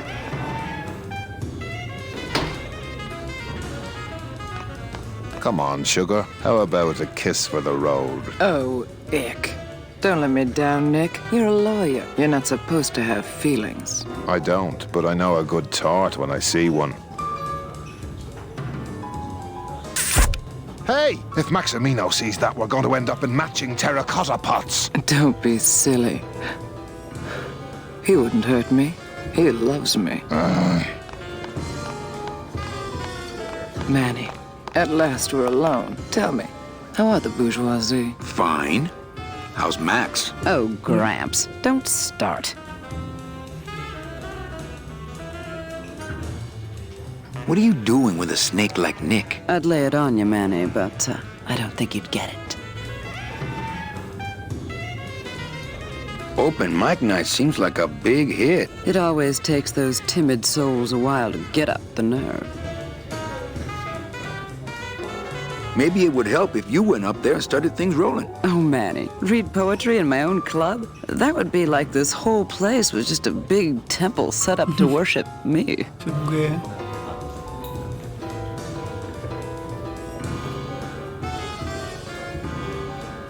I'm a little worried about Lola. That's because she's doomed, Manny. She fell in love with Maximino. That's the one mistake I never made. You think Nick would hurt her? Only if he finds her, and take it from me. He's not good at finding things. Messing around with your boyfriend's lawyer is pretty dangerous. Oh, maybe I was wrong. You do get it. Little dark in here, don't you think? Dark and cold, like the hearts of men. You know, I'm thinking of buying this place. Really? I thought about buying yours for a while, but then I just decided to ask my boyfriend Max to buy it for me. Oh, come. Okay. Alive. We slept. Life's just some rapid eye movement. In a warm, cozy bed. Buried. We wake. The flesh dream is over, Daddy. Now that we're all crazy dead. Okay. That was great. Yeah, but that's the last one.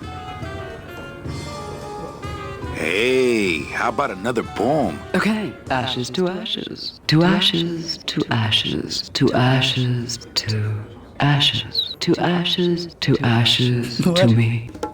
To ashes, to ashes, to ashes, to ashes. What? What the fuck? That was great. Yeah, but that's the last one. Hey, how about another poem? Okay, I called my cat Boney till she said it wouldn't do. I said, why? She said, sister, because that's what I've been calling you. Okay. That was great. Yeah. Hey. Okay, last one, folks. With bony hands, I hold my partner. On soulless feet, we cross the floor. The music stops, as if to answer. An empty knocking at the door. It seems his skin was sweet as mango when last I held him to my breast. But now, we dance this grim fandango. And will for years before we rest. Cool. That was great. Really? This time I just don't have any more. Hey. I'm bone dry. Just begin again at the top. Really? Okay. Alive. We slept. Life's just some rat. In a warm berry. We were the flesh now. Okay. Ya se repiten.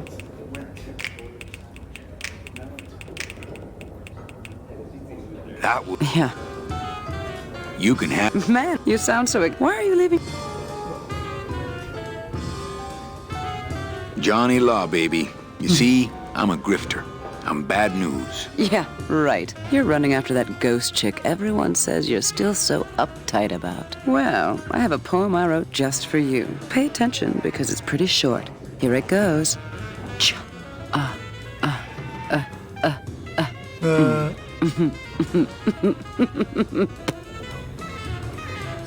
Well, catch you later, hip chick. Keep practicing that lingo, man. You'll get it. Mind if I go in? You don't want to go in there. I haven't cleaned up yet. Okay. Testing. Testing. Good evening. Why? I am more than dead. Turning the battleship. Wake. And tomorrow? Explosion. Bang. Can you hear what I'm suffering? I can't bear it. Can you hear me saying nothing? The phone is for you. Ha! Wallow. Go. Go! Inside a dream, inside. Eating through your brain. Skibby bop bop. Skibby bop bop. Is it you or am I you? I crave disappointment. Scooby-Dah. The cracks in my skull. The end. We hear you, Daddy. Okay.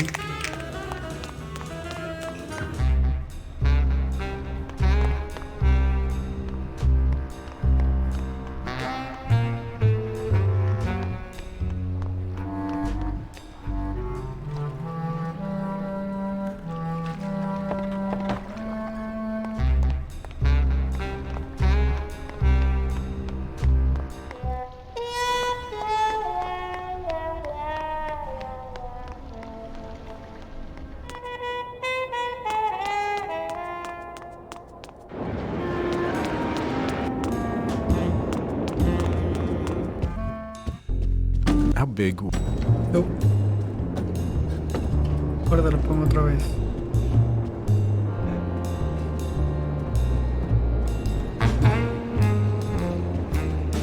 Boy, that Nick sure gets around.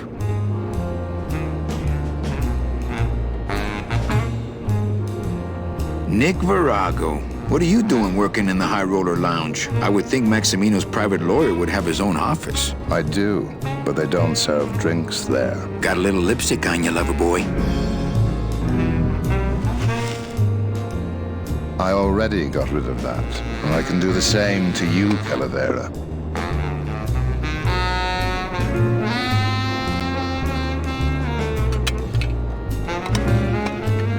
So if I were you, I'd keep my jaw shut.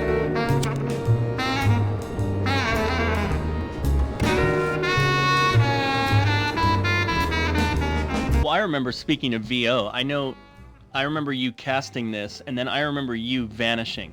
Yeah. And you were gone for so long recording this. Yeah, I was down in... Actually, it was the only one time we rented an apartment rather than staying at a hotel, because I was down in LA recording this for 6 weeks, and then I was bookended on either side with 2 weeks for 2 Lucas Learning projects. Yeah. And so it was yeah, you just moved away. Yeah. It's a long time. Everything all legal with the kiddies? Yes, they keep themselves pretty clean. Who do you like in the 4th race? Well, there's a white-footed tabby in gate 2 that's looking strong, but has a slight eye infection. But you think he's gonna pull out of it and win anyway, right? No, that puss-eyed puss is going to lose, but nobody knows, and I'm going to make a mint. Okay.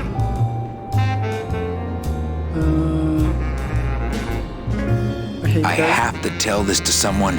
I hate cats. Me too, but they keep the lights on around here. Nick, I need a lawyer. Nick, I need a lawyer. You get yourself in some kind of trouble, Calavera.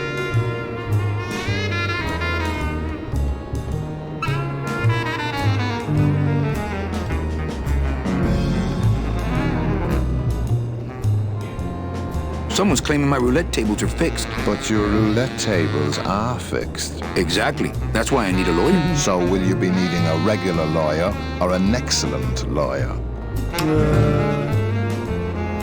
Any mouthpiece will do. Yes. Then may I suggest you try the Yellow Pages? House tricks? Nah.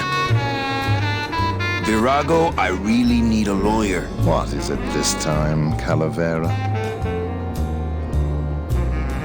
I'm starting a class action suit. Lots of money involved. Who are you deep-pocketing? What's the difference to you?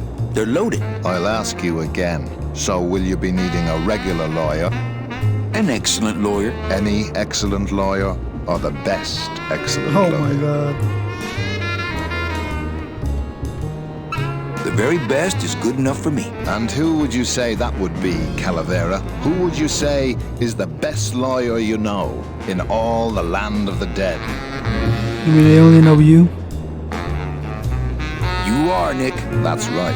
And that's why Maximino retains me on an exclusive basis. So, sorry.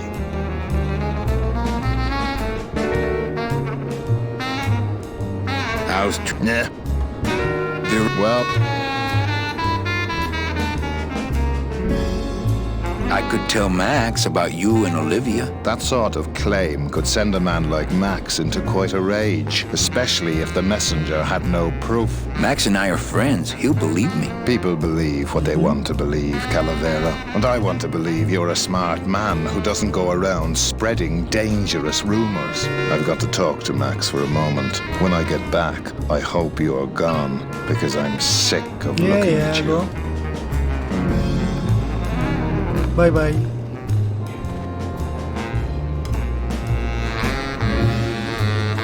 Man, this is gonna get me in trouble. There's something rattling inside. Must be in a hidden compartment somewhere, but I don't see a latch or anything. Let's keep it here.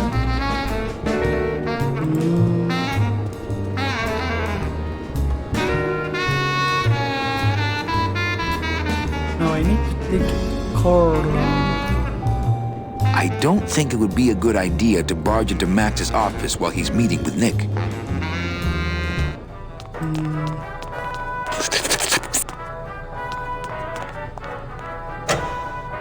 Hey! Okay, nighty-night.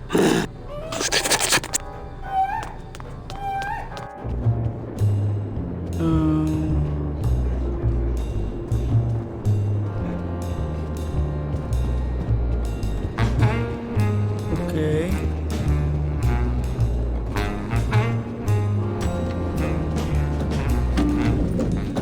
Wait. No. Nothing here.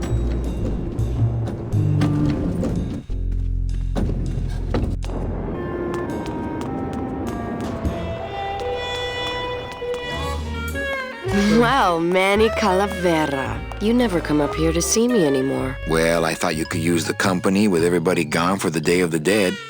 In that case, Manny, why don't you stick around until 6? That's when I get off.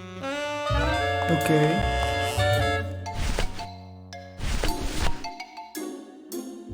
It's Virago's cigarette case.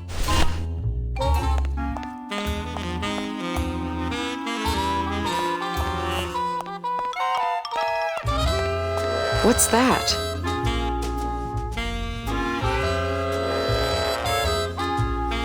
I don't know. I found it under your desk. Unattended?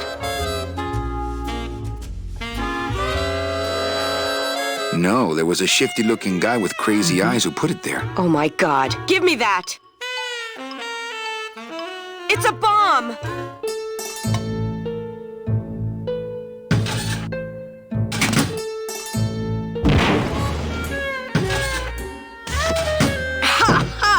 Another senseless act of terrorism nipped in the bud by Security Officer Carla. Wow. It was completely destroyed by our own detonator, so I can't tell what kind of bomb it was. But here's something. A key? I better bring that to Chief Bogan. Yeah, it's probably the key to some terrorist hideout. Okay.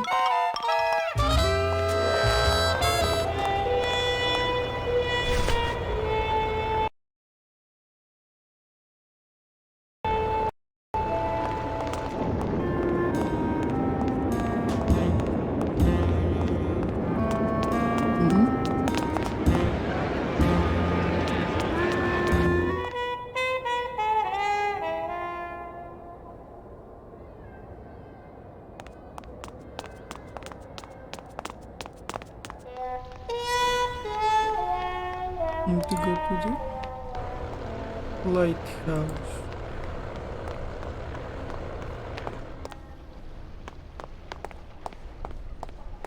No, I don't think it's here.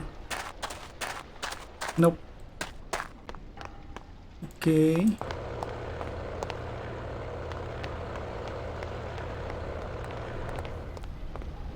This way, maybe?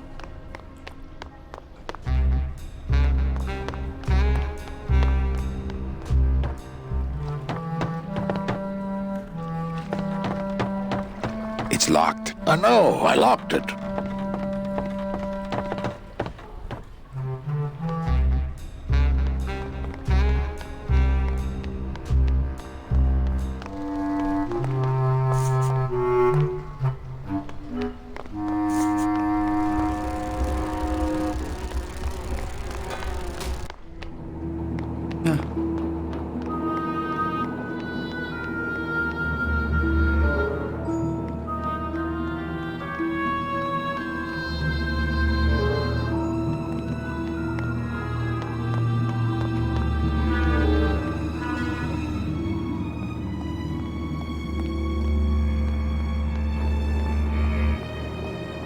It's locked. I have the key.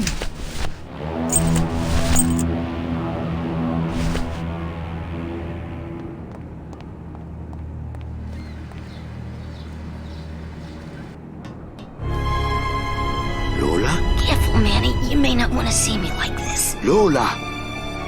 Did Nick do this to you? Yeah, he wanted that picture real bad, but he's never gonna find it, that fink. I'll get him, Lola. I'll show Max the picture for you and fix Nick for good. Just tell me where you hit it. Oh, Manny, it's all my fault. Always falling for the wrong guys. You know, I even had a thing for you once. But you were so hung up on that Meche woman, I figured I didn't have a chance. Lola, where's the picture? Tell me, Manny, would I have had a chance? Never mind. You just want Olivia for me. Tell her to improve her taste in men, or she'll end up just like me. Tell her to get a nice guy, Manny. Like you. Lola! Lola!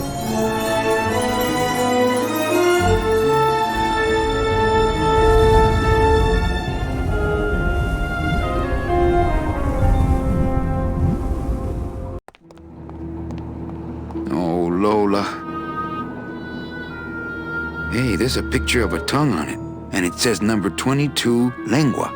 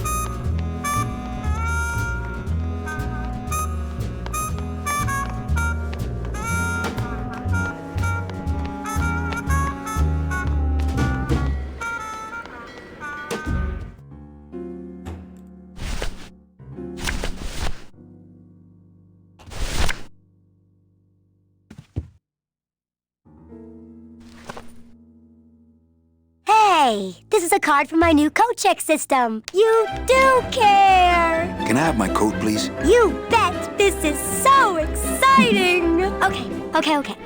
Hold on.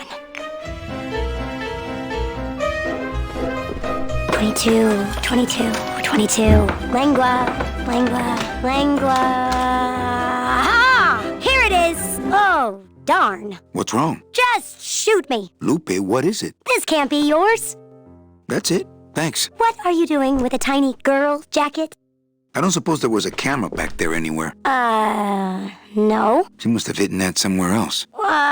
I'll tell you tomorrow.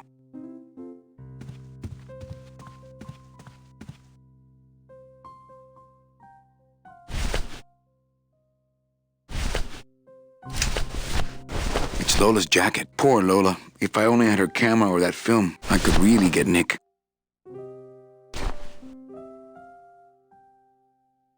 There's a little slip of paper in one of the pockets.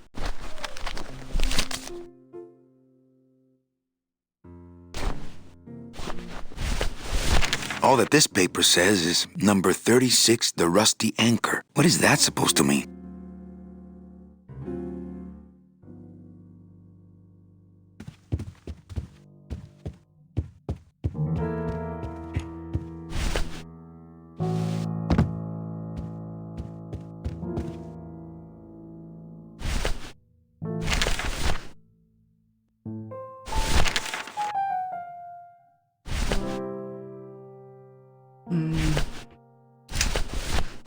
All that this paper says is number 36, the rusty anchor. What is that supposed to mean?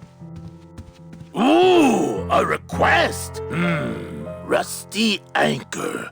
Rusty anchor. Yeah, I think I know that one. If I remember right, it goes a little something like this.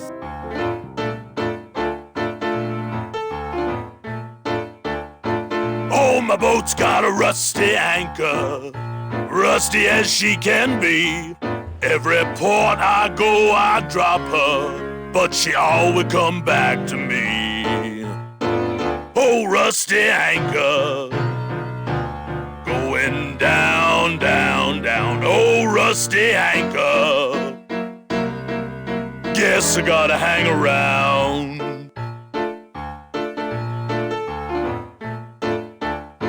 Now I love that rusty anchor.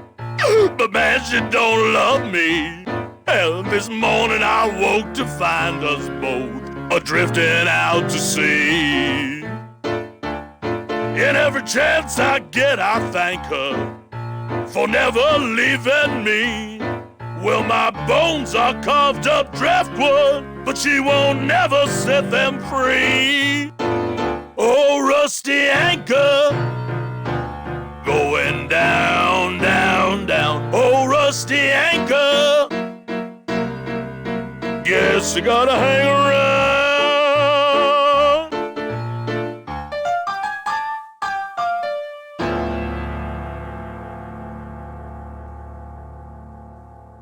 All right. Well, what'd you think? I thought you were created just to drive. Well, over the years, you know, even a demon dabbles here and there. Ahí está. Yo siento que me tomé tanto tiempo en andar de aquí para allá y todo eso, pero es que quería conseguir ese logro porque estoy leyendo una guía. Porque yo sabía que este juego era como muy complicado en algunos puzzles. Entonces, por eso dije mejor checo la guía y que me vaya diciendo todo. You get a special award for playing the Rusty Anchor song. I secretly wanted to sing this one, you know. I did a demo for you, remember? Yeah, this is one of the things, much like Cabbage Boy, that we wrote together. Yep. I wrote the lyrics, and then you came up with the tune and then changed the lyrics a little bit to actually make them more musical. My boat's got a rusty anchor. Yeah. Mm-hmm. Oh, rusty anchor, going down, down, down. Do it.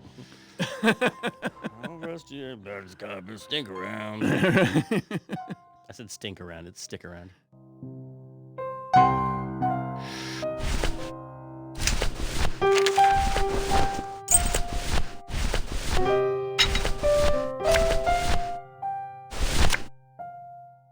Check out this fancy pass to the High Rollers Lounge. Can you believe how full of themselves they are over there? I don't think their place is any more VIP than ours, do you?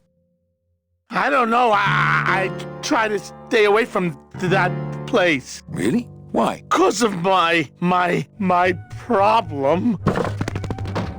Gladys? Compadre? Okay. Now let's go watch Gladys. Manny!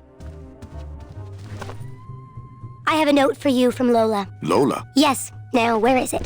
Where? Oh, here. No, wait. Dang! I have a whole new system for messages. Just let me... Here. No, wait. Be quiet. Here it is. Wait a second. It's empty. There was something inside. It felt like a key. A key? Yes! But did somebody come back here and snake the key while I was sorting the coats? Who would do that? They messed up my whole system!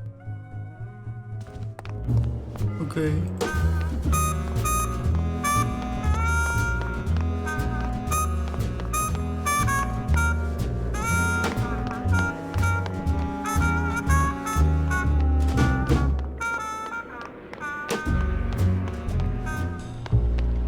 Ok, bajemos.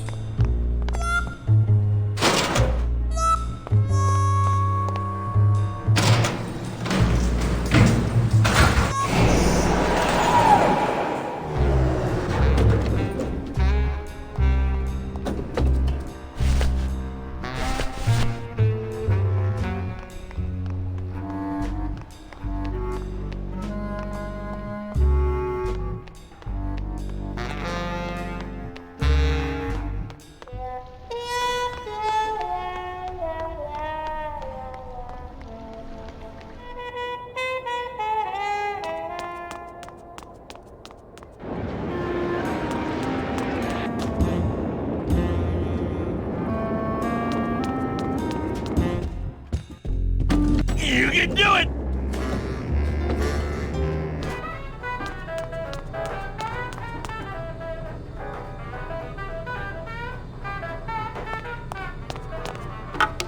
Looks like a turkey baster.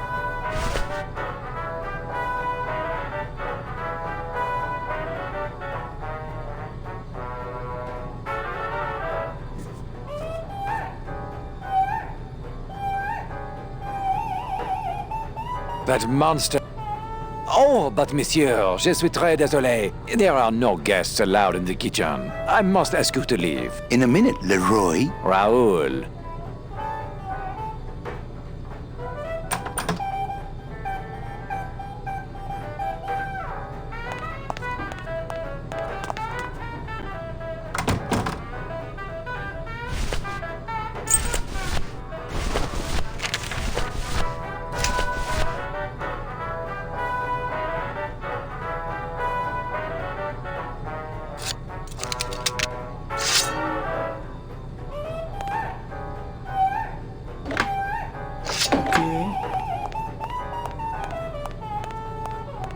Hello? Hello out there? Could somebody please open the door?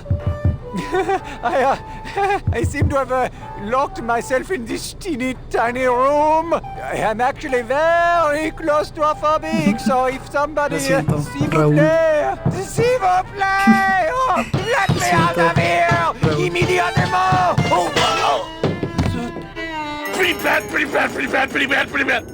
Hey, I'm thirsty. Where's that waiter? That does it.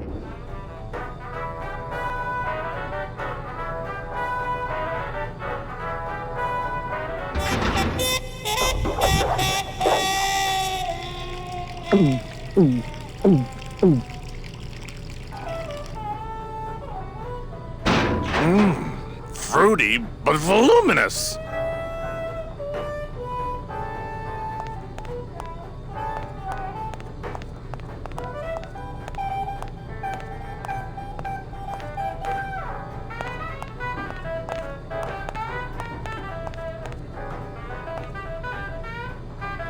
There's no opening up here.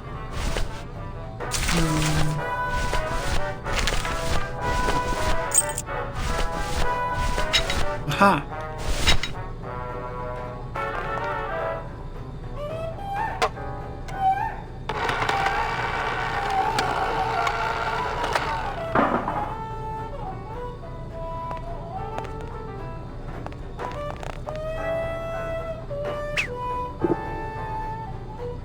Well, somebody's sleeping on the job.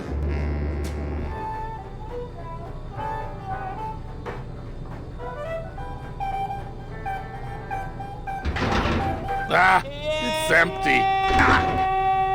Reuben! Where are you?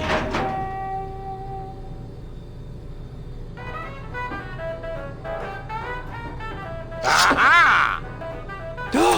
Mon Dieu! Taking a little nap, vous, eh? Well, le keg is empty, so tout sweet, Buster. Yes, monsieur.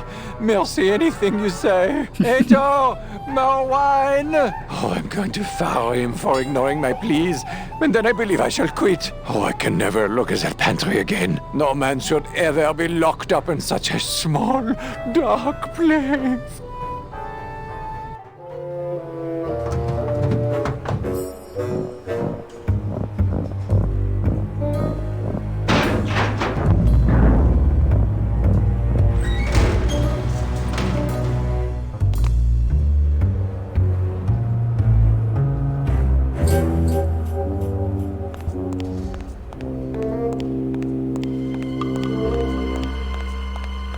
So this is one of the parts of the game where a huge amount was cut out. There was supposed to be a gigantic action sequence like there was in all of, I think we cut a giant action sequence out of every year, but there was a gigantic action sequence where there was an animal called the Dillipede that guarded the bottom of the elevator. It was a giant armadillo, and the Dillipede was there to kind of snap at Manny as he came down. And there's this whole sequence where you had to kind of,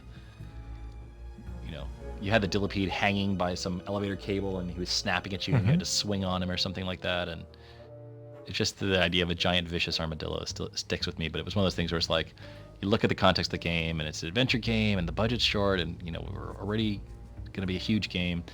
What purpose is it serving in the game? So we had to cut a lot of stuff out like that just was really cool and fun to design, but ultimately not critical of the game, and was going to be really expensive.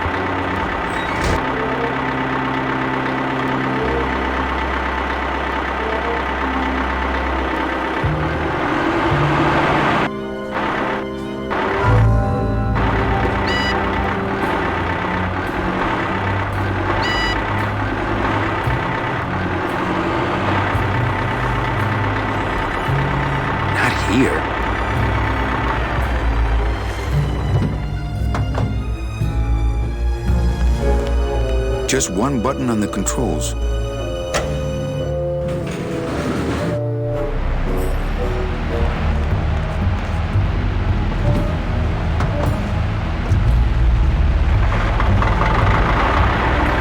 This is our first 3D game, and it's funny to see how many puzzles are about the physical properties of things, as opposed to right. in a 2D adventure game, you would never make something based on the shape of something or Right. leverage. Like that whole puzzle was very physical. Like you had to move these two objects and stop them from sliding past each other, and the forklift jacked up on its back wheels. And I think we were just so excited to be in a world of physical stuff, or maybe because we were in a world of physical stuff, we had to actually make it physically realistic. I can't get through this door.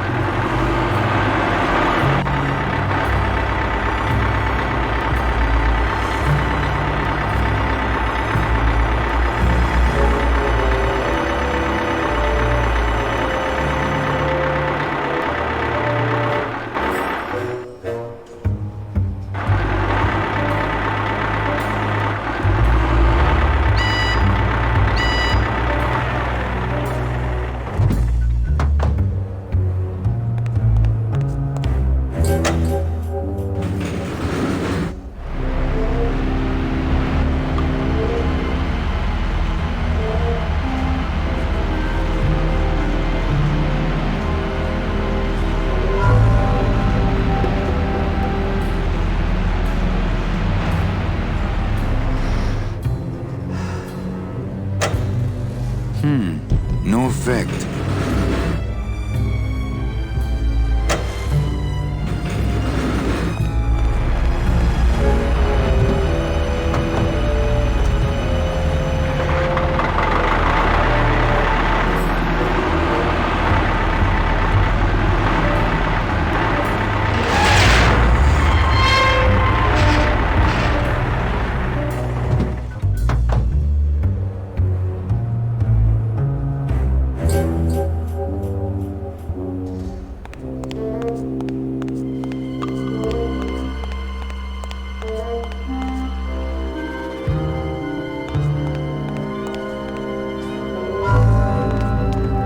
I can't squeeze through that crack.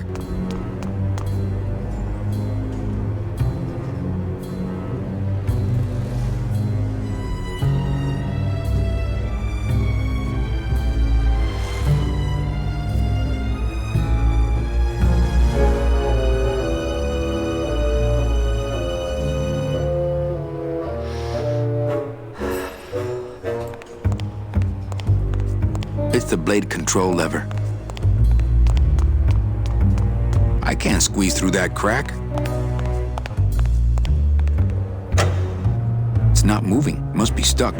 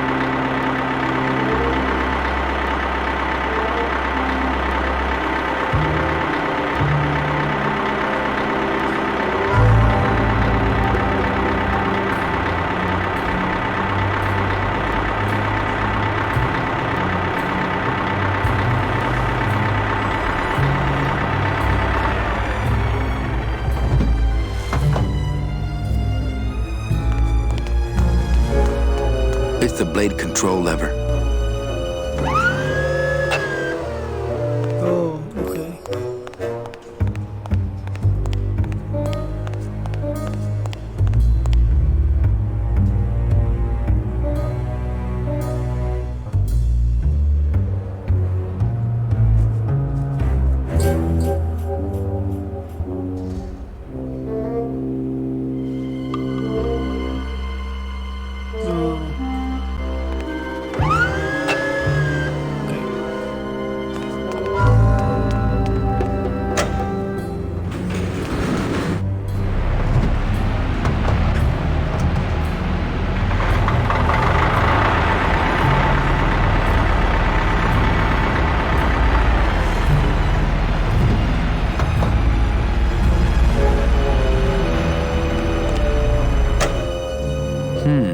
No effect.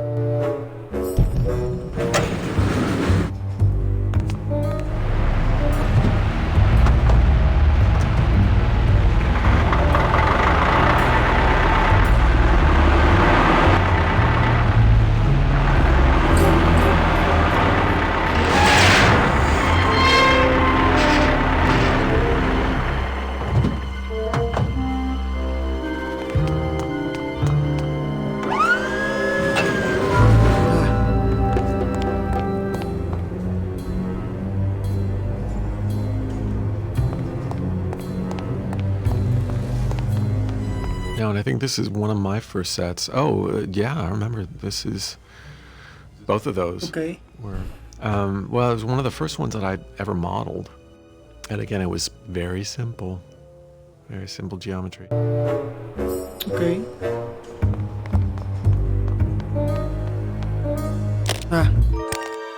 Dios mío, it's full of double-end tickets. This could get 100 souls on the number 9 train. Something's not right about this. I get the feeling this suitcase belongs to someone more important than Chowchilla Charlie.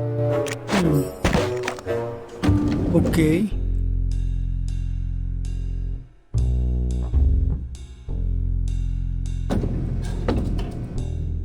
All right, Manny. Give me the case. Charles, I thought we had a bargain. No, we do. But I thought I'd bring some muscle along just in case. What's the matter, Chuck? Can't afford to hire goons to do this sort of work for you? I'm all the goon I need. Now drop it. You said it, boss. Got a card for me? Here. Welcome to the union, Manny. Meetings first Tuesday of every month, and don't forget to pay your dues. Don't forget to pay my dues. Okay.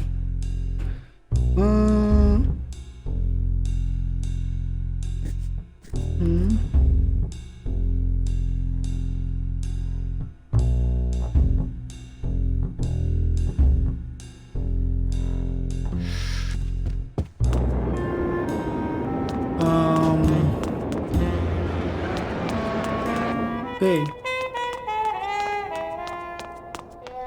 The casket. This.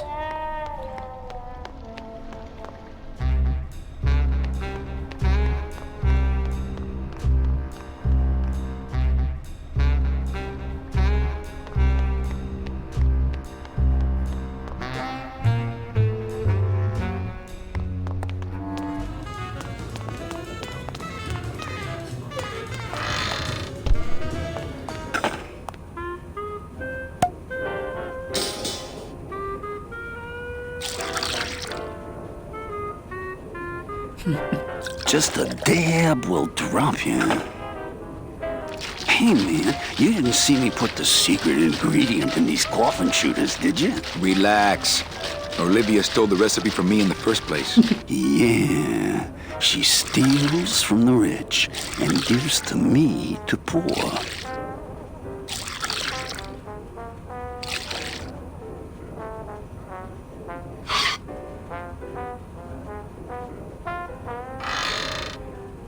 Okay.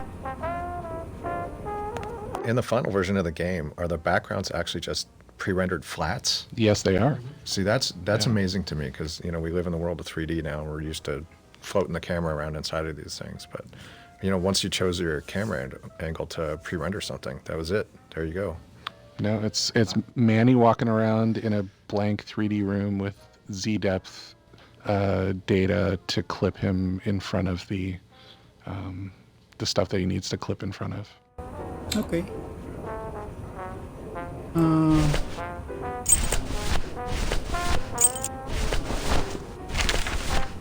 Huh.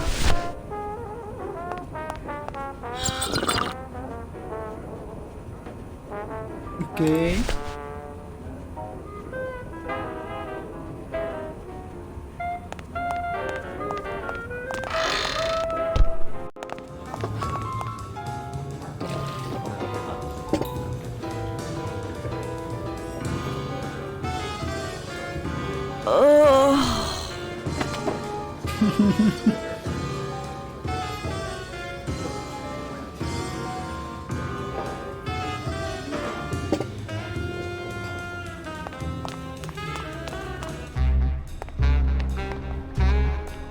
Okay.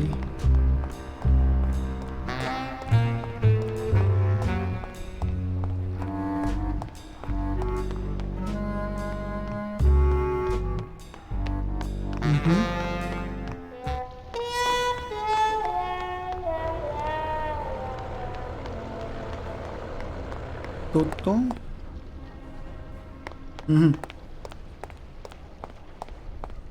Okay, okay.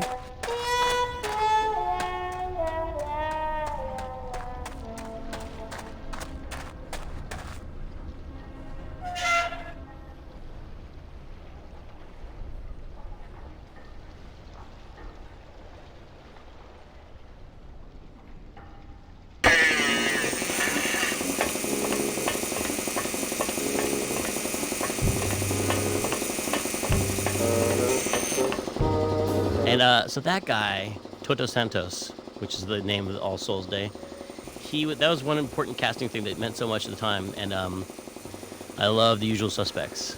Yes. And there's a burn victim in the very beginning of the game, a guy who was burned on the ship. Right. And he's in the bed, and he's the first guy who says, "Guys are so safe." Okay, right. Is this Hungarian or Polish? Yeah, yeah. And we got that actor to do Toto Santos' voice because I was like, I want him to sound like that guy from Usual Suspects. And so if you listen to him, he's just awesome. Like, I wanted to have him say, "Guys are so safe." Okay. Hola, Toto. ¿Cómo estás? Not now, Manny. I'm in the middle of something with Naranja here.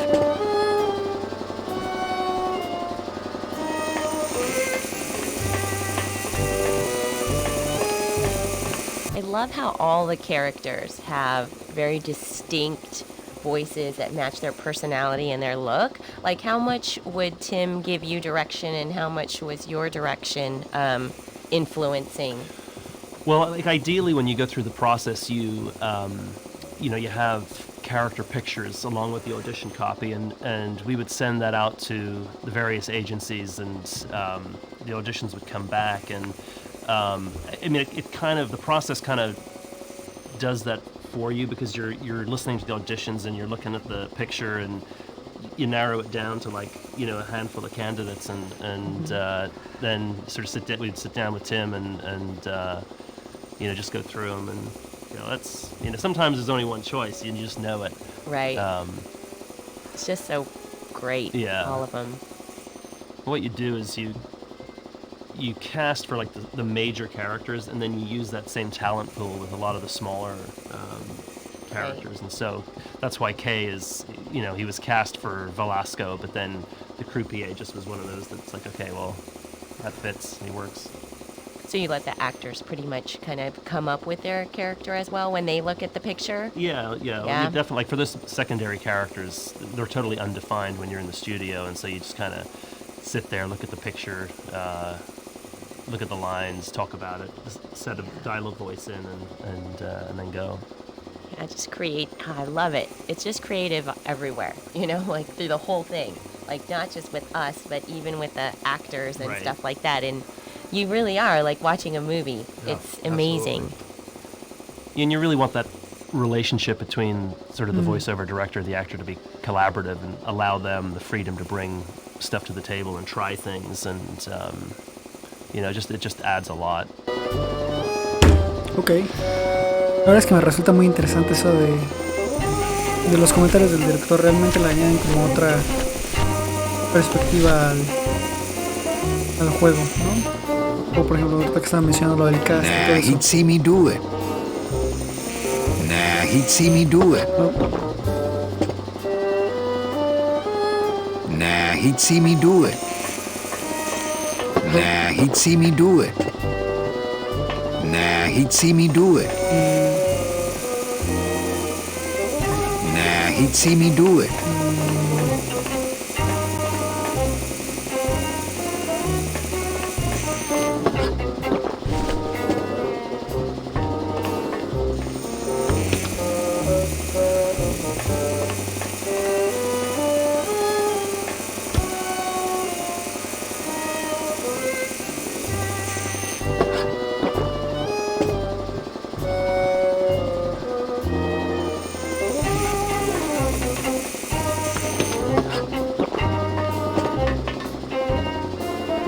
He'd notice if I took it, and he's bigger than me. ¿Cómo lo hago?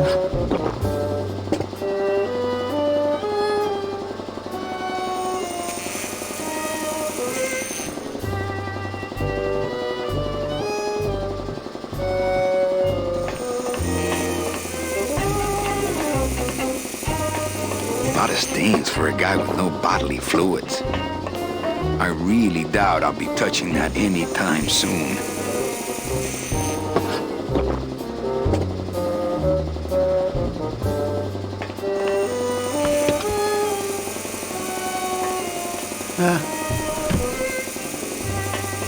It's empty.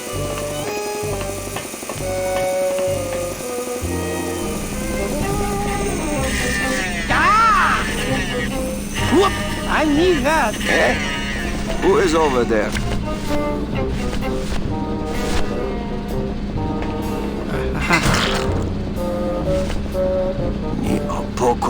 Look, you broke it. Now it won't shut.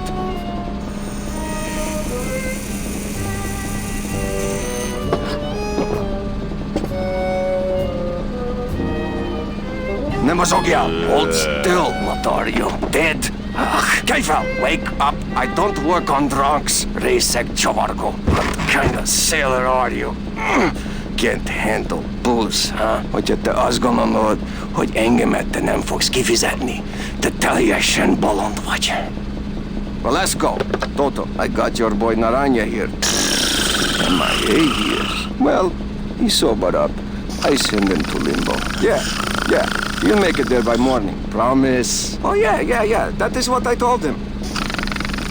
Let's see what you got on you, huh, sailor? Are you kidding me? Seaman Anselmo Naranja, Ensign 3rd Class. I Doesn't gave look him like the you'll be showing idea up in to work first in the morning. place. Ok. Uno de los dos packs. Tiger can't change his stripes. So, you still going? The one thing for a sound designer or for a composer, when the story is great and the writing is great and the pacing is great, whether it's a film or a game, you can't help but weigh in a successful way yourself, because there's this flow already and you're just participating with it and enhancing it. Of course, I understand. One of the jobs of a composer, especially in a game like this, a lot of time passes and you need to both entertain the listener and provide musical interest, but it has to also last for a very long time without being tiresome. Okay. And I think Pete did a great job at striking a balance between a great deal of musical interest, but also kind of hanging back and taking its time and letting the story unfold, letting the player concentrate on the game.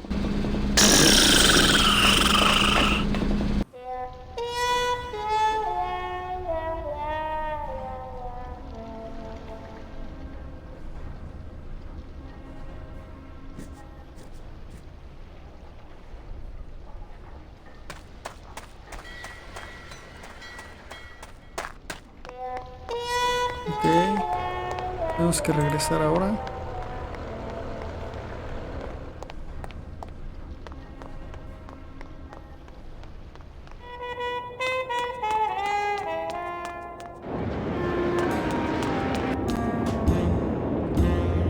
Estoy arriba, creo.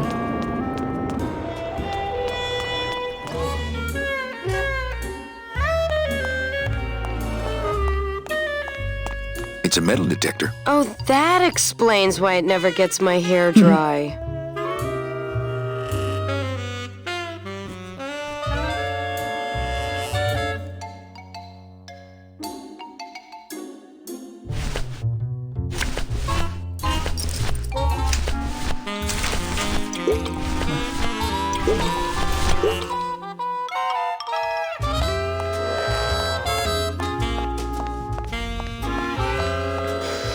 Manny, I'm on duty. Well, maybe just a sip.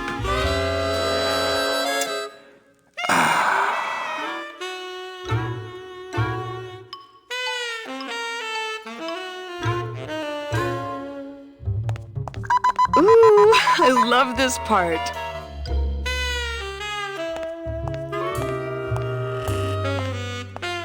Sir, if you will, please place all of your belongings on the security desk.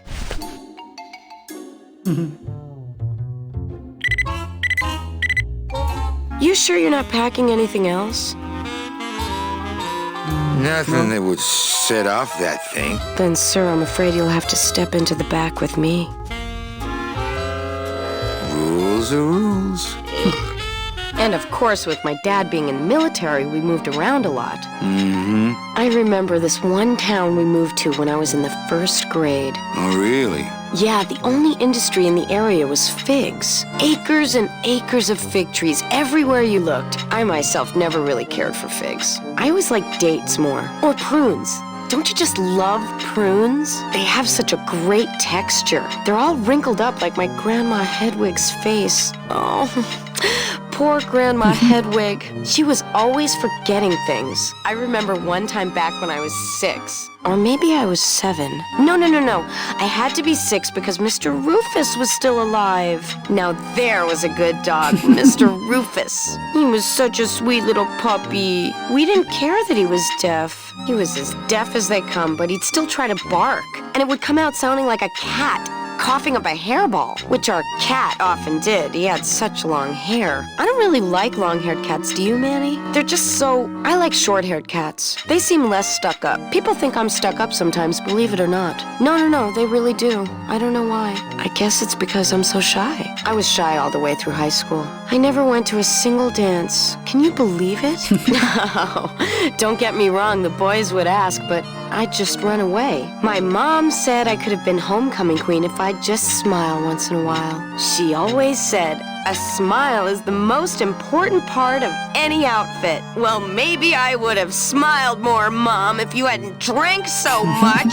Was I supposed to smile when the cops called us in the middle of the night to tell us to come get you out of the drunk tank? Maybe if I had smiled more, Daddy wouldn't have left us. Oh my God. We'd be together right now. You, me, Daddy, and Grandma Hedwig, and Mr. Rufus. And I'd be wearing my homecoming queen crown and eating figs and I'd... Oh, Mother!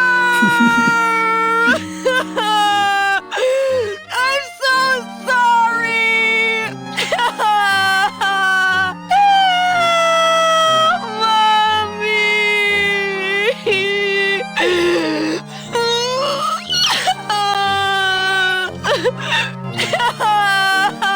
God.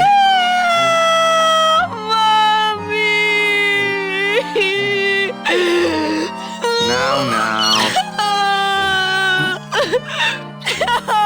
Don't cry. Don't cry.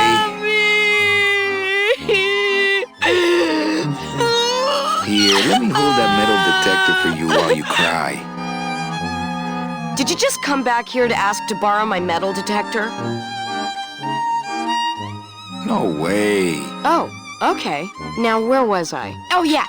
So the only industry in town was figs. Acres and acres of fig trees everywhere you looked. I Actually, myself you were never farther really than that cared in for your story. figs. I always liked dates more. Or prunes. Don't you just love Actually, prunes? figs are a personal favorite. They have such a great texture. I think you were just at the part about your metal detector. Are you sure you didn't just come back here for this metal detector? Sure. I'm here for the company. Oh, okay. Now where was I? Oh, yeah. Okay, yeah. Yeah. So the only industry in town was figs. Se está Acres and repitiendo el diálogo. acres of You fig were trees just at the everywhere you part looked. about your metal detector. Are you sure you didn't just come back here for this metal detector? Sure. I'm here for the company. Oh, okay. Now where was I? Oh, yeah. So the only industry in town was figs. Acres and acres of fig trees everywhere you looked. I myself never really cared for I figs. had this part already. I always liked dates more. Or prunes. Don't you just love prunes? They have such a great texture. They're all wrinkled up like my Grandma Hedwig's face. Oh, poor Grandma Hedwig. She was always forgetting things. I remember one time back when I was 6. Or maybe I was 7. No. I had to be 6 because Mr. Rufus was still alive. 6, the golden year. Now there was a good Mr. dog, Rufus? Mr. Rufus. He was such a sweet little puppy. I remember I we had a didn't dog care once. that he was deaf. He was as deaf as they come, but he'd still try to bark. What's that? And it would come out sounding like a cat, Have you coughing ever up a eaten hairball. bark? It's not that bad. Which our cat often I did. remember He had I had a such long hairball hair. once. I don't really like long-haired cats, do you, I Manny? remember I had a hairball once. They're just so... I like short-haired cats. They seem less stuck up. No, they're harder to pick out of the grill. People think I'm stuck up sometimes, believe it or not. No, they really do. I don't know why. I guess No, it's I because just I'm so can't shy. believe that. I was shy all the way through high Yes, school. You seem shy. I never went to a single dance. Can you believe it? I was in detention all the way through high school. Don't get me wrong, the boys would ask, but I'd just run away. My mom said I could have been homecoming queen if I'd Running just away. smile once That in a sounds while. pretty good right now. She always said, a smile is the most Your important mom must have part loved of you any very outfit. much. Well, maybe I would have smiled more, Mom, if you hadn't drank so much. Was I supposed to smile when the cops called us in the middle of the night to tell us to come get you out of the drunk tank? Maybe if I had smiled more, Daddy wouldn't have left us.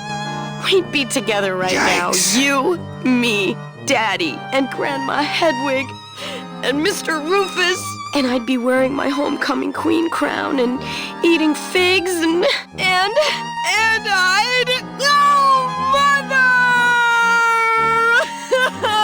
And I'd be playing with your metal detector? So sorry! Are you sure you didn't just come back here for this metal detector? Actually, I did come back here just for your metal detector. What is it with you in this thing? I'm sick of it, Manny. If this is all you want, you can fight the cats for it. Why is it all men are after the same thing? Except you. The only woman you care about is that Calamar dame, and she split on you. I don't know what she did to you, but you know what? I'm done trying to figure it out, pal. Carla.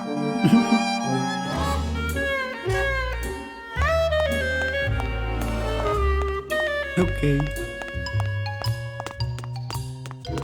Bye, Carla. Drop dead!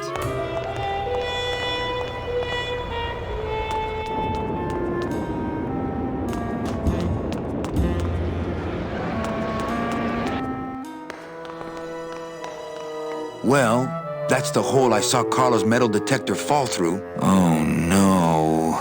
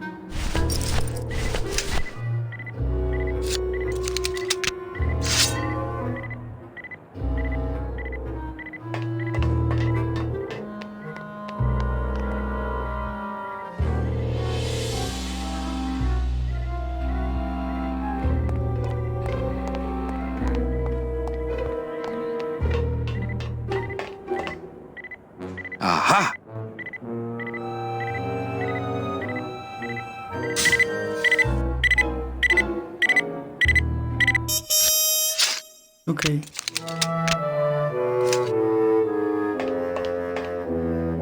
A little stinky, but it could be worse.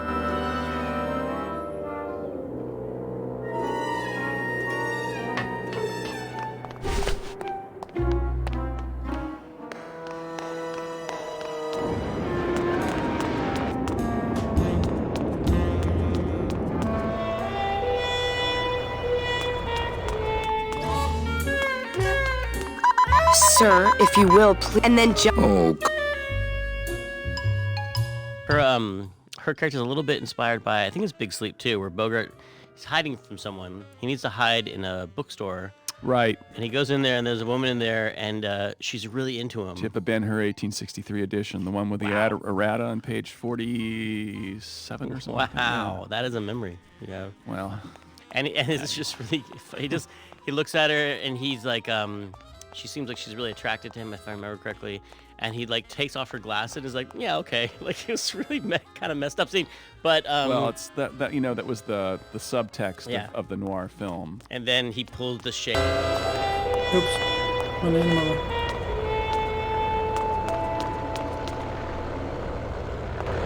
Mira por acá. Speaking of database, I mean, that was really...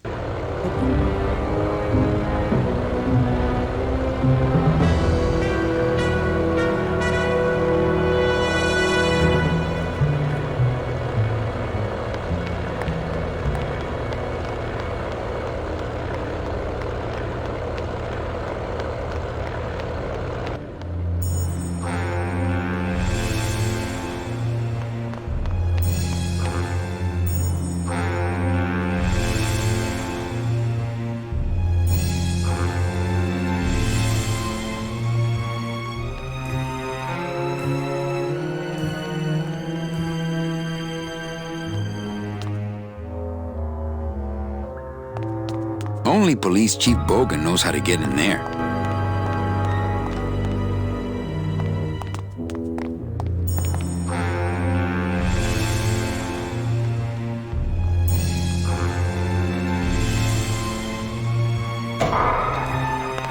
Late night at the morgue, isn't it, Membrillo? You know I can't sleep with John Doe's on the slab, Manny. If I don't ID these rose gardens tonight, I won't be ready for the two that come in tomorrow. And before you know it, I'm up to my ass in azaleas.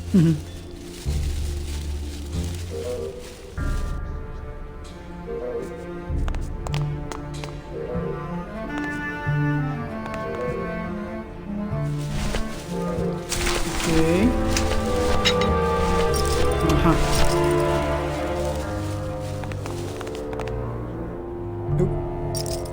Are you sure you're looking hard enough? Look, Manuel, these old eyes are tired. I'm doing the best I can, but the average retirement age beachcomber has more sophisticated equipment than I've got here. No. Would a metal detector help the cause? Take it. Hey, just like downtown. You never know what this'll turn up. An engraved ring, a belt buckle with somebody's name on it. Who would wear a belt buckle with the... Oh.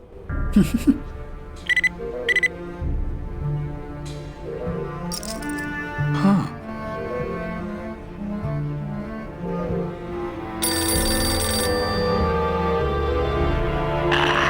What? Velasco, it looks like I've got one of your boys down here in the morgue. A sailor by the name of... Naranja. What? Naranja. How? Sprouted? But... Oh, this town's going to hell. Sailor can't even take a 2-day shore leave without watching his back. Yeah, I'll come down in the morning. All day long, Manny, I sought through pure sadness. I find evidence, and I piece together stories, but none of my stories end well. They all end here, and the moral of every story is the same. We may have years, we may have hours, but sooner or later, we push up flowers. Very good, sir. Looks like it's locked.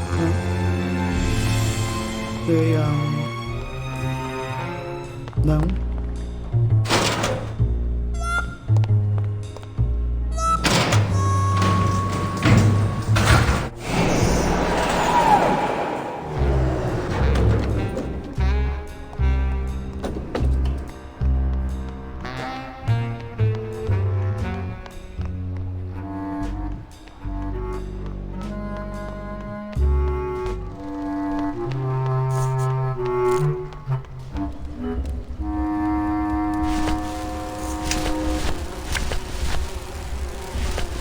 Este libro rojo.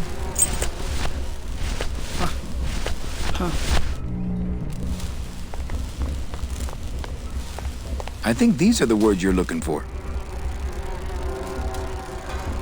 The workers shall control the means of production. The workers shall control the means of production. Yes, that's it. That's what I've been trying to say.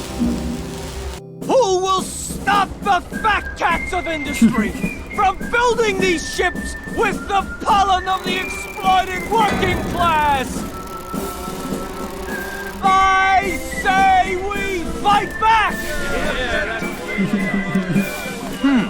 What's this? Maybe a bee agitator? I say lay down your tools right now and show the men just who makes the honey around here!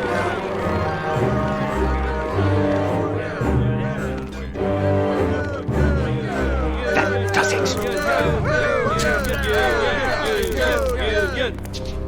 You know, I always thought bees came in two colors, yellow and black. But you look all red to me, my friend. Ah! Hey, what are you doing? We've got the right to assemble peacefully. Good. You're going to need a lot of assembly after we take you apart, comrade. Betty! Get me a lawyer! Get me a lawyer! Logan, that's gonna make it tough to spring the kid and get him back out here. Good thing I know a lawyer who owes me a favor. Okay, vamos a buscar al abogado.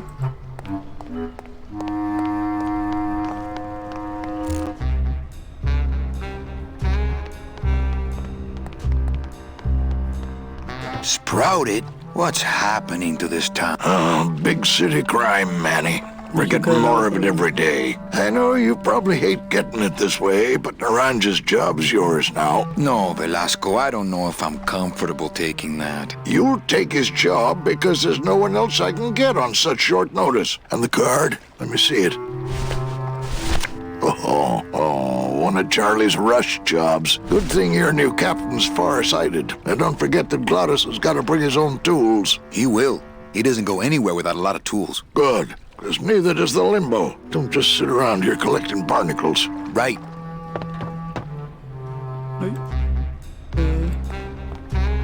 Le falta poco.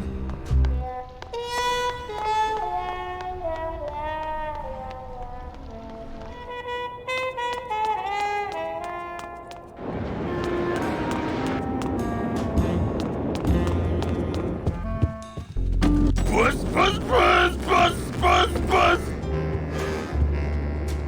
Come on!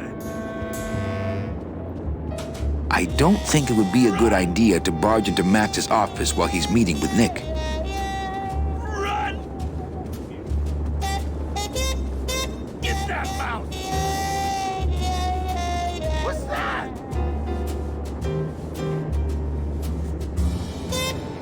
Pretty bad, pretty bad, pretty bad, pretty bad, pretty bad. Come on! Baby needs a new pair of glasses. I don't think it would be a good idea to barge into Max's office while he's meeting with Nick. You got it! Almost there! This is it! I had no idea. Well, the doctors made me promise I wouldn't do it anymore. But they can't get in the high rollers lounge, Doc, can they? Almost there! Meow, baby! Oh, if I had only known. Coming home soon? Paws in the air! Let's go! You're doing it! What's that? You got it! Almost there! You can do it! You got it! Almost there! Oh, for crying out loud! Almost there! Run!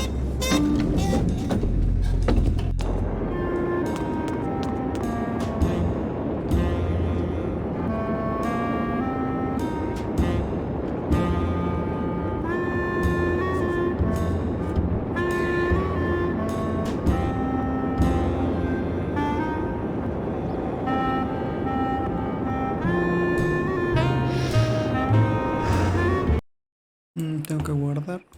No sé que se me vaya a olvidar.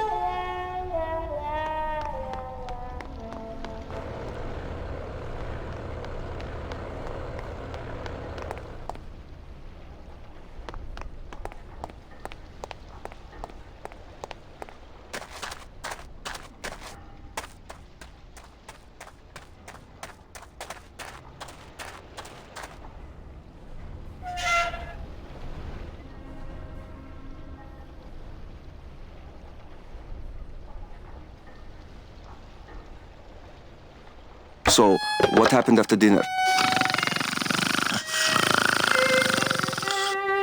Uh-huh. Uh-huh. Oh, you're kidding me.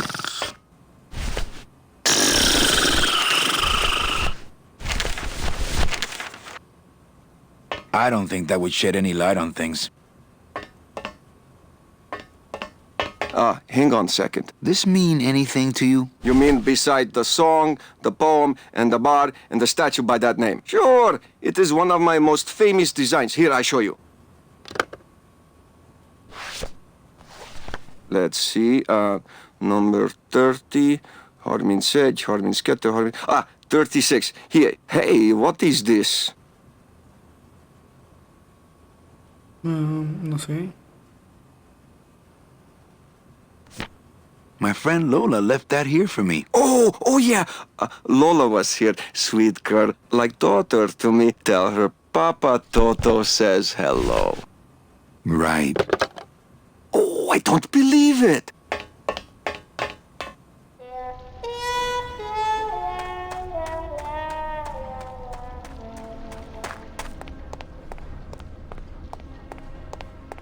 Okay.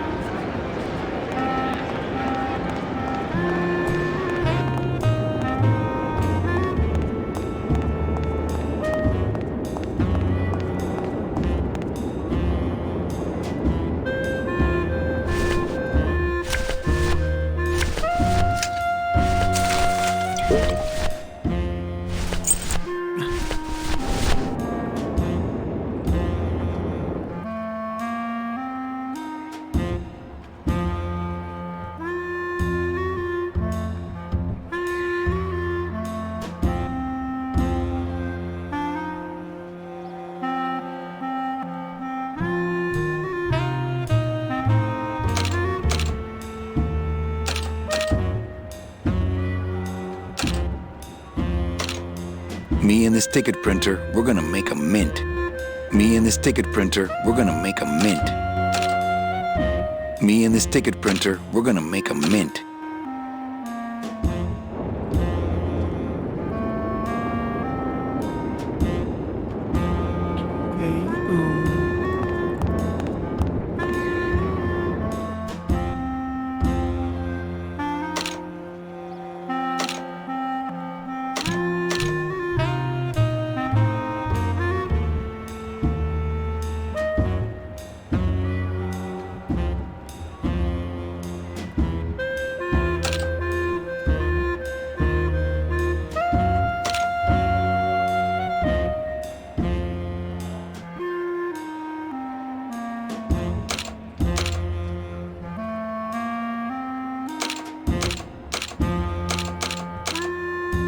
Me and this ticket printer, we're gonna make a mint.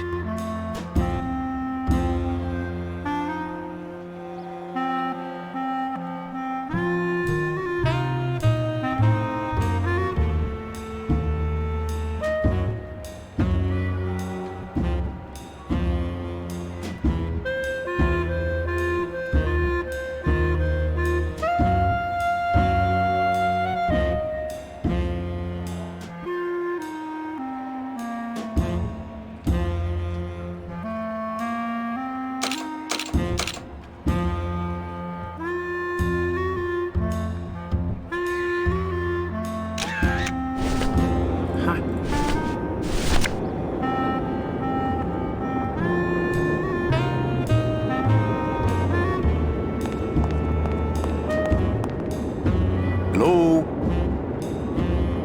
Oh, hi! Betting stub, please. Here you go. Hey, this looks different than our usual ticket. Well, that's because it's from last season. All right, just a second. There you are.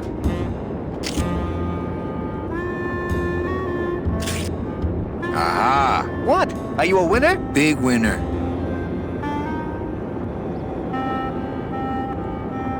Thanks, pal. Glad I could help.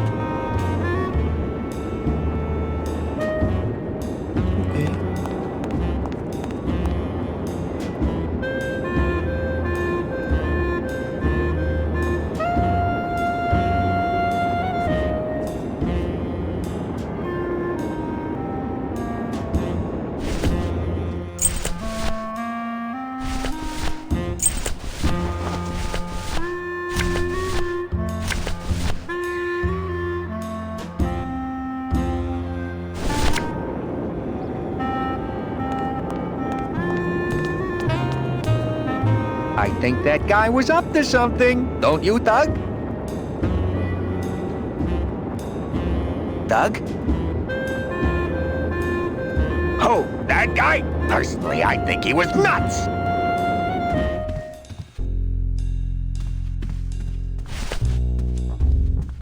Oh, for crying out loud!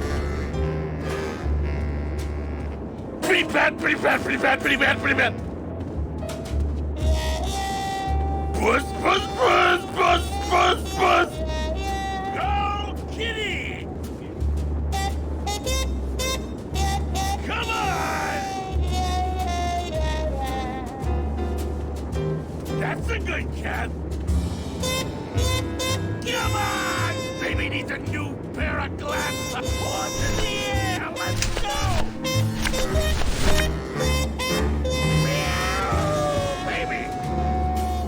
Look what I found at the photo finish booth. Looks like Naughty Kitten and Bad Tomcat are neck and neck.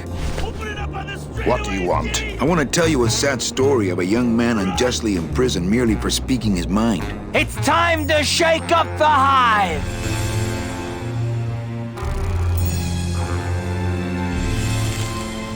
I guess our business is settled. Almost. What? Was that for the photo girl? No, that was just for being you. I don't have time to get you for Lola, but I'm sure somebody will. You didn't have time to save her either. But don't feel too bad about that, Manny. I hear saving women really isn't your forte.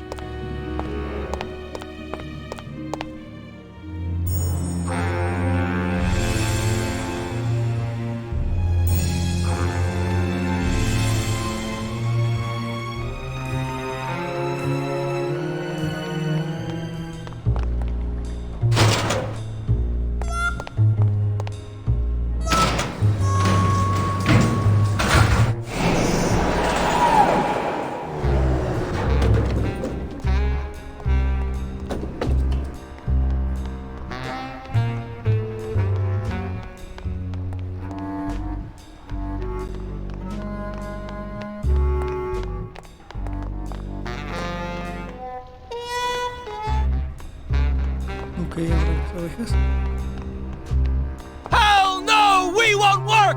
Hell no, we won't work! Bogan is a big fat jerk! Those are some pretty big tools. I'll just have Gladys come pick them up on our way out. Hell no, we won't work! I don't think anybody's gonna be using them for quite a while. Bogan is a big fat jerk! Are we bees or are we flies? Are we bees or are we flies? No more lies! No more lies! No more lies! No more lies! Manny! Do it in time, all right? Okay, Sorry. from the top. Hell no, we won't work! Hell no, we won't work! Hell no, we won't Bogan is work! a big fat jerk! Bogan is a big fat jerk! Bogan is a big fat jerk! We won't work! Hell no, we won't work! Bogan is a big fat jerk! Bogan is a big fat jerk! Are we bees or are we Are we flies? bees or are... Manny!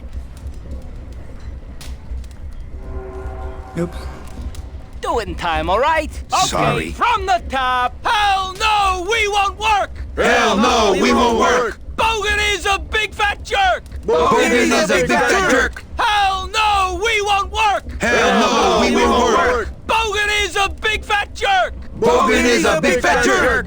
Are we bees or are we flies? Are we bees or are we flies? No more lies! No more lies! No more lies! No more lies! Are we bees or are we flies? Are we bees or are we flies? No more lies! No more lies! No more lies! No more lies! Sea bees! Sea bees! Free bees! Free bees! Sea bees! Sea bees! Free bees! Free bees! We're strong! We fight! We're killer right. bees! Manny! Oops.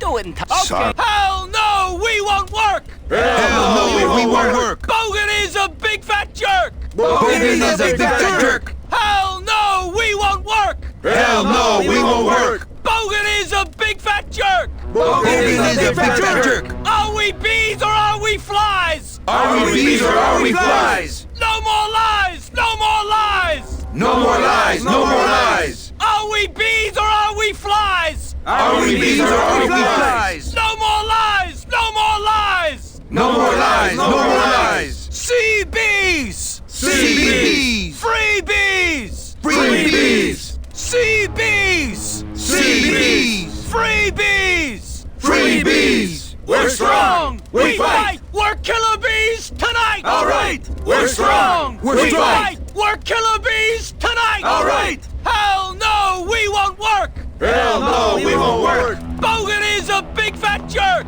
Bogan is a big fat jerk! Hell no, we won't work! Hell no!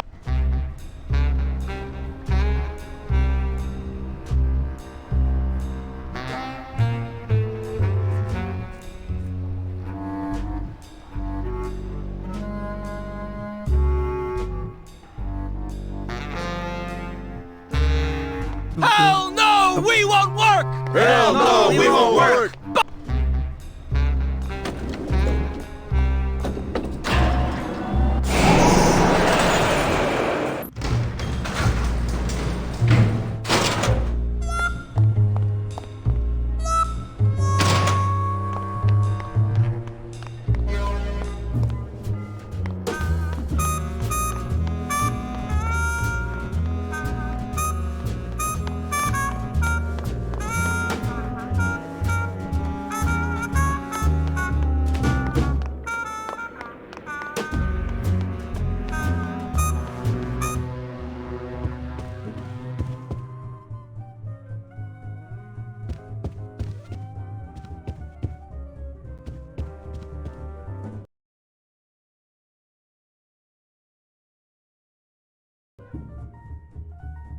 Sí.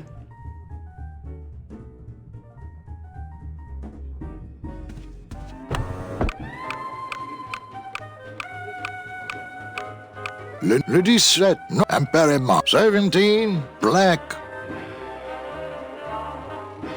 Mesdames et messieurs, faites vos jeux s'il vous plaît. Ladies and gentlemen, please place your bets. Mesdames et messieurs, rien ne va plus. Les jeux sont faits. Ladies and gentlemen, betting is closed. No more bets, please.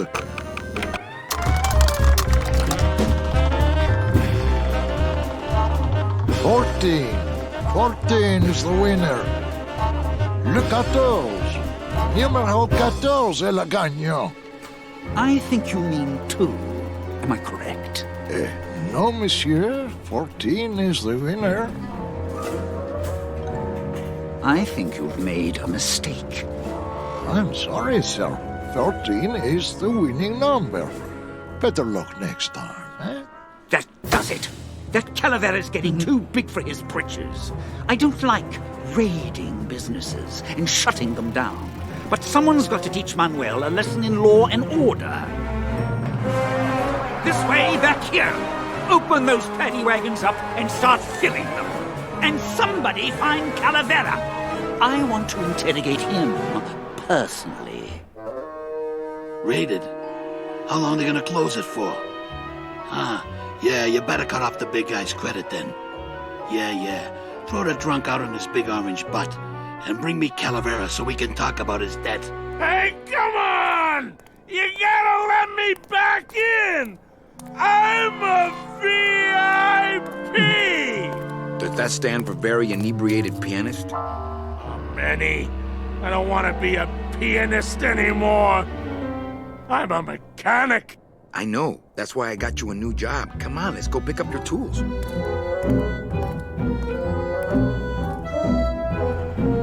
And I can do whatever I want to the engine? Make it faster? Sure, but you'll be plenty busy just keeping her afloat. Thanks for the gig, and for not asking too many questions.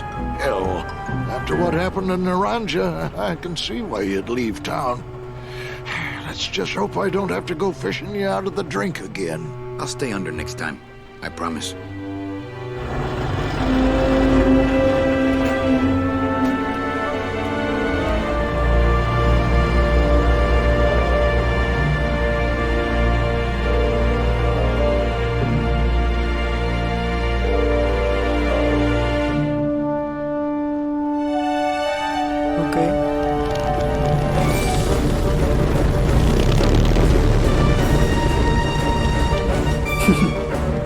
Pilates modificando el auto. Nice.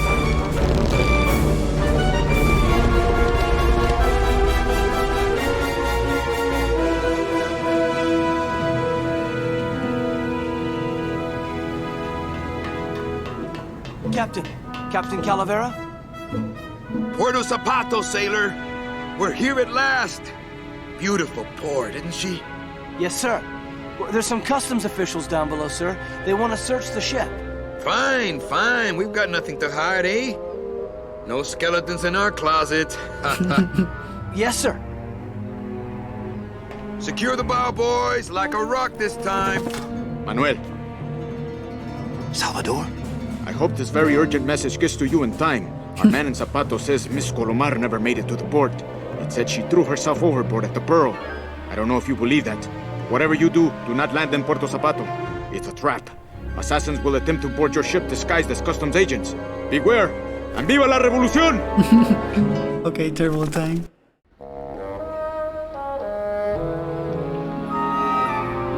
Ok. Yo creo que aquí lo voy a dejar.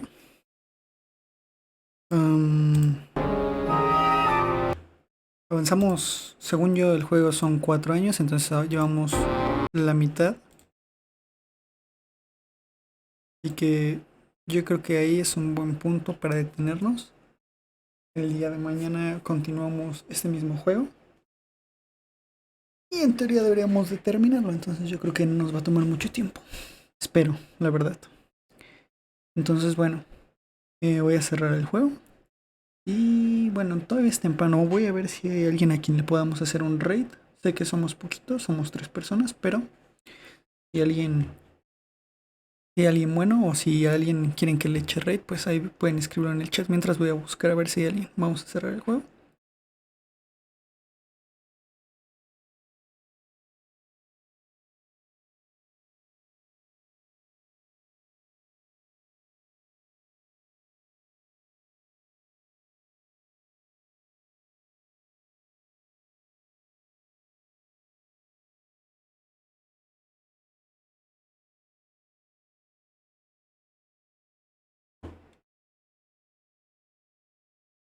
No hay nadie más jugando Green Fandango.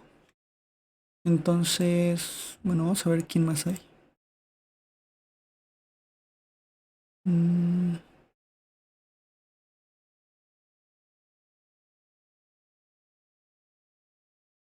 También la verdad es que no sé qué idioma hablen ustedes, chicos, si hablan español.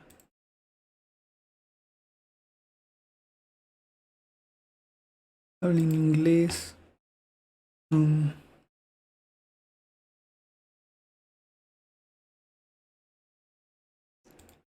Bye bye. Ok, Obnu, ¿quieres que le echemos raid a alguien o quieres ver algo en específico?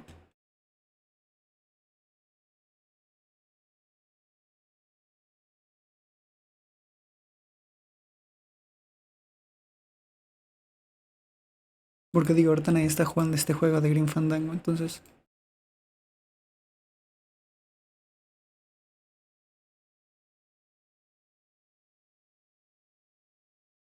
No tengo nada de nada, ok.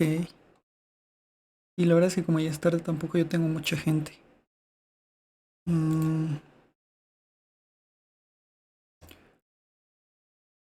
Vamos a ver quién hay. Smite, Just Chatting, Day by Daylight.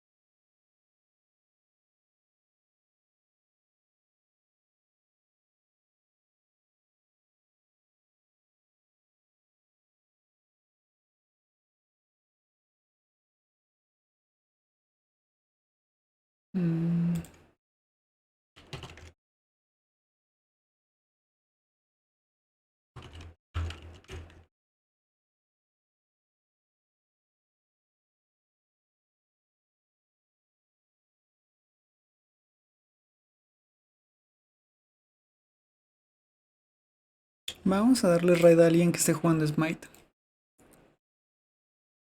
Probablemente a alguien que esté jugando Smite a estas horas. De seguro lleva rato.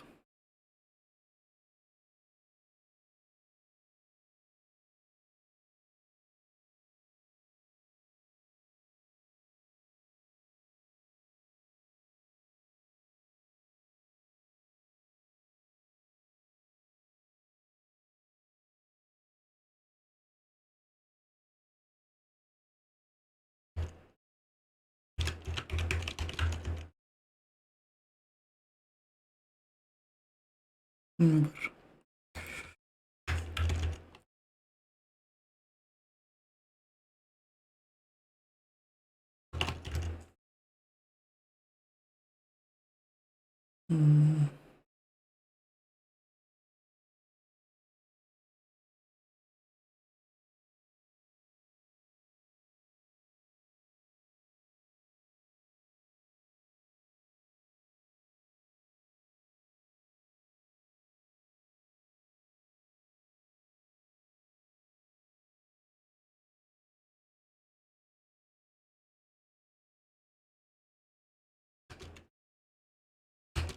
A ver si sale.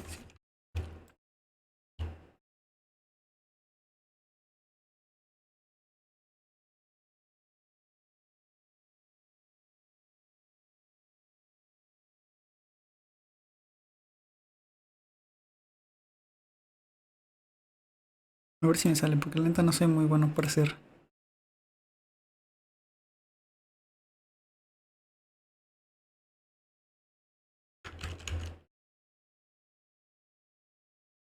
A ver si nos sale el mensaje hacia lo menso. Ah, sí. Listo.